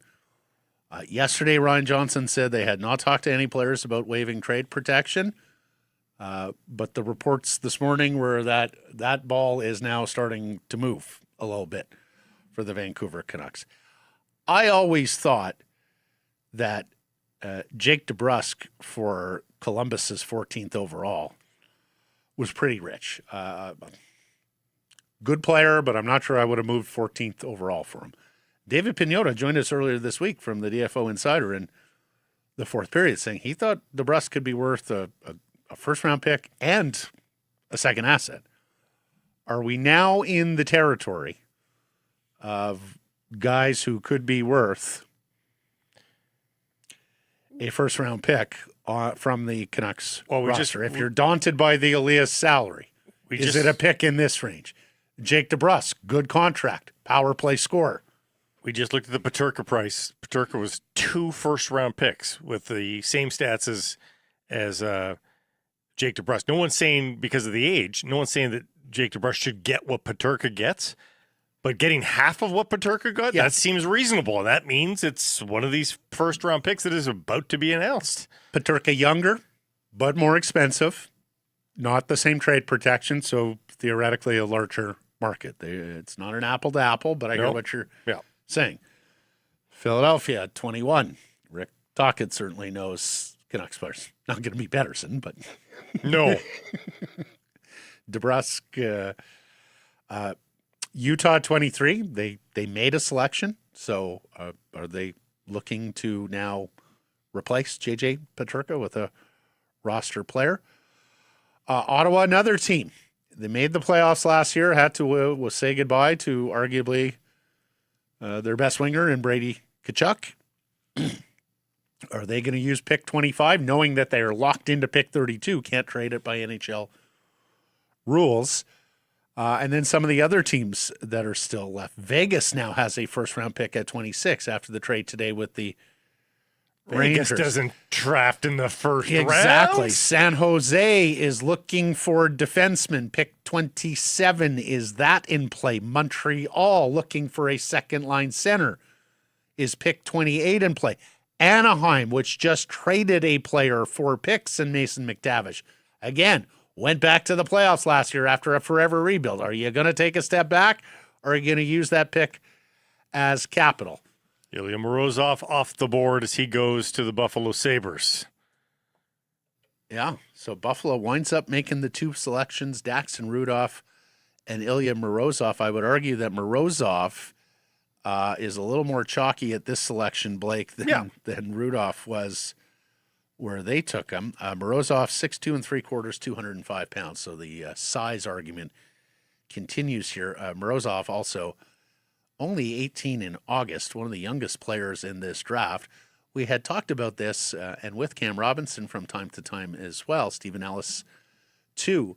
The baseball people and all their data analysts have come to the conclusion, and the NBA guys as well, that youth matters at the draft table, that when you're looking down the barrel of potentially 11 months in age difference, then the guy who's the younger one by 11 months has a whole lot more runway, and that should be built into your draft models and into your draft rankings. So I'm not surprised to see Morozov go. Oh, this guy could be a player. Here. Mm-hmm. He sure looks like a player, Blake. Goodness gracious. Another 6'3" guy, 10 of the 20 picks, 6'3" or bigger. We're going to Pennsylvania for Philadelphia. He's slightly below. He's 6'2 3/4. He's diminutive. That's measured. That's true. Flyers, Penguins, back-to-back, then Utah, then the Canucks. 3 picks left, and we will reiterate, there is not a... Ryan Lynn is the only one with faller status, I think, right now. Ryan Lynn is still there. Yeah. And so, and I mentioned I like Tommy Blyle a lot, too. I mean, I think there's a world where one of those two defensemen is going to be available for the Vancouver Canucks at 24. We'll see. There's 3 picks to be chosen, but 2 of those would have to be defensemen. We'll see if both of those guys get snapped up here in these next 3 picks between the Canucks. But that's looking promising. I mean, if the Vancouver Canucks skate away with Ryan Lynn here at 24th, Pat, I think most people will call that a resounding success. Oh, yeah. Absolutely. Like, there were people that had him in the top 10. Yep. Like at 9 or 10. Yep. And that was an easy he was easily in the top 10 at the beginning of the year. Yes. Yeah, and it was a challenging season for Ryan Lynn. I think he suffered a little bit of an injury too at one point. So we'll see if he gets all the way down. We have people in the chat saying no to Lynn.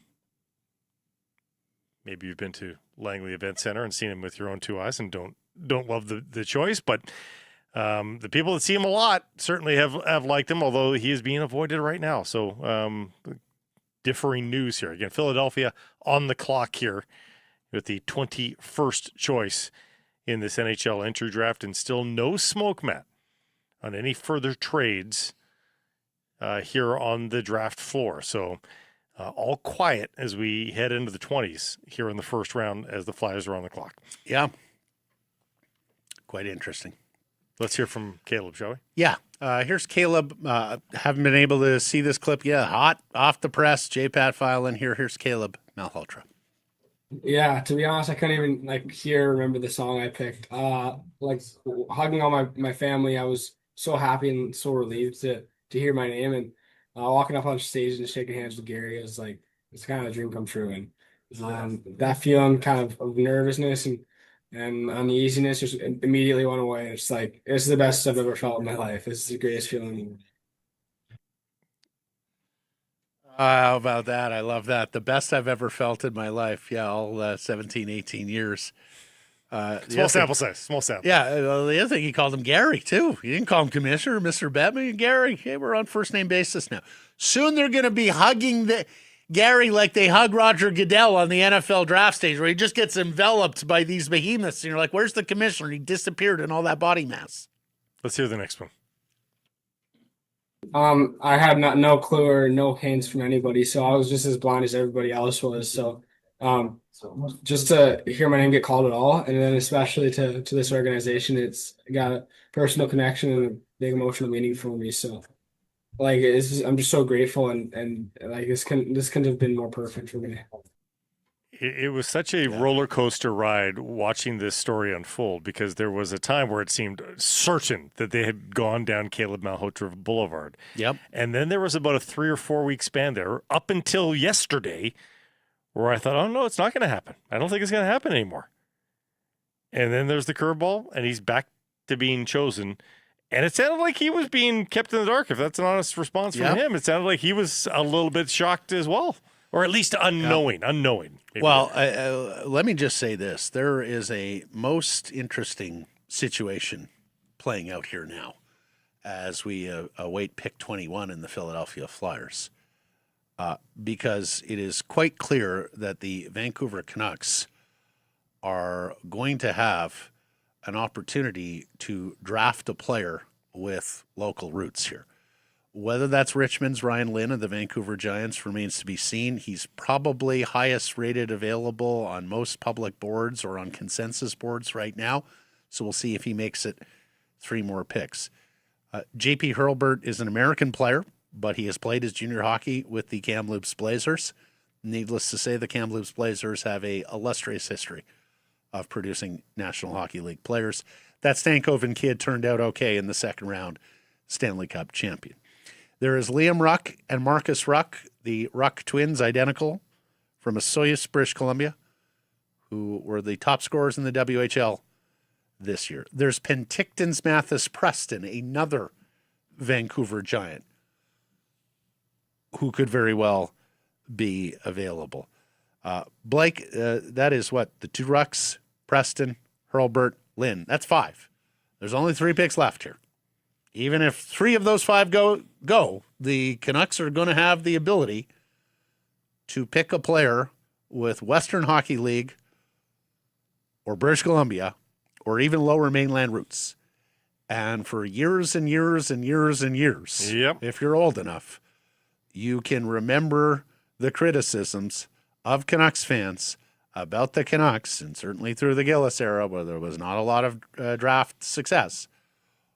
How are they not seeing these players in their own backyards, whether that was guys who panned out like Brendan Gallagher, whether that was guys who didn't quite pan out as well, Cliff Roning's boy, you remember? Yes. Ty, it looks like somebody's going to be... Again, to remind you of Liam Ruck, this is a 104-point season for Liam Ruck. There are not many... And his brother outscored him. There are not many 100-point draft year guys that aren't in the top 5 of the draft. His brother outscored him with 108 points. Marcus, the centerman, the setup man. Hurlburt was 97. Yeah. Like those are pretty gaudy in the totals Western in your League. draft year. Absolutely. Blake's talked a lot about Tommy Blyle, the smooth skating right shot defenseman out of the queue. He was 81 points. So there is some offense on the board here. It's a depleted CHL. We understand. CHL is not what it used to be. And then, Blake, I think the other guy we got to consider here, did they take a flyer on Xavier Villeneuve and the huge upside? Because those who like him think, Okay, he's probably not going to get to Quinn Hughes, and he's probably not going to get to Lane Hudson. But if he gets close to either of those players, goodness gracious, what an asset and contributor that could be. I think it's early for Xavier Villeneuve. I think he's entering his window at the Canucks pick. I think it would be not early, but I think that's where Villeneuve's availability should start around. And I just want to see who's fallen to the Canucks, because somebody that is in that tier above or deserving of a choice before 24, it looks like there's going to be one or two that ultimately drop to the Vancouver Canucks. But we do have a trade here. San Jose has moved up to the 21st selection in the NHL entry draft. Now they had 20. I say move up because I presume they traded 27. They did. To get here. Yeah. Okay. So 21, 27, 62. So a late second round and 120. So a fourth round pick from San Jose to Philadelphia to move up 6 spots. Like San Jose is, and you have to think this is a defenseman. This has got to be Ryan Lynn. Yeah. I mean, I would think Ryan Lynn, Xavier Villeneuve, William Hackinson, the big Swedish defenseman, Tommy Blyle. There's a Russian defenseman with size that some people like. There's the big Russian defenseman with London. Now, we have to remind you, they do have Keaton Verhoff in their back pocket already. Right. So it's not a must for the defense, but they are quite deficient on defense. Yeah, there's Pipparainen, the big right shot Finnish defenseman. There's there's a right shot Slovak defenseman. There's a lot of defensemen here. So could absolutely see one of those guys going here. Ben McBeath is a Western Hockey League defenseman with Calgary that some people liked as a late first round.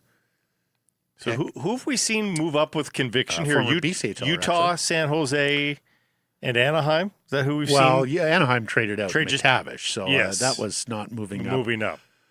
With conviction. Well, I mean, San Jose moving around the draft board pretty much since the end of the Cup final, including right here, right now.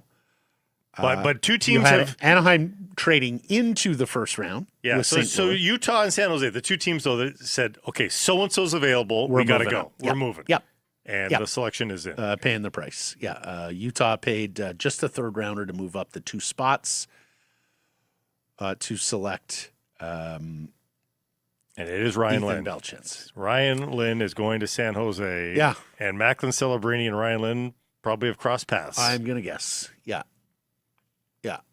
And goodness gracious, I wonder if some Canucks hearts sank in their draft war room seeing a young right shot defenseman from Richmond playing right under their noses. Can with you the imagine? Giants right there. Going in the division to San Jose by via trade.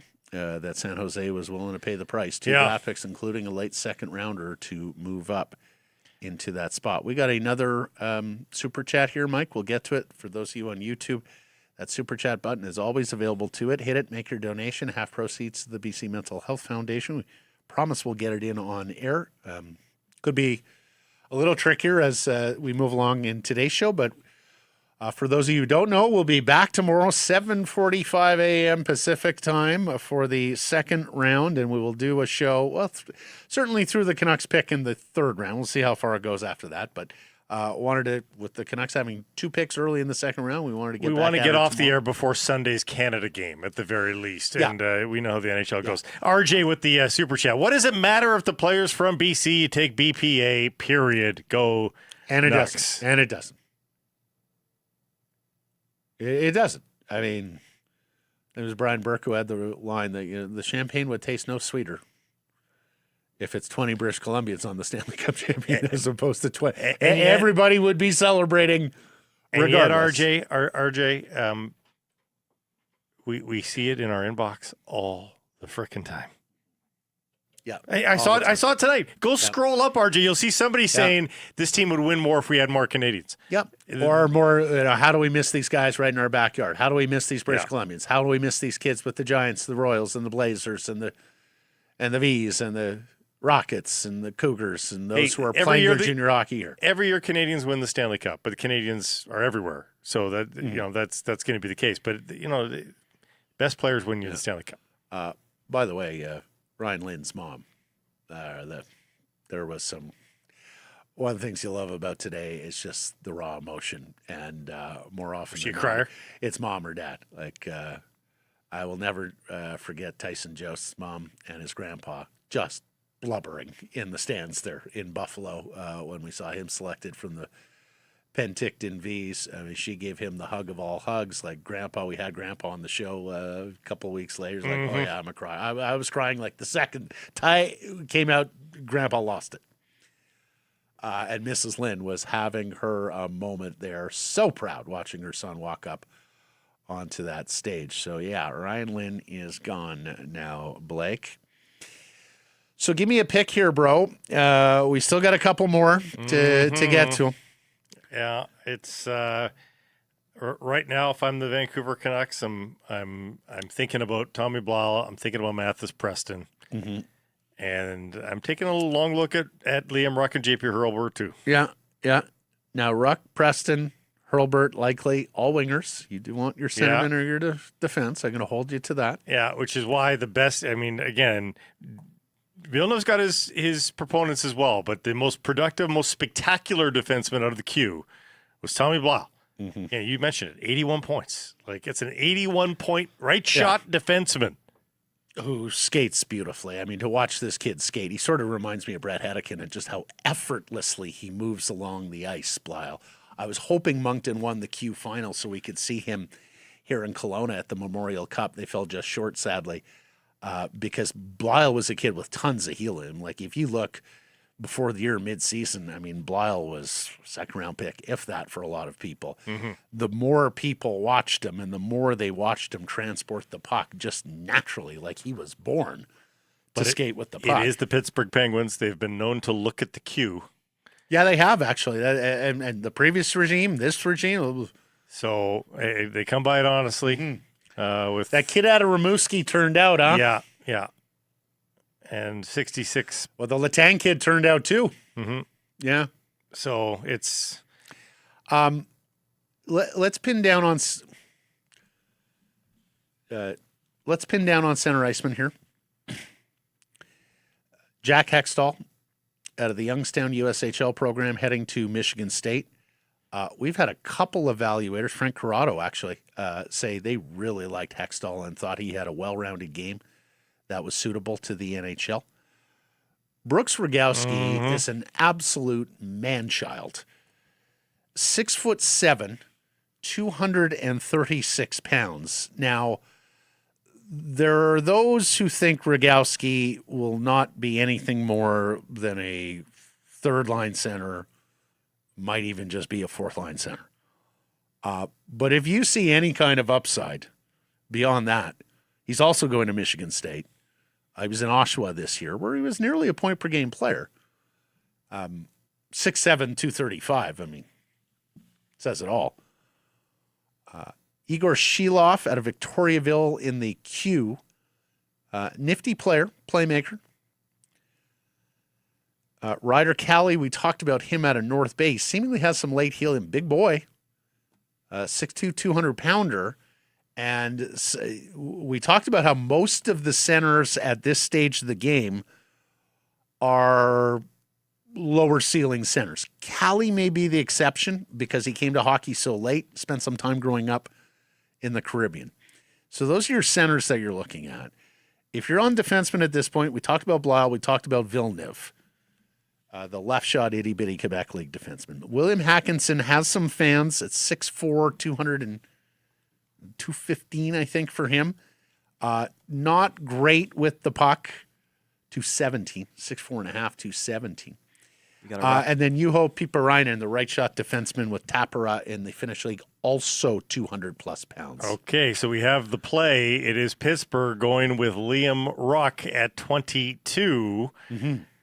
Pittsburgh does not have another first-round pick. Their next pick is 39. Yeah, so they could possibly do it. Like Marcus could get to them at 39.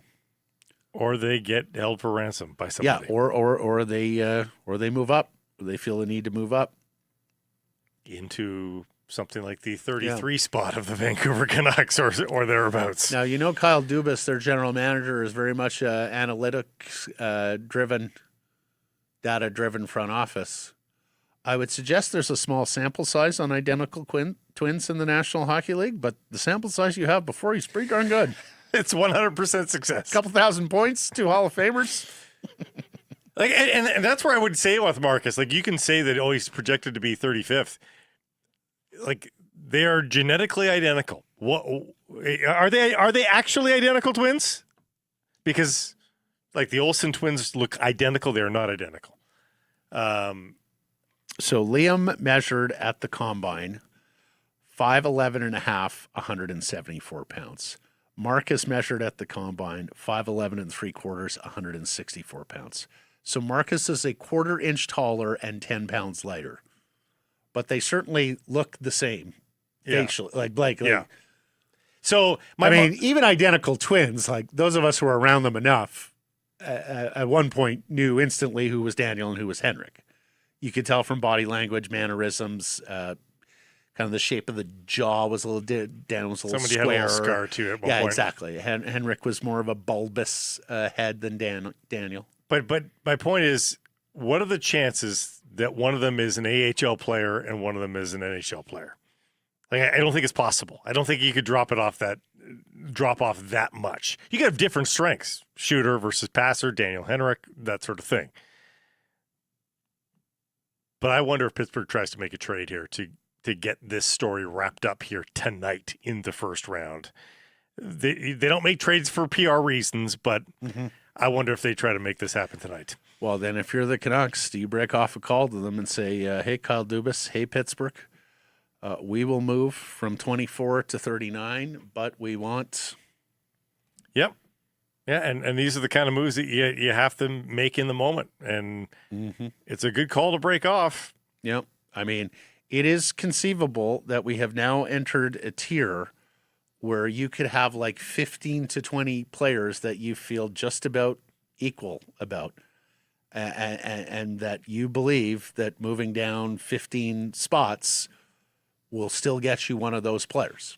You could get their 54th as well. They have 54th overall. Pittsburgh does. Yep. You could say 39, 54, and 86. They have 86. Next year's second round pick too, or something exactly. like that. It's a long rebuild, right? You're just as happy with next year picks. In fact, for some, next year is a better draft, and so it's better to collect picks in next year's draft.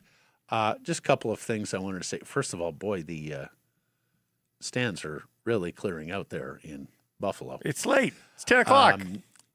Secondly, and forgive us, we don't have the audio, but I guess that high school hockey team or youth hockey team that was up there from Nevada, I saw some tears in the audience, so I imagine it was a tear-jerking story that they presented.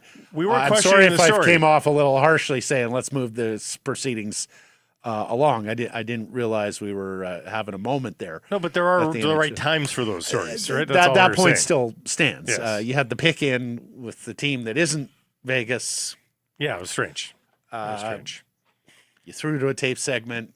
You wonder why the draft is so long and why people are leaving the building, and I suspect turning their televisions off, particularly if you're on the East Coast. Do you remember Bill Zonin from last year? I do. He was a Quebec League player too, wasn't he? Bob Brand, yeah. Can you say you give us 39 and Bill Zonin? Did Zonin? I thought Zonin had a pretty good year. Huh? He was okay. Yeah. Yeah. It stayed in the queue, so he's doing what you should do. But anyway, those are the kind of moves that the Canucks could make. Utah, the final pick before the Vancouver Canucks. Two of those local connections just came off the board that we were telling you about. Yep. Now, there'll still be local connections. And again, local connections don't matter unless you miss on a kid who's local, in which case you're going to hear about it. We'll see. Clearly, there was local connection. And clearly there was feel good with the first pick, Caleb Malhotra. So, but there was absolutely a world where Mathis Preston was gone by this point, though, and he is not. Mhm. So He would be a big swing. Preston is kind of like Lekramaki. If he's going to make it, he's going to make it as a scorer. And if he doesn't have offense that carries through to the NHL, then he may not be an NHL player. We have a trade. yeah. Utah has traded the 23rd pick to Detroit for goaltender Sebastian Casa. Wow. That was supposed to be for the Edmonton Oilers, remember? Right. Sebastian Casa was a first-round pick of the Red Wings 4 or 5 years ago.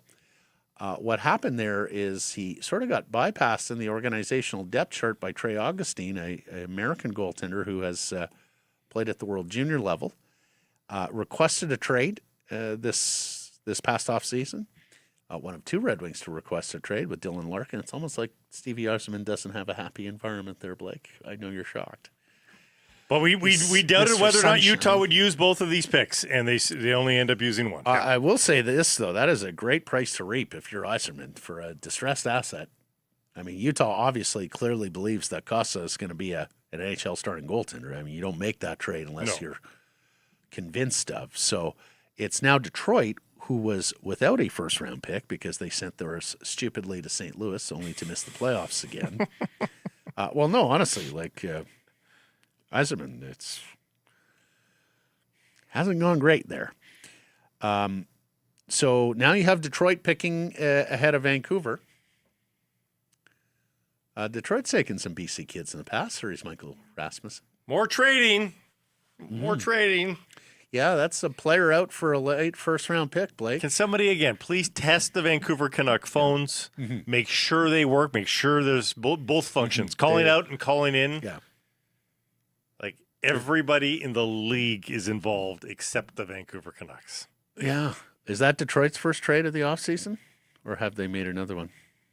Trying to think here. No, they want to make that trade, but They have not made. Scrolling. I don't see any winged wheel here. No. Yeah, it's conceivable that Detroit's on the board here as a new shooter on the trade. March 12th was their last Yeah. trade. Yeah. So we're at 24, 25 teams now who have made trades in the offseason. Yeah. It's piling up here. I mean, hell, you had the 2 teams in Ontario getting together on a deal. Like one of them gave the other one a goaltender. The goaltender may come back and beat them this year, for God's sakes. I mean, the Habs have made itty-bitty deals, but they've made deals. Anybody jumping out? Now, we should mention, we've talked about Tommy Blyle. He's playing in the Q, but he's an American player. Yeah, and Schenectady. yes, Schenectady. Yeah. Yeah, very good. Some of those upstate New York names are pretty tough. A lot of consonants. Yeah. Now, is Blyle going college next year? Oh, yeah, he is. Michigan State. And In fact, there's a pretty good... it's J.P. Hurlburt. Yeah, Red Wings get J.P. Okay. Hurlburt out of Kamloops. There's another local connection guy. 3 in So a 3 in a row. row, Blake. I mean, Yeah. we said, look.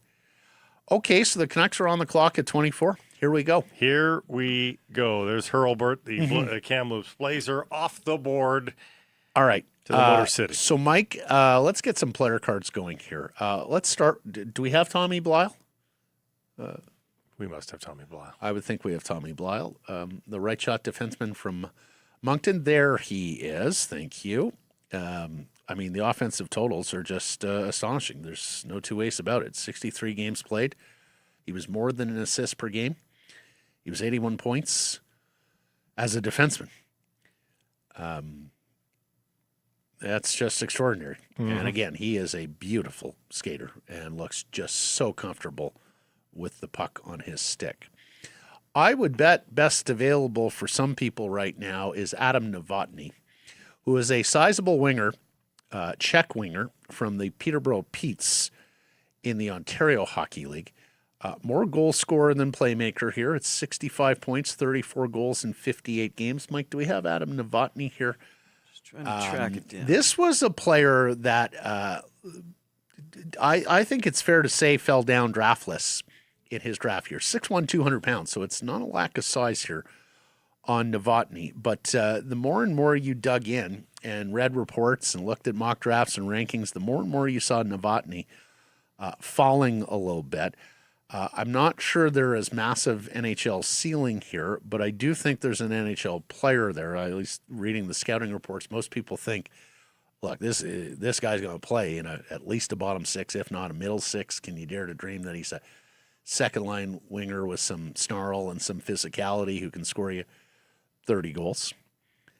There's Novotny. And, came over to North America, right, to continue his development, which shows that he's serious, wanting to test himself against better competition. Didn't stay in the Czechia. One guy we haven't mentioned. I don't think we've mentioned it. And, he's ranked pretty highly by Craig Button, 19. Juha Pipparainen. Yeah. Another right shot defenseman with not many counting stats, no. but don't let that make you think that he's a granite block defenseman. He's a good skater, 6'3", yes, and he moves the puck very well. He just won't stay with the play necessarily and get the offensive stats. 6'1" and 3/4, 205 pounds. The word on him is that you're hoping for a second pair defenseman. That the puck moving, if not the playmaking and shooting, with stout defensive play, gets you a second pair right shot, unremarkable, low events. Here's why I don't like the pick. Unnoticeable. But for many, you're drafting a third pair defenseman there. Here's why I don't like the pick. With his age group, still nothing offensively. Yeah. U18s, no points in 5 games. World Juniors, 1 point in 4 games. Small sample sizes, but those are 2 different tournaments. I would have loved him to show well, at least with his contemporaries, and it wasn't there for Pipparainen. Yep. So, look, not that this is the governing principle. If you take Mathis Preston, taking a kid from Penticton who's playing with the Vancouver Giants, and you sit there and you end your day saying we took 2 kids that were right under our noses that have tremendous offensive upside, right? If you think Preston is not going to make it in the National Hockey League, or that you have a Mathis Preston by the name of Jonathan Lekramaki, so be it. Preston has represented Canada, got hurt this year, was also traded, began the year in Spokane. So 46 games played, did not play his full draft year. And for many, if he does play his full draft year, he's gone by now, because he certainly started the evaluation process of this season higher than number 24 on a lot of the public lists that were out there. Blake, do you take Marcus Ruck here? And you say, okay, well, we're not going to let Pittsburgh go out and get identical twins. I mean, you've talked about as soon as somebody takes one of the Rucks, the others can hold hostage. Do you take Marcus Ruck either because you like the player, or just, hey, as a pawn, at some point Pittsburgh is going to pay up for, or maybe there comes a world where we can get Liam, right? Especially if Pittsburgh's in playoff contention at the deadline next year and needs roster players. Wouldn't that be an interesting play? Because just because the Pittsburgh Penguins draft Liam, does that mean everybody has to get out of the way and let them? No. Like, it's a long way to Pittsburgh's next pick. It's 39, 15 picks away. I guess he's in play. There is a minute or so left on the clock for the Vancouver Canucks, and I would like Blyle here. I think you know. Blake, are we talking? You wonder if it gets much later in the clock. Are they talking about trading back and adding more picks? I think that would go over well with Canucks Nation, right? Yeah, maybe. Like, I'm not sure there's a stake in the ground. You absolutely have to take this player right now. You don't let this player slip through your clutches. Maybe there is on some people's boards or in some people's preferences. Pick is in. So they will make the selection at number 24. It does look like Gary Bettman is going to make the was it Colby Smulders who made the Colby Smulders, first virtually pick for the Canucks, Very curious. Where I think we're going to Canuck Place here on a pre-recorded segment. Another virtual pick here.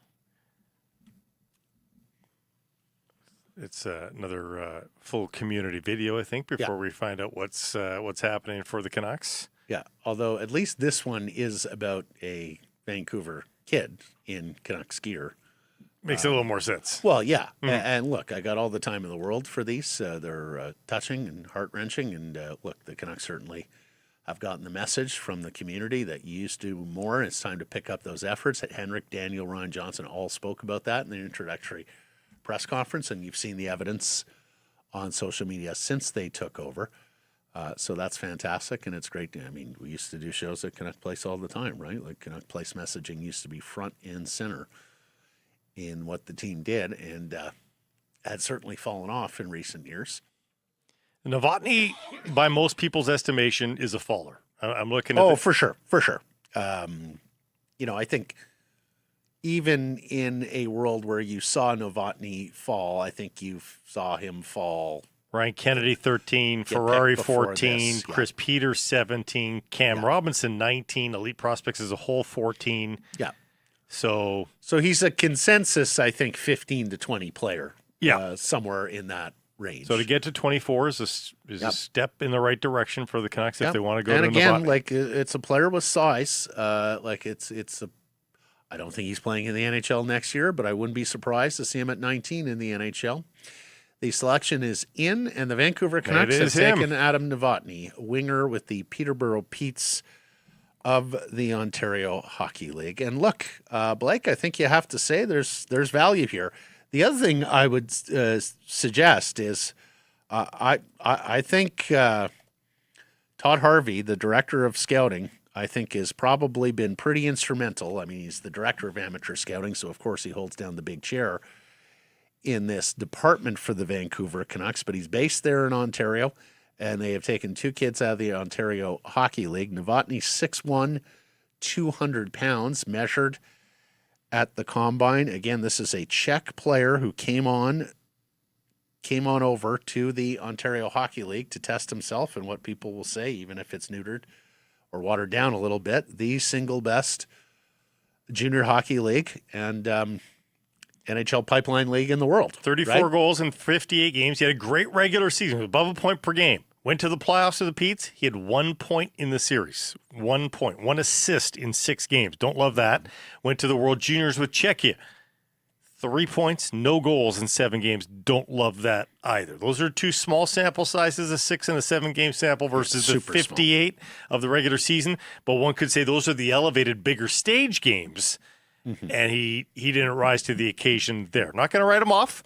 Yeah. Just another piece of the puzzle here for Adam Noatne. Again, those that watched him a lot and scouted him a lot had him a lot higher than 24. So by that metric, Matt, I think you can say it's probably a safe selection at 24. Well, Blake, the other thing we should say about this young man, he has played 51 professional games at the highest level of Czech hockey. He played 10 games in 23-24, became the youngest player in the history of that league to score a goal. He had 1 goal in 10 games.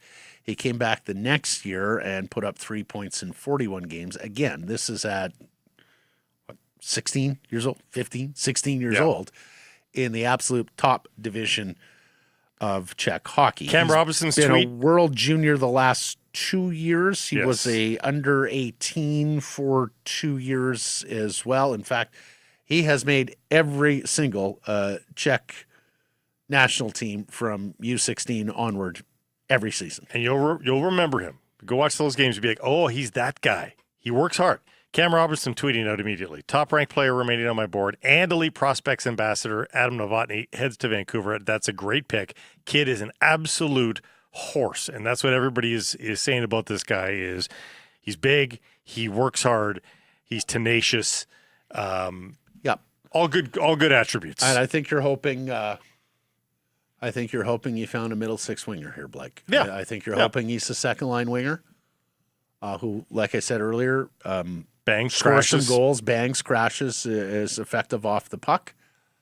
I also think there's a pretty high floor here based on everything I read. I think that's true that too. You've got an NHL player here, even if he is just the bottom six winger.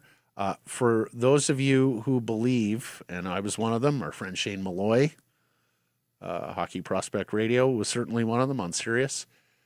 The Vancouver Canucks need to get players. You can't come out of this draft with 2 zeros, this round with 2 zeros. You can't come out of this draft with 1 0. Those are 2 high floors. They got 2 high floors. They very much got 2 high floors. That there will be a time to take your swings on upside and boom or bust and potential star. Mathis Preston at This 33 round might was be not that. one of them. Mathis Preston Yep, at 33 might be absolutely, that. absolutely. If he gets all the way down. Yeah. Okay, so should let you know coming up, we're going to have Dave Hall who likes this join pick us too. From the draft in Buffalo. Jeff Patterson is down at Rogers Arena, and currently at Rogers Arena, we anticipate that Ryan Johnson is going to speak.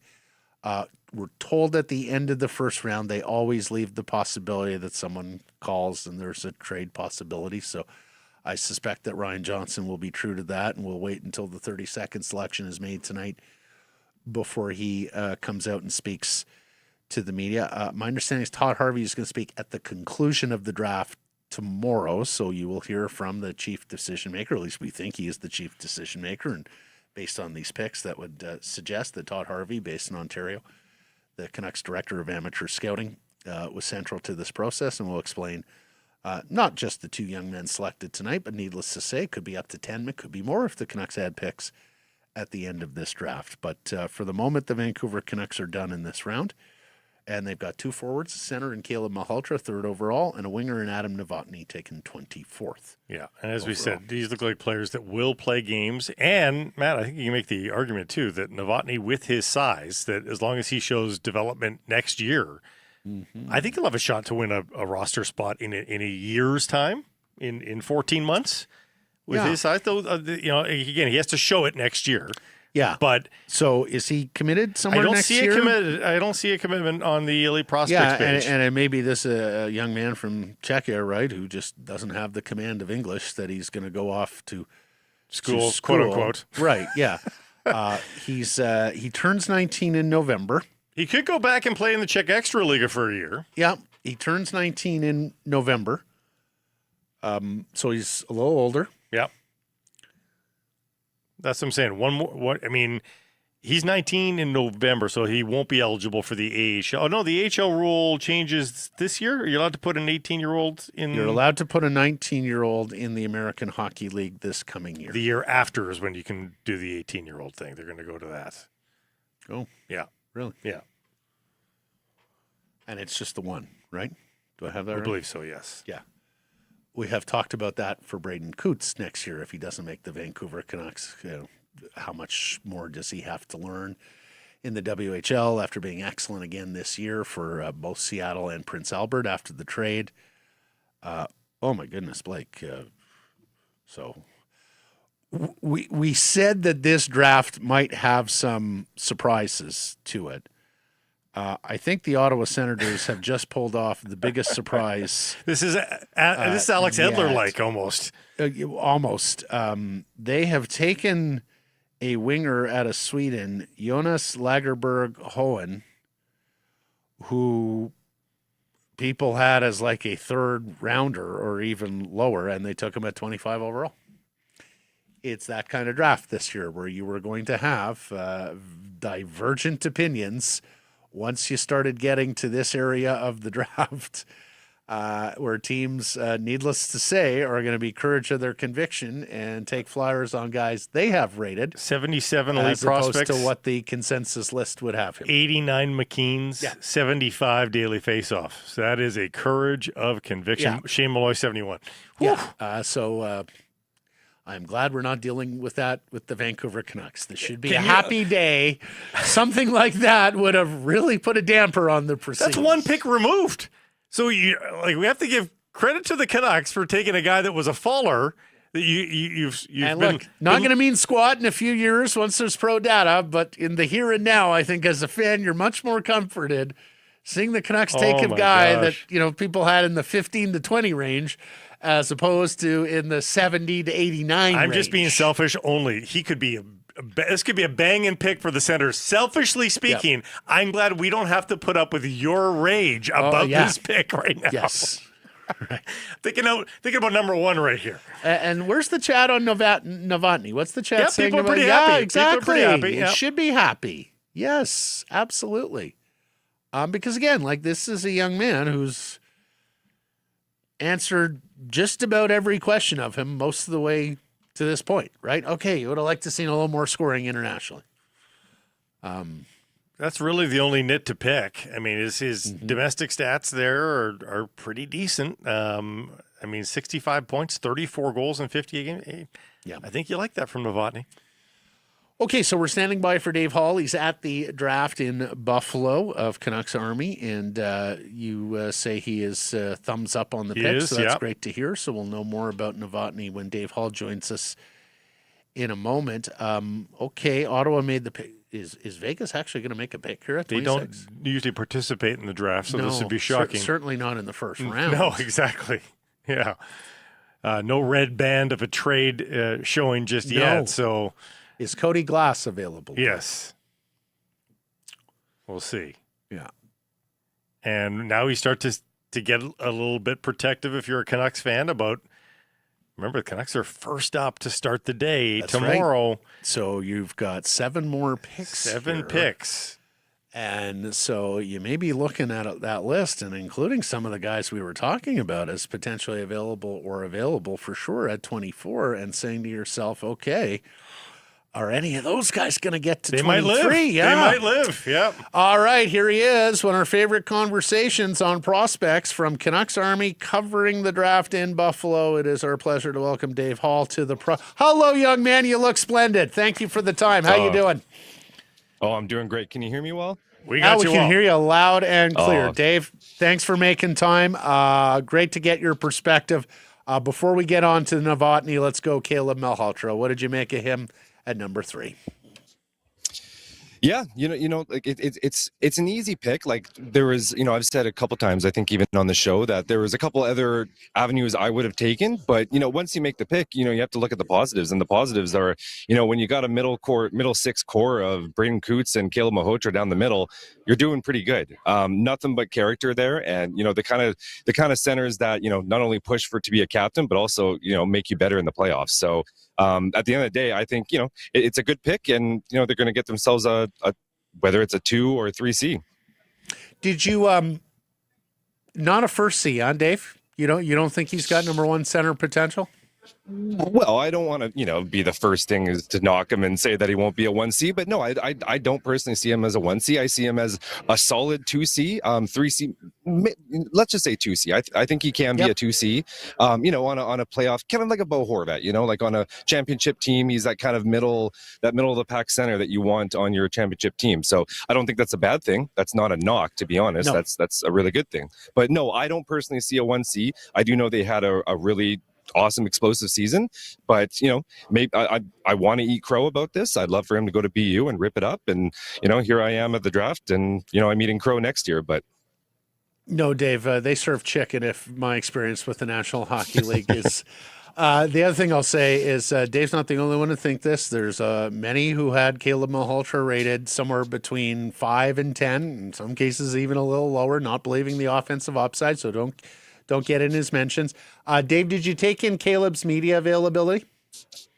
I did. Yeah. It sounds like it was one of many. I think he was a popular kid as soon as he got his name called. But no, that's one of the things. He's an impressive kid. He says all the right things. I even asked him about, he's grown up around the Vancouver market, and so he kind of knows what he's getting himself into, and how do you take that heat. And he was more than happy to answer it with bells on, and he said all the right things. And he's saying that he's not going to let him and his relationship with his father cut in between in the what he's doing in Vancouver. So he's an impressive kid. Like if you're looking for captain material, a character guy, he's got it.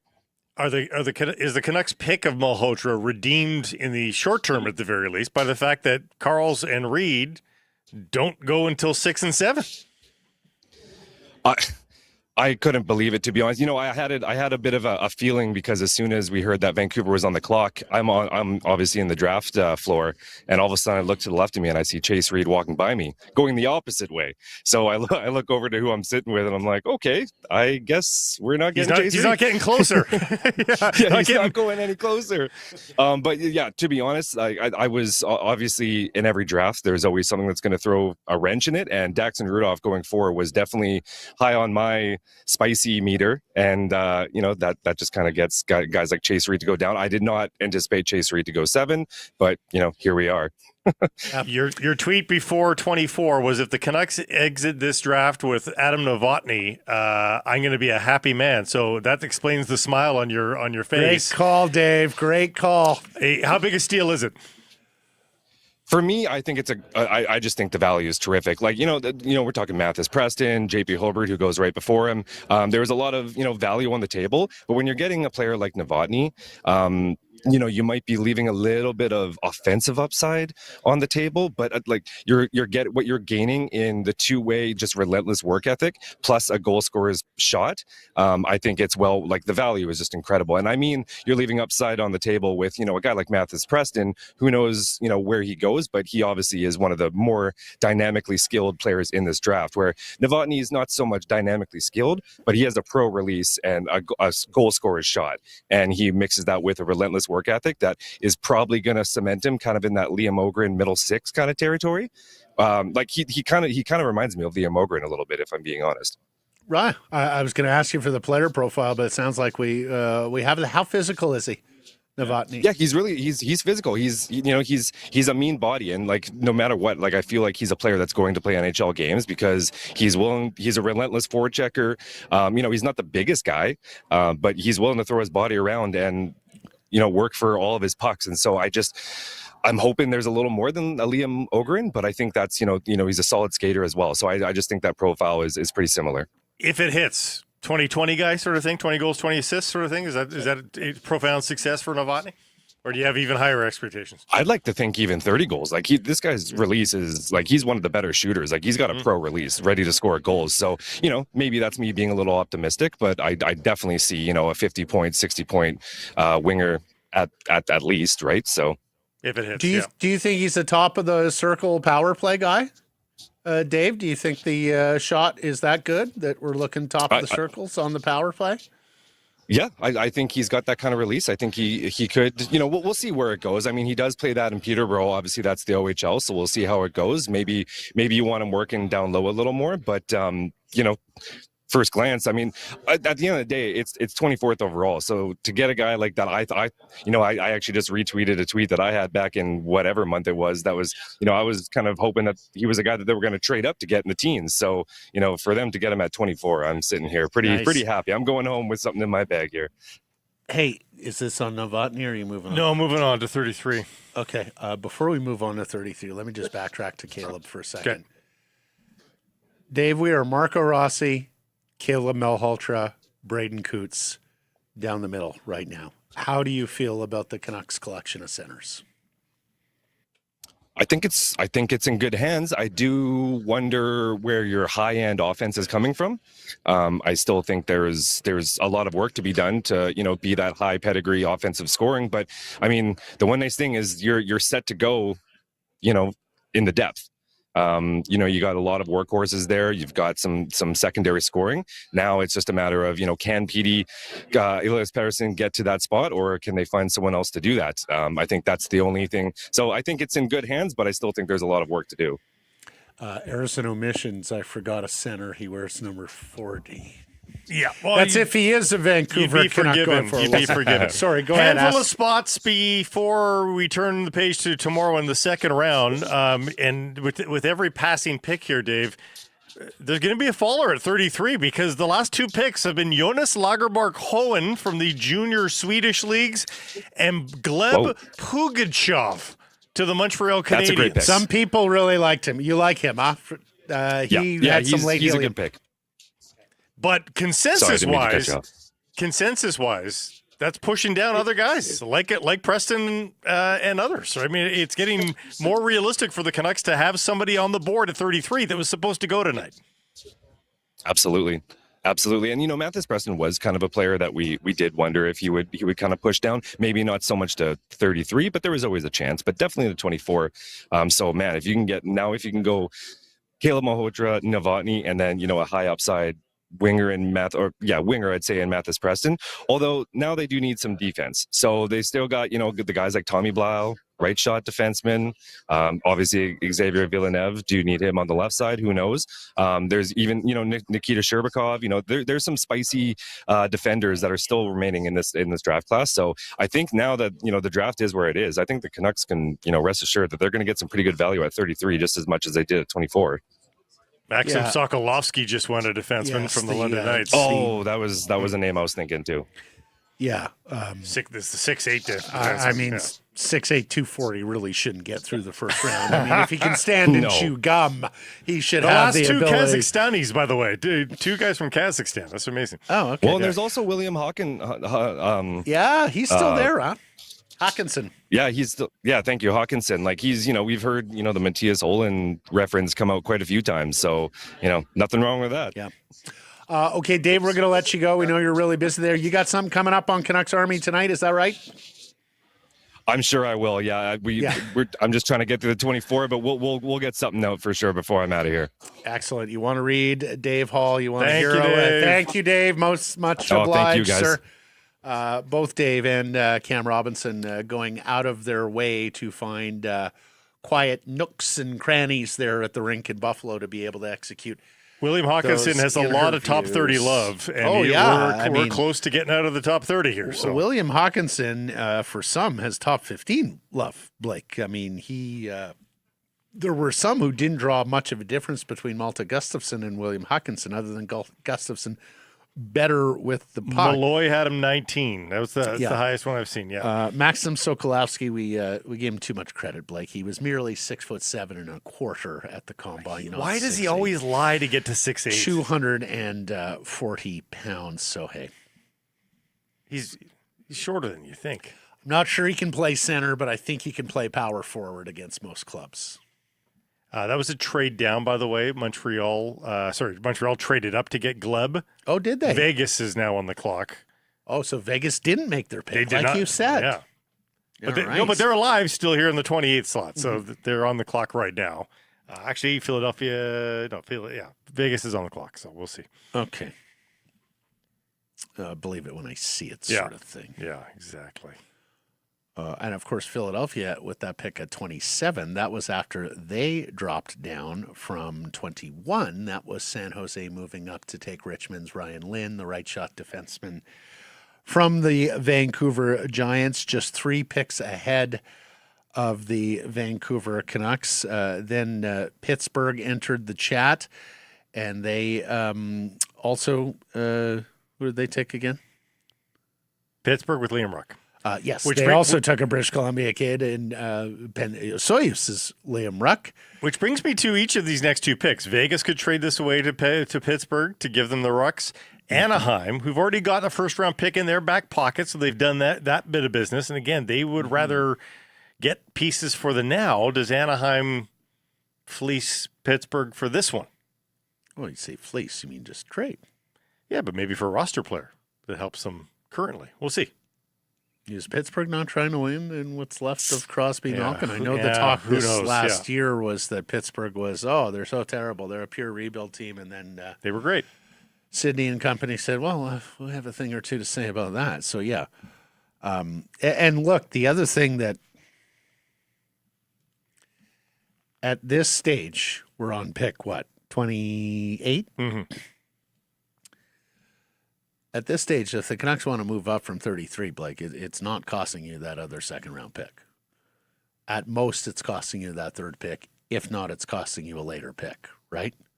Because with every draft slot that goes... It's worth less, yeah. Exactly. The trade down is worth less to you.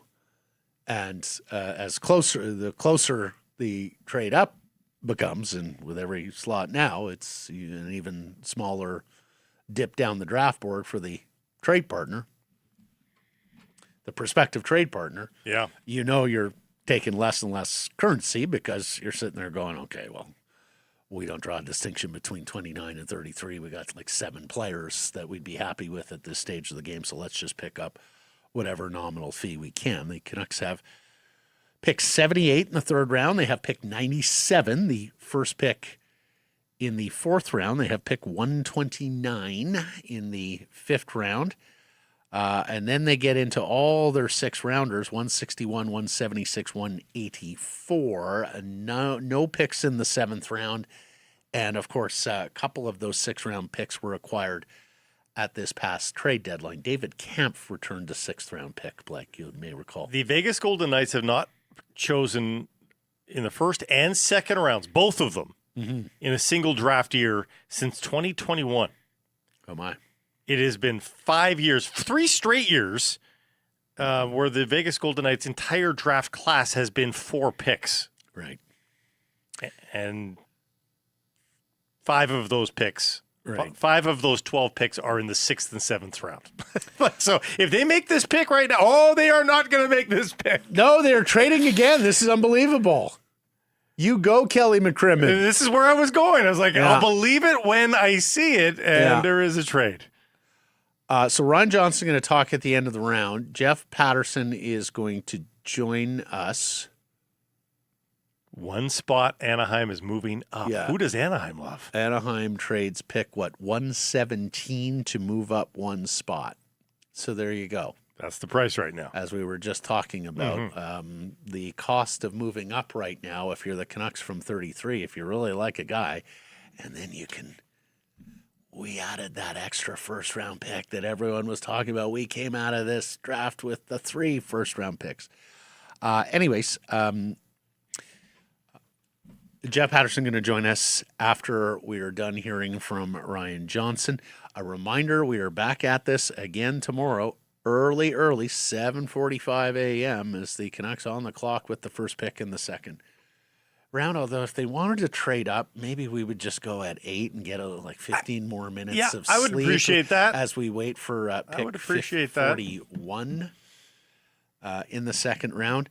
In a moment, Blake's going to tell you about our great friends at Yellow Dog Brewing, Neighborhood Brewing, Foolish Winery, who are our sponsor of our top story in the last, Blake, it's almost 4 hours has been our top story. This coming Tuesday, Yellow Dog has a new beer. They're releasing the Playdate Apricot and Guava White Sour. It's back for its 6th release, bringing the throwback vibes with a fresh new flavor combo, the Playdate is.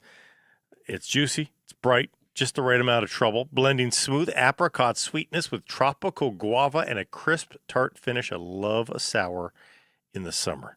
Trust me, go check it out beginning Tuesday, June the 30th from Yellow Dog.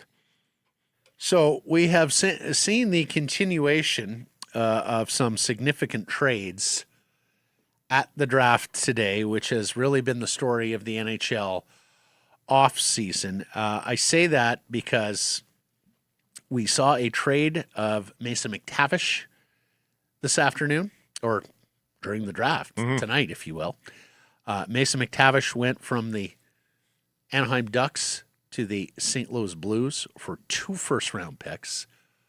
The first-round pick from the Ducks was used earlier. It was in the teens. But Anaheim has now made the 2nd of those selections. They took Nikita Klepov, the high-scoring American/Russian winger from the Saginaw Spirit of the Ontario Hockey League. Anaheim has now taken another huge swing on the wing, Blake. Yeah. Because Marcus Nordmark, Swedish winger, on pure talent would have gone a lot higher than 28. He is 6'2". He's 190 some pounds. He has a scoring profile and is terrific with the puck, is terrific in the offensive zone. There were questions about his attitude. There were questions about, okay, when this kid doesn't have the puck, is he doing anything to help you? But Anaheim is clearly saying, okay, we think we can teach him the finer points of the game, particularly at the pro level, and you can't teach what he has in terms of scoring ability. He was 38 points in 25 games at the Swedish J20 level. That now makes 7 different Swedes selected in the first round. And that is the son of Robert Nordmark, former Vancouver Canuck. Right. He played at Djurgårdens, which historically has been the preeminent, or one of them, programs in Swedish hockey. So Anaheim liked him enough to pay a pick to move up. Those that liked him had him in the top 30. Yep. Those that didn't had him more in the 60s. That's so right. He was right. pretty He was a split. polarizing player for a lot of analysts. So we had the Mason McTavish trade. We had Sebastian Cossa, the one-time first-round goaltender to the Detroit Red Wings, moved to Utah for a first-round pick, number 23 overall. A lot of people think that was excellent business from Steve Yzerman, being able. Cossa had requested a trade. He'd been bypassed on the organizational depth chart. Has he even played NHL games? There's not a lot of NHL track record there. And Utah felt enough about this young man to trade the 23rd overall selection. Utah also made another trade earlier today. I believe it was the final trade before the actual draft started, Blake. J.J. Peterka goes to Boston for 2 first-round picks, number 23 overall, and a 2028 top 10 protected pick. Or was Dorofeyev, was he also before the draft? Yeah, he was just before the draft. Yeah. Rangers acquired him from Vegas for the first-round pick that Vegas has right now. They have a minute left. The pick is in, Blake. Vegas is picking in the first round. How about this? You tell your kids about this, folks. You saw it. I remember when Vegas made a first-round draft pick. Not only made a first-round draft pick, but traded a credentialed NHL player for 3 picks. Normally, it's the other way around, right? Like they're the one sending out 3 picks to get an NHL top 6 winger, but it worked opposite today with the Rangers getting Dorofeyev. The trades have continued. And we'll have to get Jeff to update his tweet from earlier today. But we believe we're in the neighborhood of 24, 25 teams that have made a trade since the end of the Stanley Cup final. The Vancouver Canucks are not among them.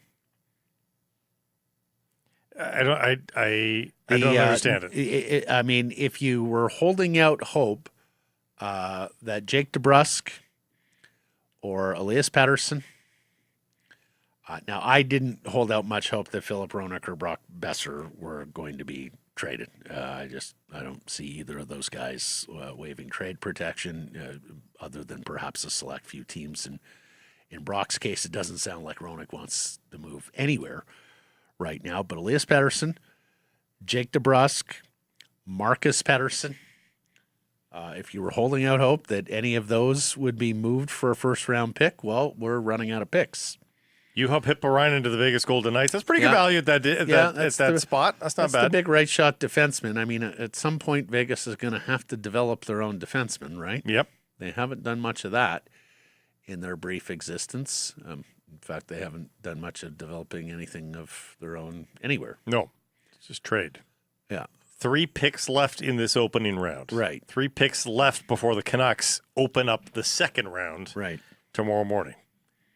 Calgary, Carolina, Ottawa. So getting really low on opportunity here for Vancouver Canucks to flip a veteran for a 2026 first-round pick. Although I must say, when I look in my mentions, I see a lot of people saying, no, I don't want 2026 picks. I want 2027 picks. Let's be bad again next year. It's a better draft next year. Let's go to next year's draft table armed with multiple firsts and more than the allotment of 7. Galaxy brain.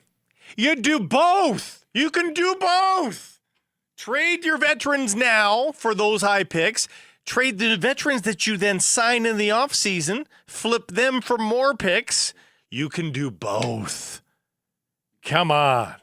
Look at, again, Mike Greer, San Jose. Look at what they've done.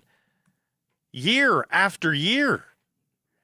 Constantly grinding out the draft picks. I just don't know why the Canucks can't do that. All right, let's get to our menu, brought to you by Greta. A fantastic spot to pregame or postgame. You are mere steps from the arena or the stadium. In fact, in about 13 minutes, a really big game is going to kick off at the stadium. And if you're looking for an event for your next party, check out Greta. It's got the fantastic arcade that encircles the bar, a game for everyone. Your guests will have so much fun. It's got its own bar at the back private risers, so you're not going to have to wait around for drinks, quick service. Surrounded by screens, you can watch whatever game you want. And the delicious menu of inspired street food. Try the smash burger. Is absolutely delicious. To book your event or get more information, go to gretabar.com, Greta 50 West Cordova. Let the games begin. If you're just joining us now, oh boy, you have missed nearly 4 hours here of scintillating podcasting, might I say, Blake. We had Cam Robinson join us after the Canucks made the pick at number 3, Caleb Malhotra. We had Jeff Merrick join us just after that. We're just joined by Dave Hall of Canucks Army to discuss the 2 first-round picks they made, Adam Noatne and Caleb Malhotra. We've heard from Caleb Malhotra, and we will, I'm sure, be hearing from Jeff Patterson and or Ryan Johnson, maybe even Adam Noatne, before the evening is through. Also want to let you know we do have another segment coming up in the program because, look, 4 hours isn't quite enough. And so all the World Cup, the BC Lions, or Sebastian Berhalter, the Whitecaps is shown out here, not to mention some of the baseball, all coming up later in the show. Matt, in the last now 5 drafts for the San Jose Sharks, they have 10 first-round picks. That's how you rebuild, baby. 10 first-round picks. Yeah. Well, and a team that might have been on that program, if not for the trade of Simon Nemec a couple of days ago, would be the Calgary Flames. Because if I'm not mistaken, they've Perek and Gridden in the same first round. Yeah. Calgary took Carson Karls of the Prince George Cougars earlier tonight with the 6th overall selection. And Lanny McDonald and his stash is back on stage there in Buffalo, making another selection for the Flambés. We'll see who. Jack Hextall. Yeah, Jack Hextall. They swing for the fences there. Yeah, well, this is a guy who had fans. Yep. Frank Corrado was a big fan of his. We had another draft evaluator, might have been Shane Malloy actually, tell us they quite like Hextall. You might be able to tell by the individual rankings there. But Jack Hextall is a American center. He is heading to Michigan State University. Played in the Youngstown program in the USHL. He is a two-way centerman, was 58 points in 59 games this year, and has a decent size as well. So I think if you're Calgary, you're feeling pretty good about the young talent that you have added so far this season. Karlsson, Hextall, not to mention Simon Nemec. And then the insane part about Calgary, everybody, and talking about how you rebuilt with San Jose. Calgary is not even close to done in this draft. Calgary has picked 36, 51, and 55, 3 in the second round tomorrow. They have the first pick in the third round via the Canucks, pick 65. They have a 4th round pick. They have a 5th round pick. They have a 6th round pick. They do not have a 7th round pick, but 2 picks in the first round, 3 picks in the second round, and they've moved picks out to get Simon Nemec. The Flames and Craig Conroy basically just said, we are going to draft a new organization. Well, they need to. They were middle ground, mushy middle for so long, and it took Craig Conroy a little while to see his vision, but now he's executing on it, and they needed to do this. Yep, they got 2 second-round picks next year, 2 second-round picks the year after, as well, and that's after spending 3 picks, 2 first-rounders to get Simon Nemec. I thought that was a very high price to pay for Nemec, though. I must say, I recognize that if you believe in him. It's an offensive-minded, top-pair right-shot defenseman, and I understand how rare that commodity is and how valuable that is on the trade, how difficult it would be on the trade market or on the free agent market. But, boy, they must really believe in Simon Nemec to have paid that kind of price. A reminder, everybody, this is only the beginning of the NHL offseason. This is, in fact, technically still the 25-26 league year. The new league year, as we all know and hate, starts on Canada Day, a statutory holiday here in Canada, our nation's birthday, and that is when the free agency frenzies, as they are called, begin, although it's not the greatest free agent class, it must be said. It got weaker even today with more re-signings. It might be as much a trade day as it is a free agency day. We'll see, but I think it's possible that teams that are disappointed go to the trade market. Did you see what Kulak got today? Yeah. To re-sign? Signed a deal that'll take him to 39 years of age. I like Brett Kulak. I did not think he'd be one of the guys that plays till he's 39. Didn't strike. Or get paid that kind of rate to play until he's 39. Anyways, it is still, regardless, one of the biggest days of the NHL calendar, and the Daily Faceoff has you covered. You can join Jeff Merrick, Tyler Yaremchuk, Carter Hutton, David Pinota. They will all be live for the Daily Faceoff Free Agency Special. They'll break down every signing, every rumor, and all the biggest moves as they happen. You can catch their show July 1st at 9 a.m. Pacific on the Daily Faceoff YouTube channel and socials. Blake and I will be doing a show as well on Canada Day. Mm-hmm. Don't quite have a start time there yet.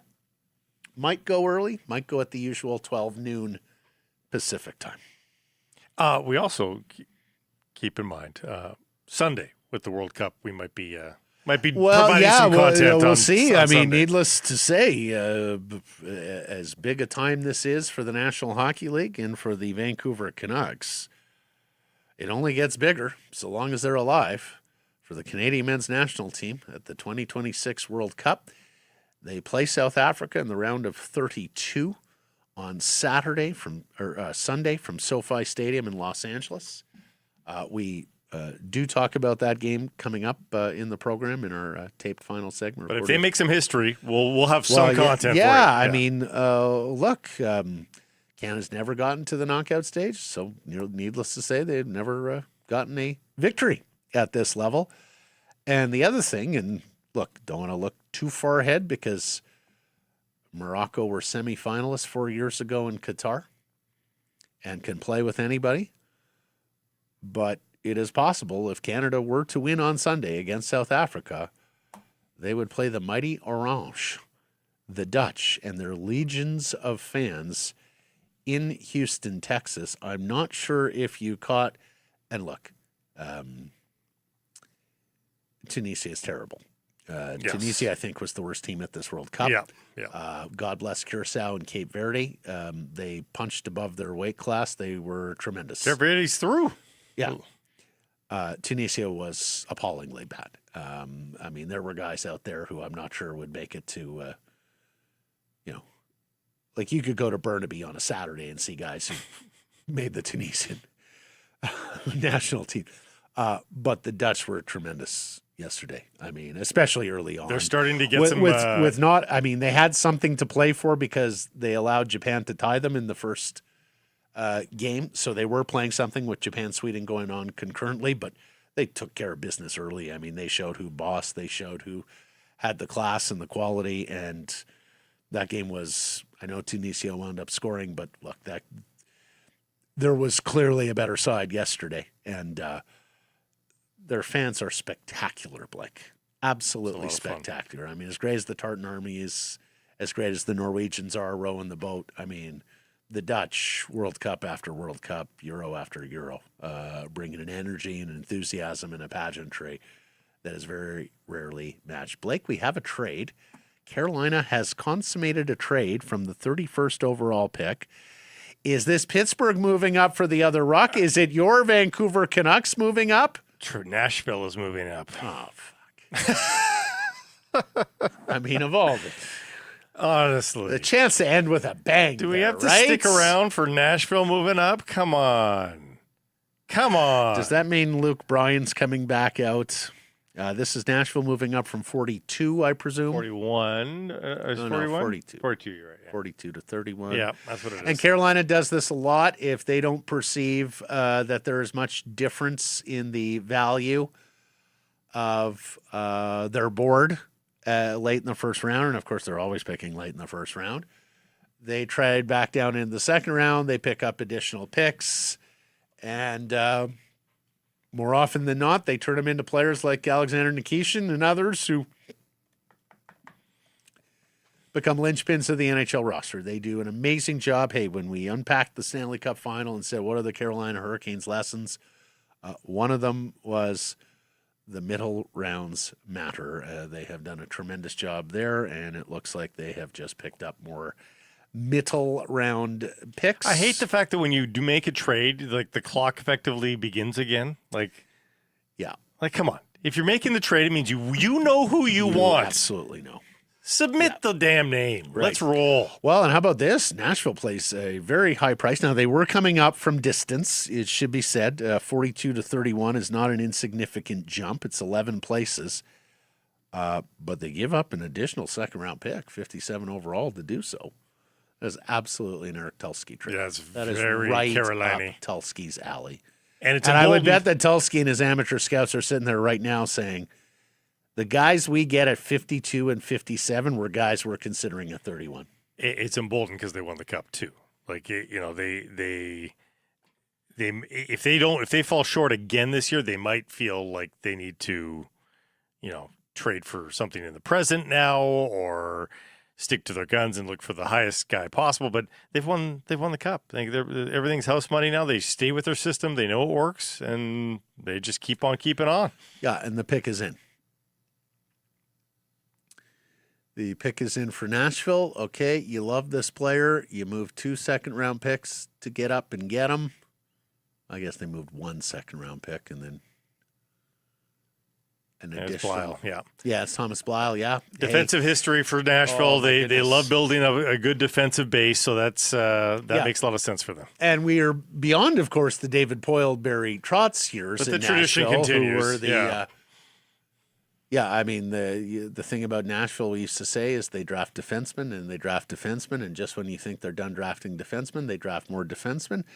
Of course, back in the day, it was very difficult for Nashville to be able to attract top talent. That should be less of a consideration now. That is a tax-free jurisdiction, and of course, all these players want to be anonymous and be taxed as lightly as possible. They did go You can do that in Nashville. They did go Y Cullen at 10, so they went winger there. No surprise they go D here. And, of course, they never have centers. And they traded one yesterday in Fedor Svechkov, who they took in the first round once upon. And they're always saying, wow, we need centers. Yeah, this is Chris McFarland, of course, who made that deal for Svechkov and Zachary Leroux, who's a rambunctious winger. Both of them one-time first-round picks with his old mates in Colorado yesterday. And, here he is getting aggressive at the draft board and moving up for Blau. And, frankly, if you're going to move 2 second-round picks to get the 31st overall, do it for someone like this, right? The right shot, puck-moving defenseman. That is one of the rarest and scarcest, most valuable. And that was a commodities faller. in National Hockey. That's good Absolutely, value. That's a faller. That's good value for Blyle at 31. Yeah.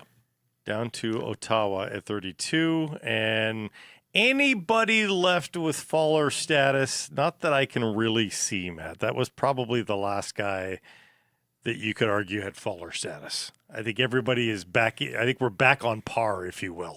Yeah. In this draft. I think so. Has Big Hankinson gone yet? Atkinson? No. Preston? I mean, those were right on that border. Yeah. I've got Williams and Hankinson at 31. Some would say Villeneuve, those who liked him, but obviously the NHL has spoken here. Yeah. Some had Villeneuve higher. Yep. Yeah, I think you're right. We heard a lot recently that Casey Mutrin, the big winger, U.S. winger, bound for Boston College, had some late helium, but I guess not. That's just about it, Blake. I think you're right there. Yeah, nothing too obvious Right. staring at the Canucks at 33 is what we're trying to say. So it's going to be the scouting staff being leaned on tomorrow morning for the Vancouver Canucks. Right. So we've got one pick left, and that is the Ottawa Senators, who are not allowed to trade this pick. So all trade-out possibilities are done for the Vancouver Canucks. Jeff Patterson is going to take in the Ryan Johnson press availability and join us. We're going to wait for that? You don't want to wait for that? I don't think we need to wait for that. We can talk about it tomorrow. Well, apologies to Jeff. Blake's been on air for 4 hours, 15 minutes, and he thinks that's enough. Yeah. All right. Then I suppose that's what we'll do. Jeff will join us on tomorrow's program. We'll get going at 7:45 tomorrow, 15 minutes in advance of the start of the second round, where the Vancouver Canucks hold the 33rd overall selection and the 41st overall selection, barring trades. So we look forward to that. We thank you for watching this portion of the draft show. And coming up, we got some World Cup, BC Lions, Whitecaps, and baseball talk on Sekeres and Price.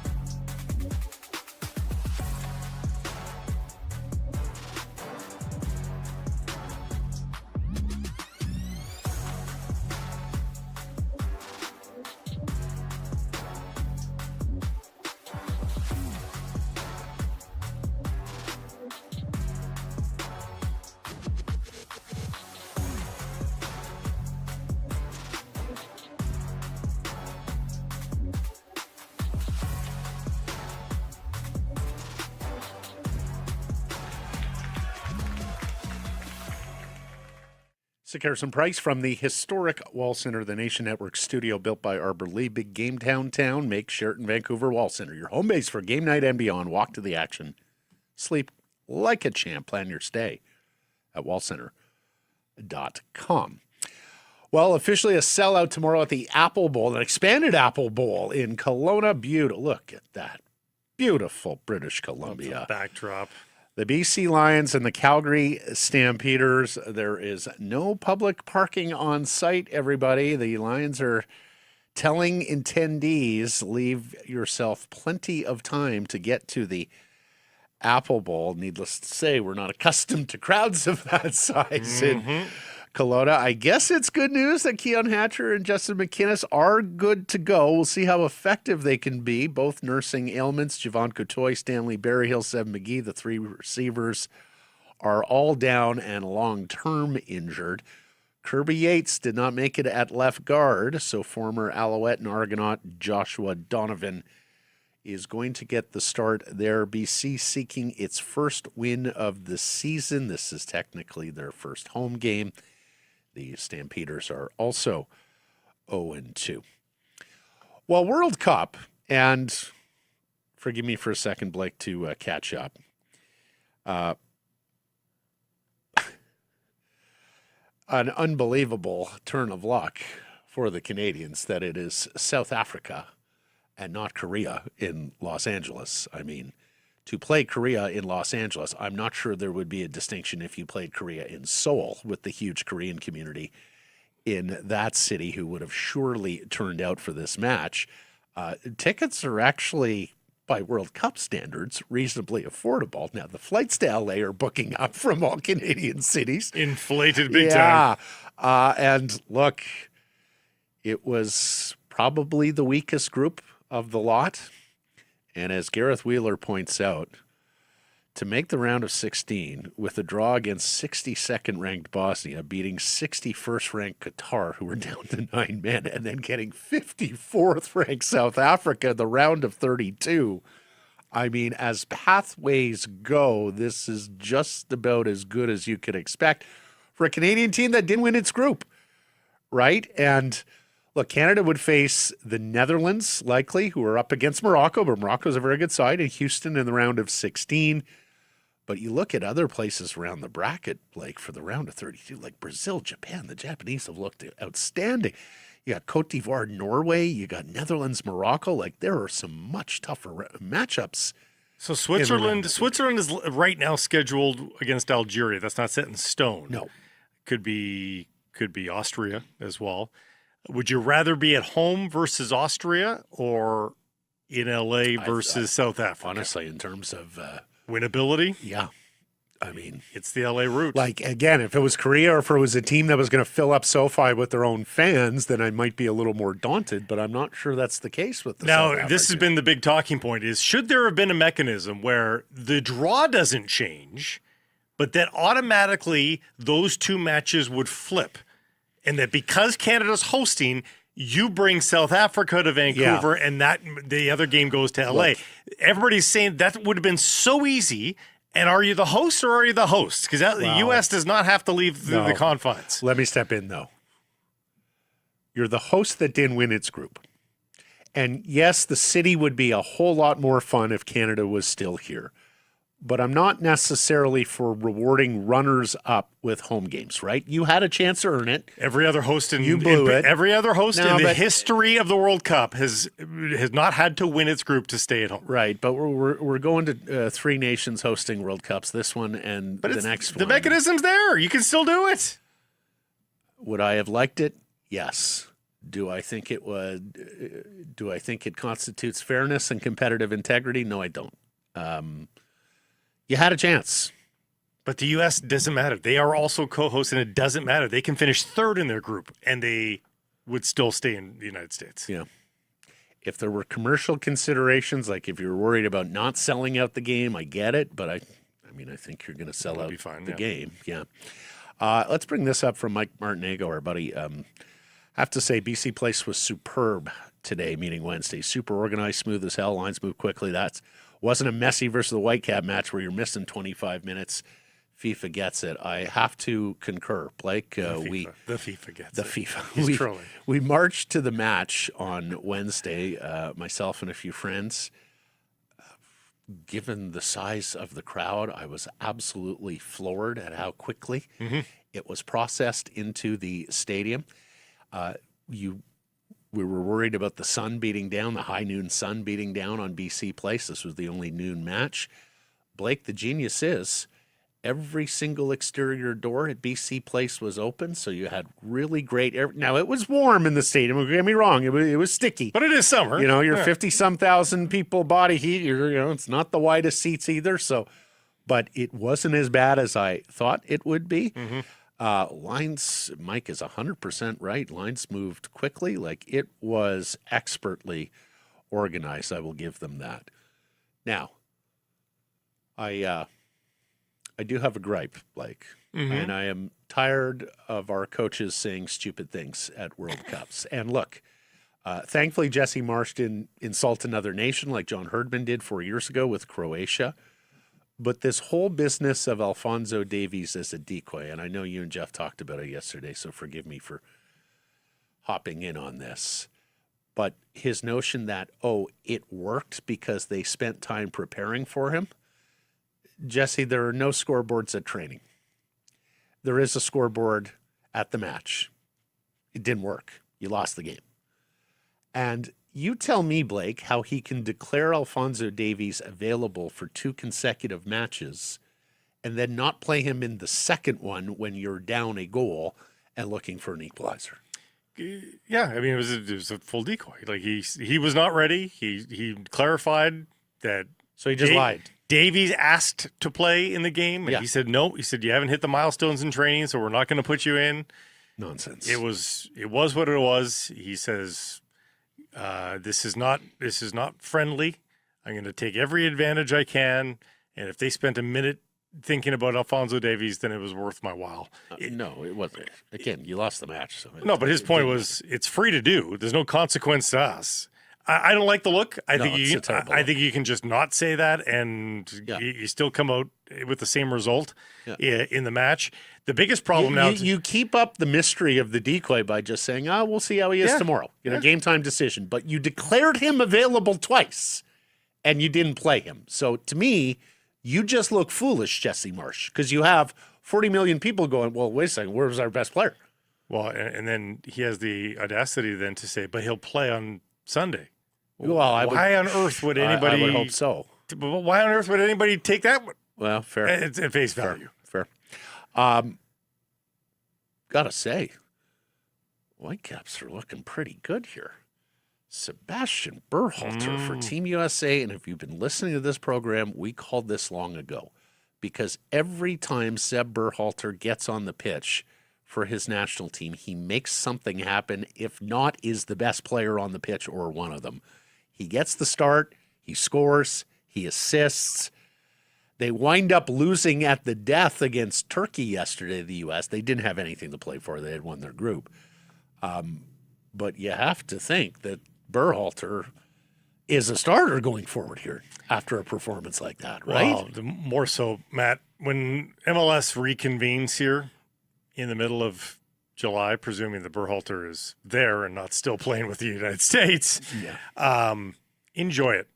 Yeah. I think this is going to be Berhalter's last season as a Vancouver Whitecap. I mean, he was already turning heads in Europe and in bigger leagues with what he's done for the Whitecaps over the last season and a half, but to do it for one of the host nations at a World Cup, I mean, maybe he plays the sprint season to start next year. Ooh, I don't even know. But because it would mean joining the European team midway, so maybe they just wait till they can conduct business on the same calendar as everybody else. Maybe they do that, but I would still be surprised. I think it's likely the last games of Berhalter. USA Bosnia Wednesday from San Francisco. The winner heads to Seattle for the round of 16. And also got to say, Pedro Vite was terrific for Ecuador yesterday. All tournaments. And what a match that was with Ecuador scoring that late goal. Did you see the fans in tears? Like, first of all, the Ecuador coach, he's straight out of 80s hair metal. Like, I love the look. I love the antics on the sideline. I love the joy and the passion. And what a victory. They haven't been good as a team. Germany. They haven't been good as a team. They haven't scored goals up until that match. So that was a huge game for them, and maybe they find their stride now. But Vite is an everyday starter now for Ecuador. Like, he's basically done what Berhalter hopes to do. I think he's got his sights maybe even set higher than Pedro Vite. Yep. Baseball, where the Blue Jays have recalled Canadian lefty Adam Noatne, Vancouver resident, former Vancouver Canadian, having lost 3 in a row going into tonight's game versus Texas. There's also reports Sean Keys, that the Jays will call up former Canadian Sean Keys, who has been one of the best hitters in all of minor league baseball this season. He's already he started at Double-A. He's already earned a promotion to Triple-A. He set a Vancouver Canadians franchise record last year with 19 home runs on the season. He's got 21 already this year.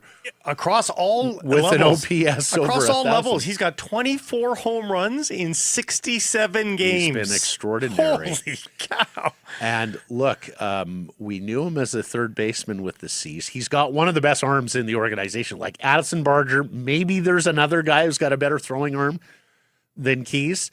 He wound up having to play a lot of first base last year because the C's just didn't have a lot of guys who were defensively capable there. Now, if you read the scouting reports on him, he's maybe not the most fluid or handsy third baseman, but there's also talk about cross-training him a little bit to play a corner outfield spot here. Needless to say, Jesus Sanchez and Yoendrick Pinango have not been very good defensively in the outfield. But what I love about this is he's forced his way onto this roster, Blake. Like, this was not something that this isn't going to be a recall out of necessity. It's a recall because we're not hitting the ball enough, and this guy is absolutely mashing at AAA, so let's give him a shot. George Springer, Vladdy Guerrero cannot get the ball over the fence. I know. And so they need somebody who can. All the best to Sean. Really enjoyed watching him play at the Nat last year. M's are 41-41.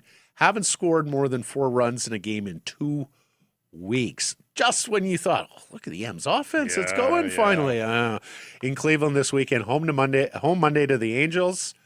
Blue Jays in Seattle next weekend. And the C's beat Hillsborough last night. Terrific pitching from Dylan Watts, Carson Myers over a rain-shortened 7 innings. They are back Tuesday for a 2-week homestand. Very rare. Usually 1 or 2 a year. And they're starting with a 75th anniversary celebration of Nat Bailey Stadium on Tuesday, a AAA pennant giveaway, post-game fireworks after Wednesday's Canada Day game. Get your tickets, 604-872-5232 or CanadiansBaseball.com. Poll question results from Thursday. We asked you, what are you looking forward to the most this weekend from the Canucks? Was it the making of their first round picks or the potential for trades? It was very close. Did you see the final results? I saw that it was close to 50-50. Yeah, 51.4 said the first round picks, 48.6 said trades for more picks. Manimal says it's not really a rebuild until you actually move out the older, longer-term, higher-wage players. So far, it's still just a crappy team getting worse. RJ needs to make his mark and do it before July 2nd. Fatty High Pants says, new GM with first at-bat. Patience is Vancouver's leverage. I'm looking forward to a deliberate, methodical, and non-rushed rebuild. Errors and omissions from yesterday's program and beyond. I will take an E. Thank you, Basketball Phil. I said the NBA draft next week. No, it was Tuesday.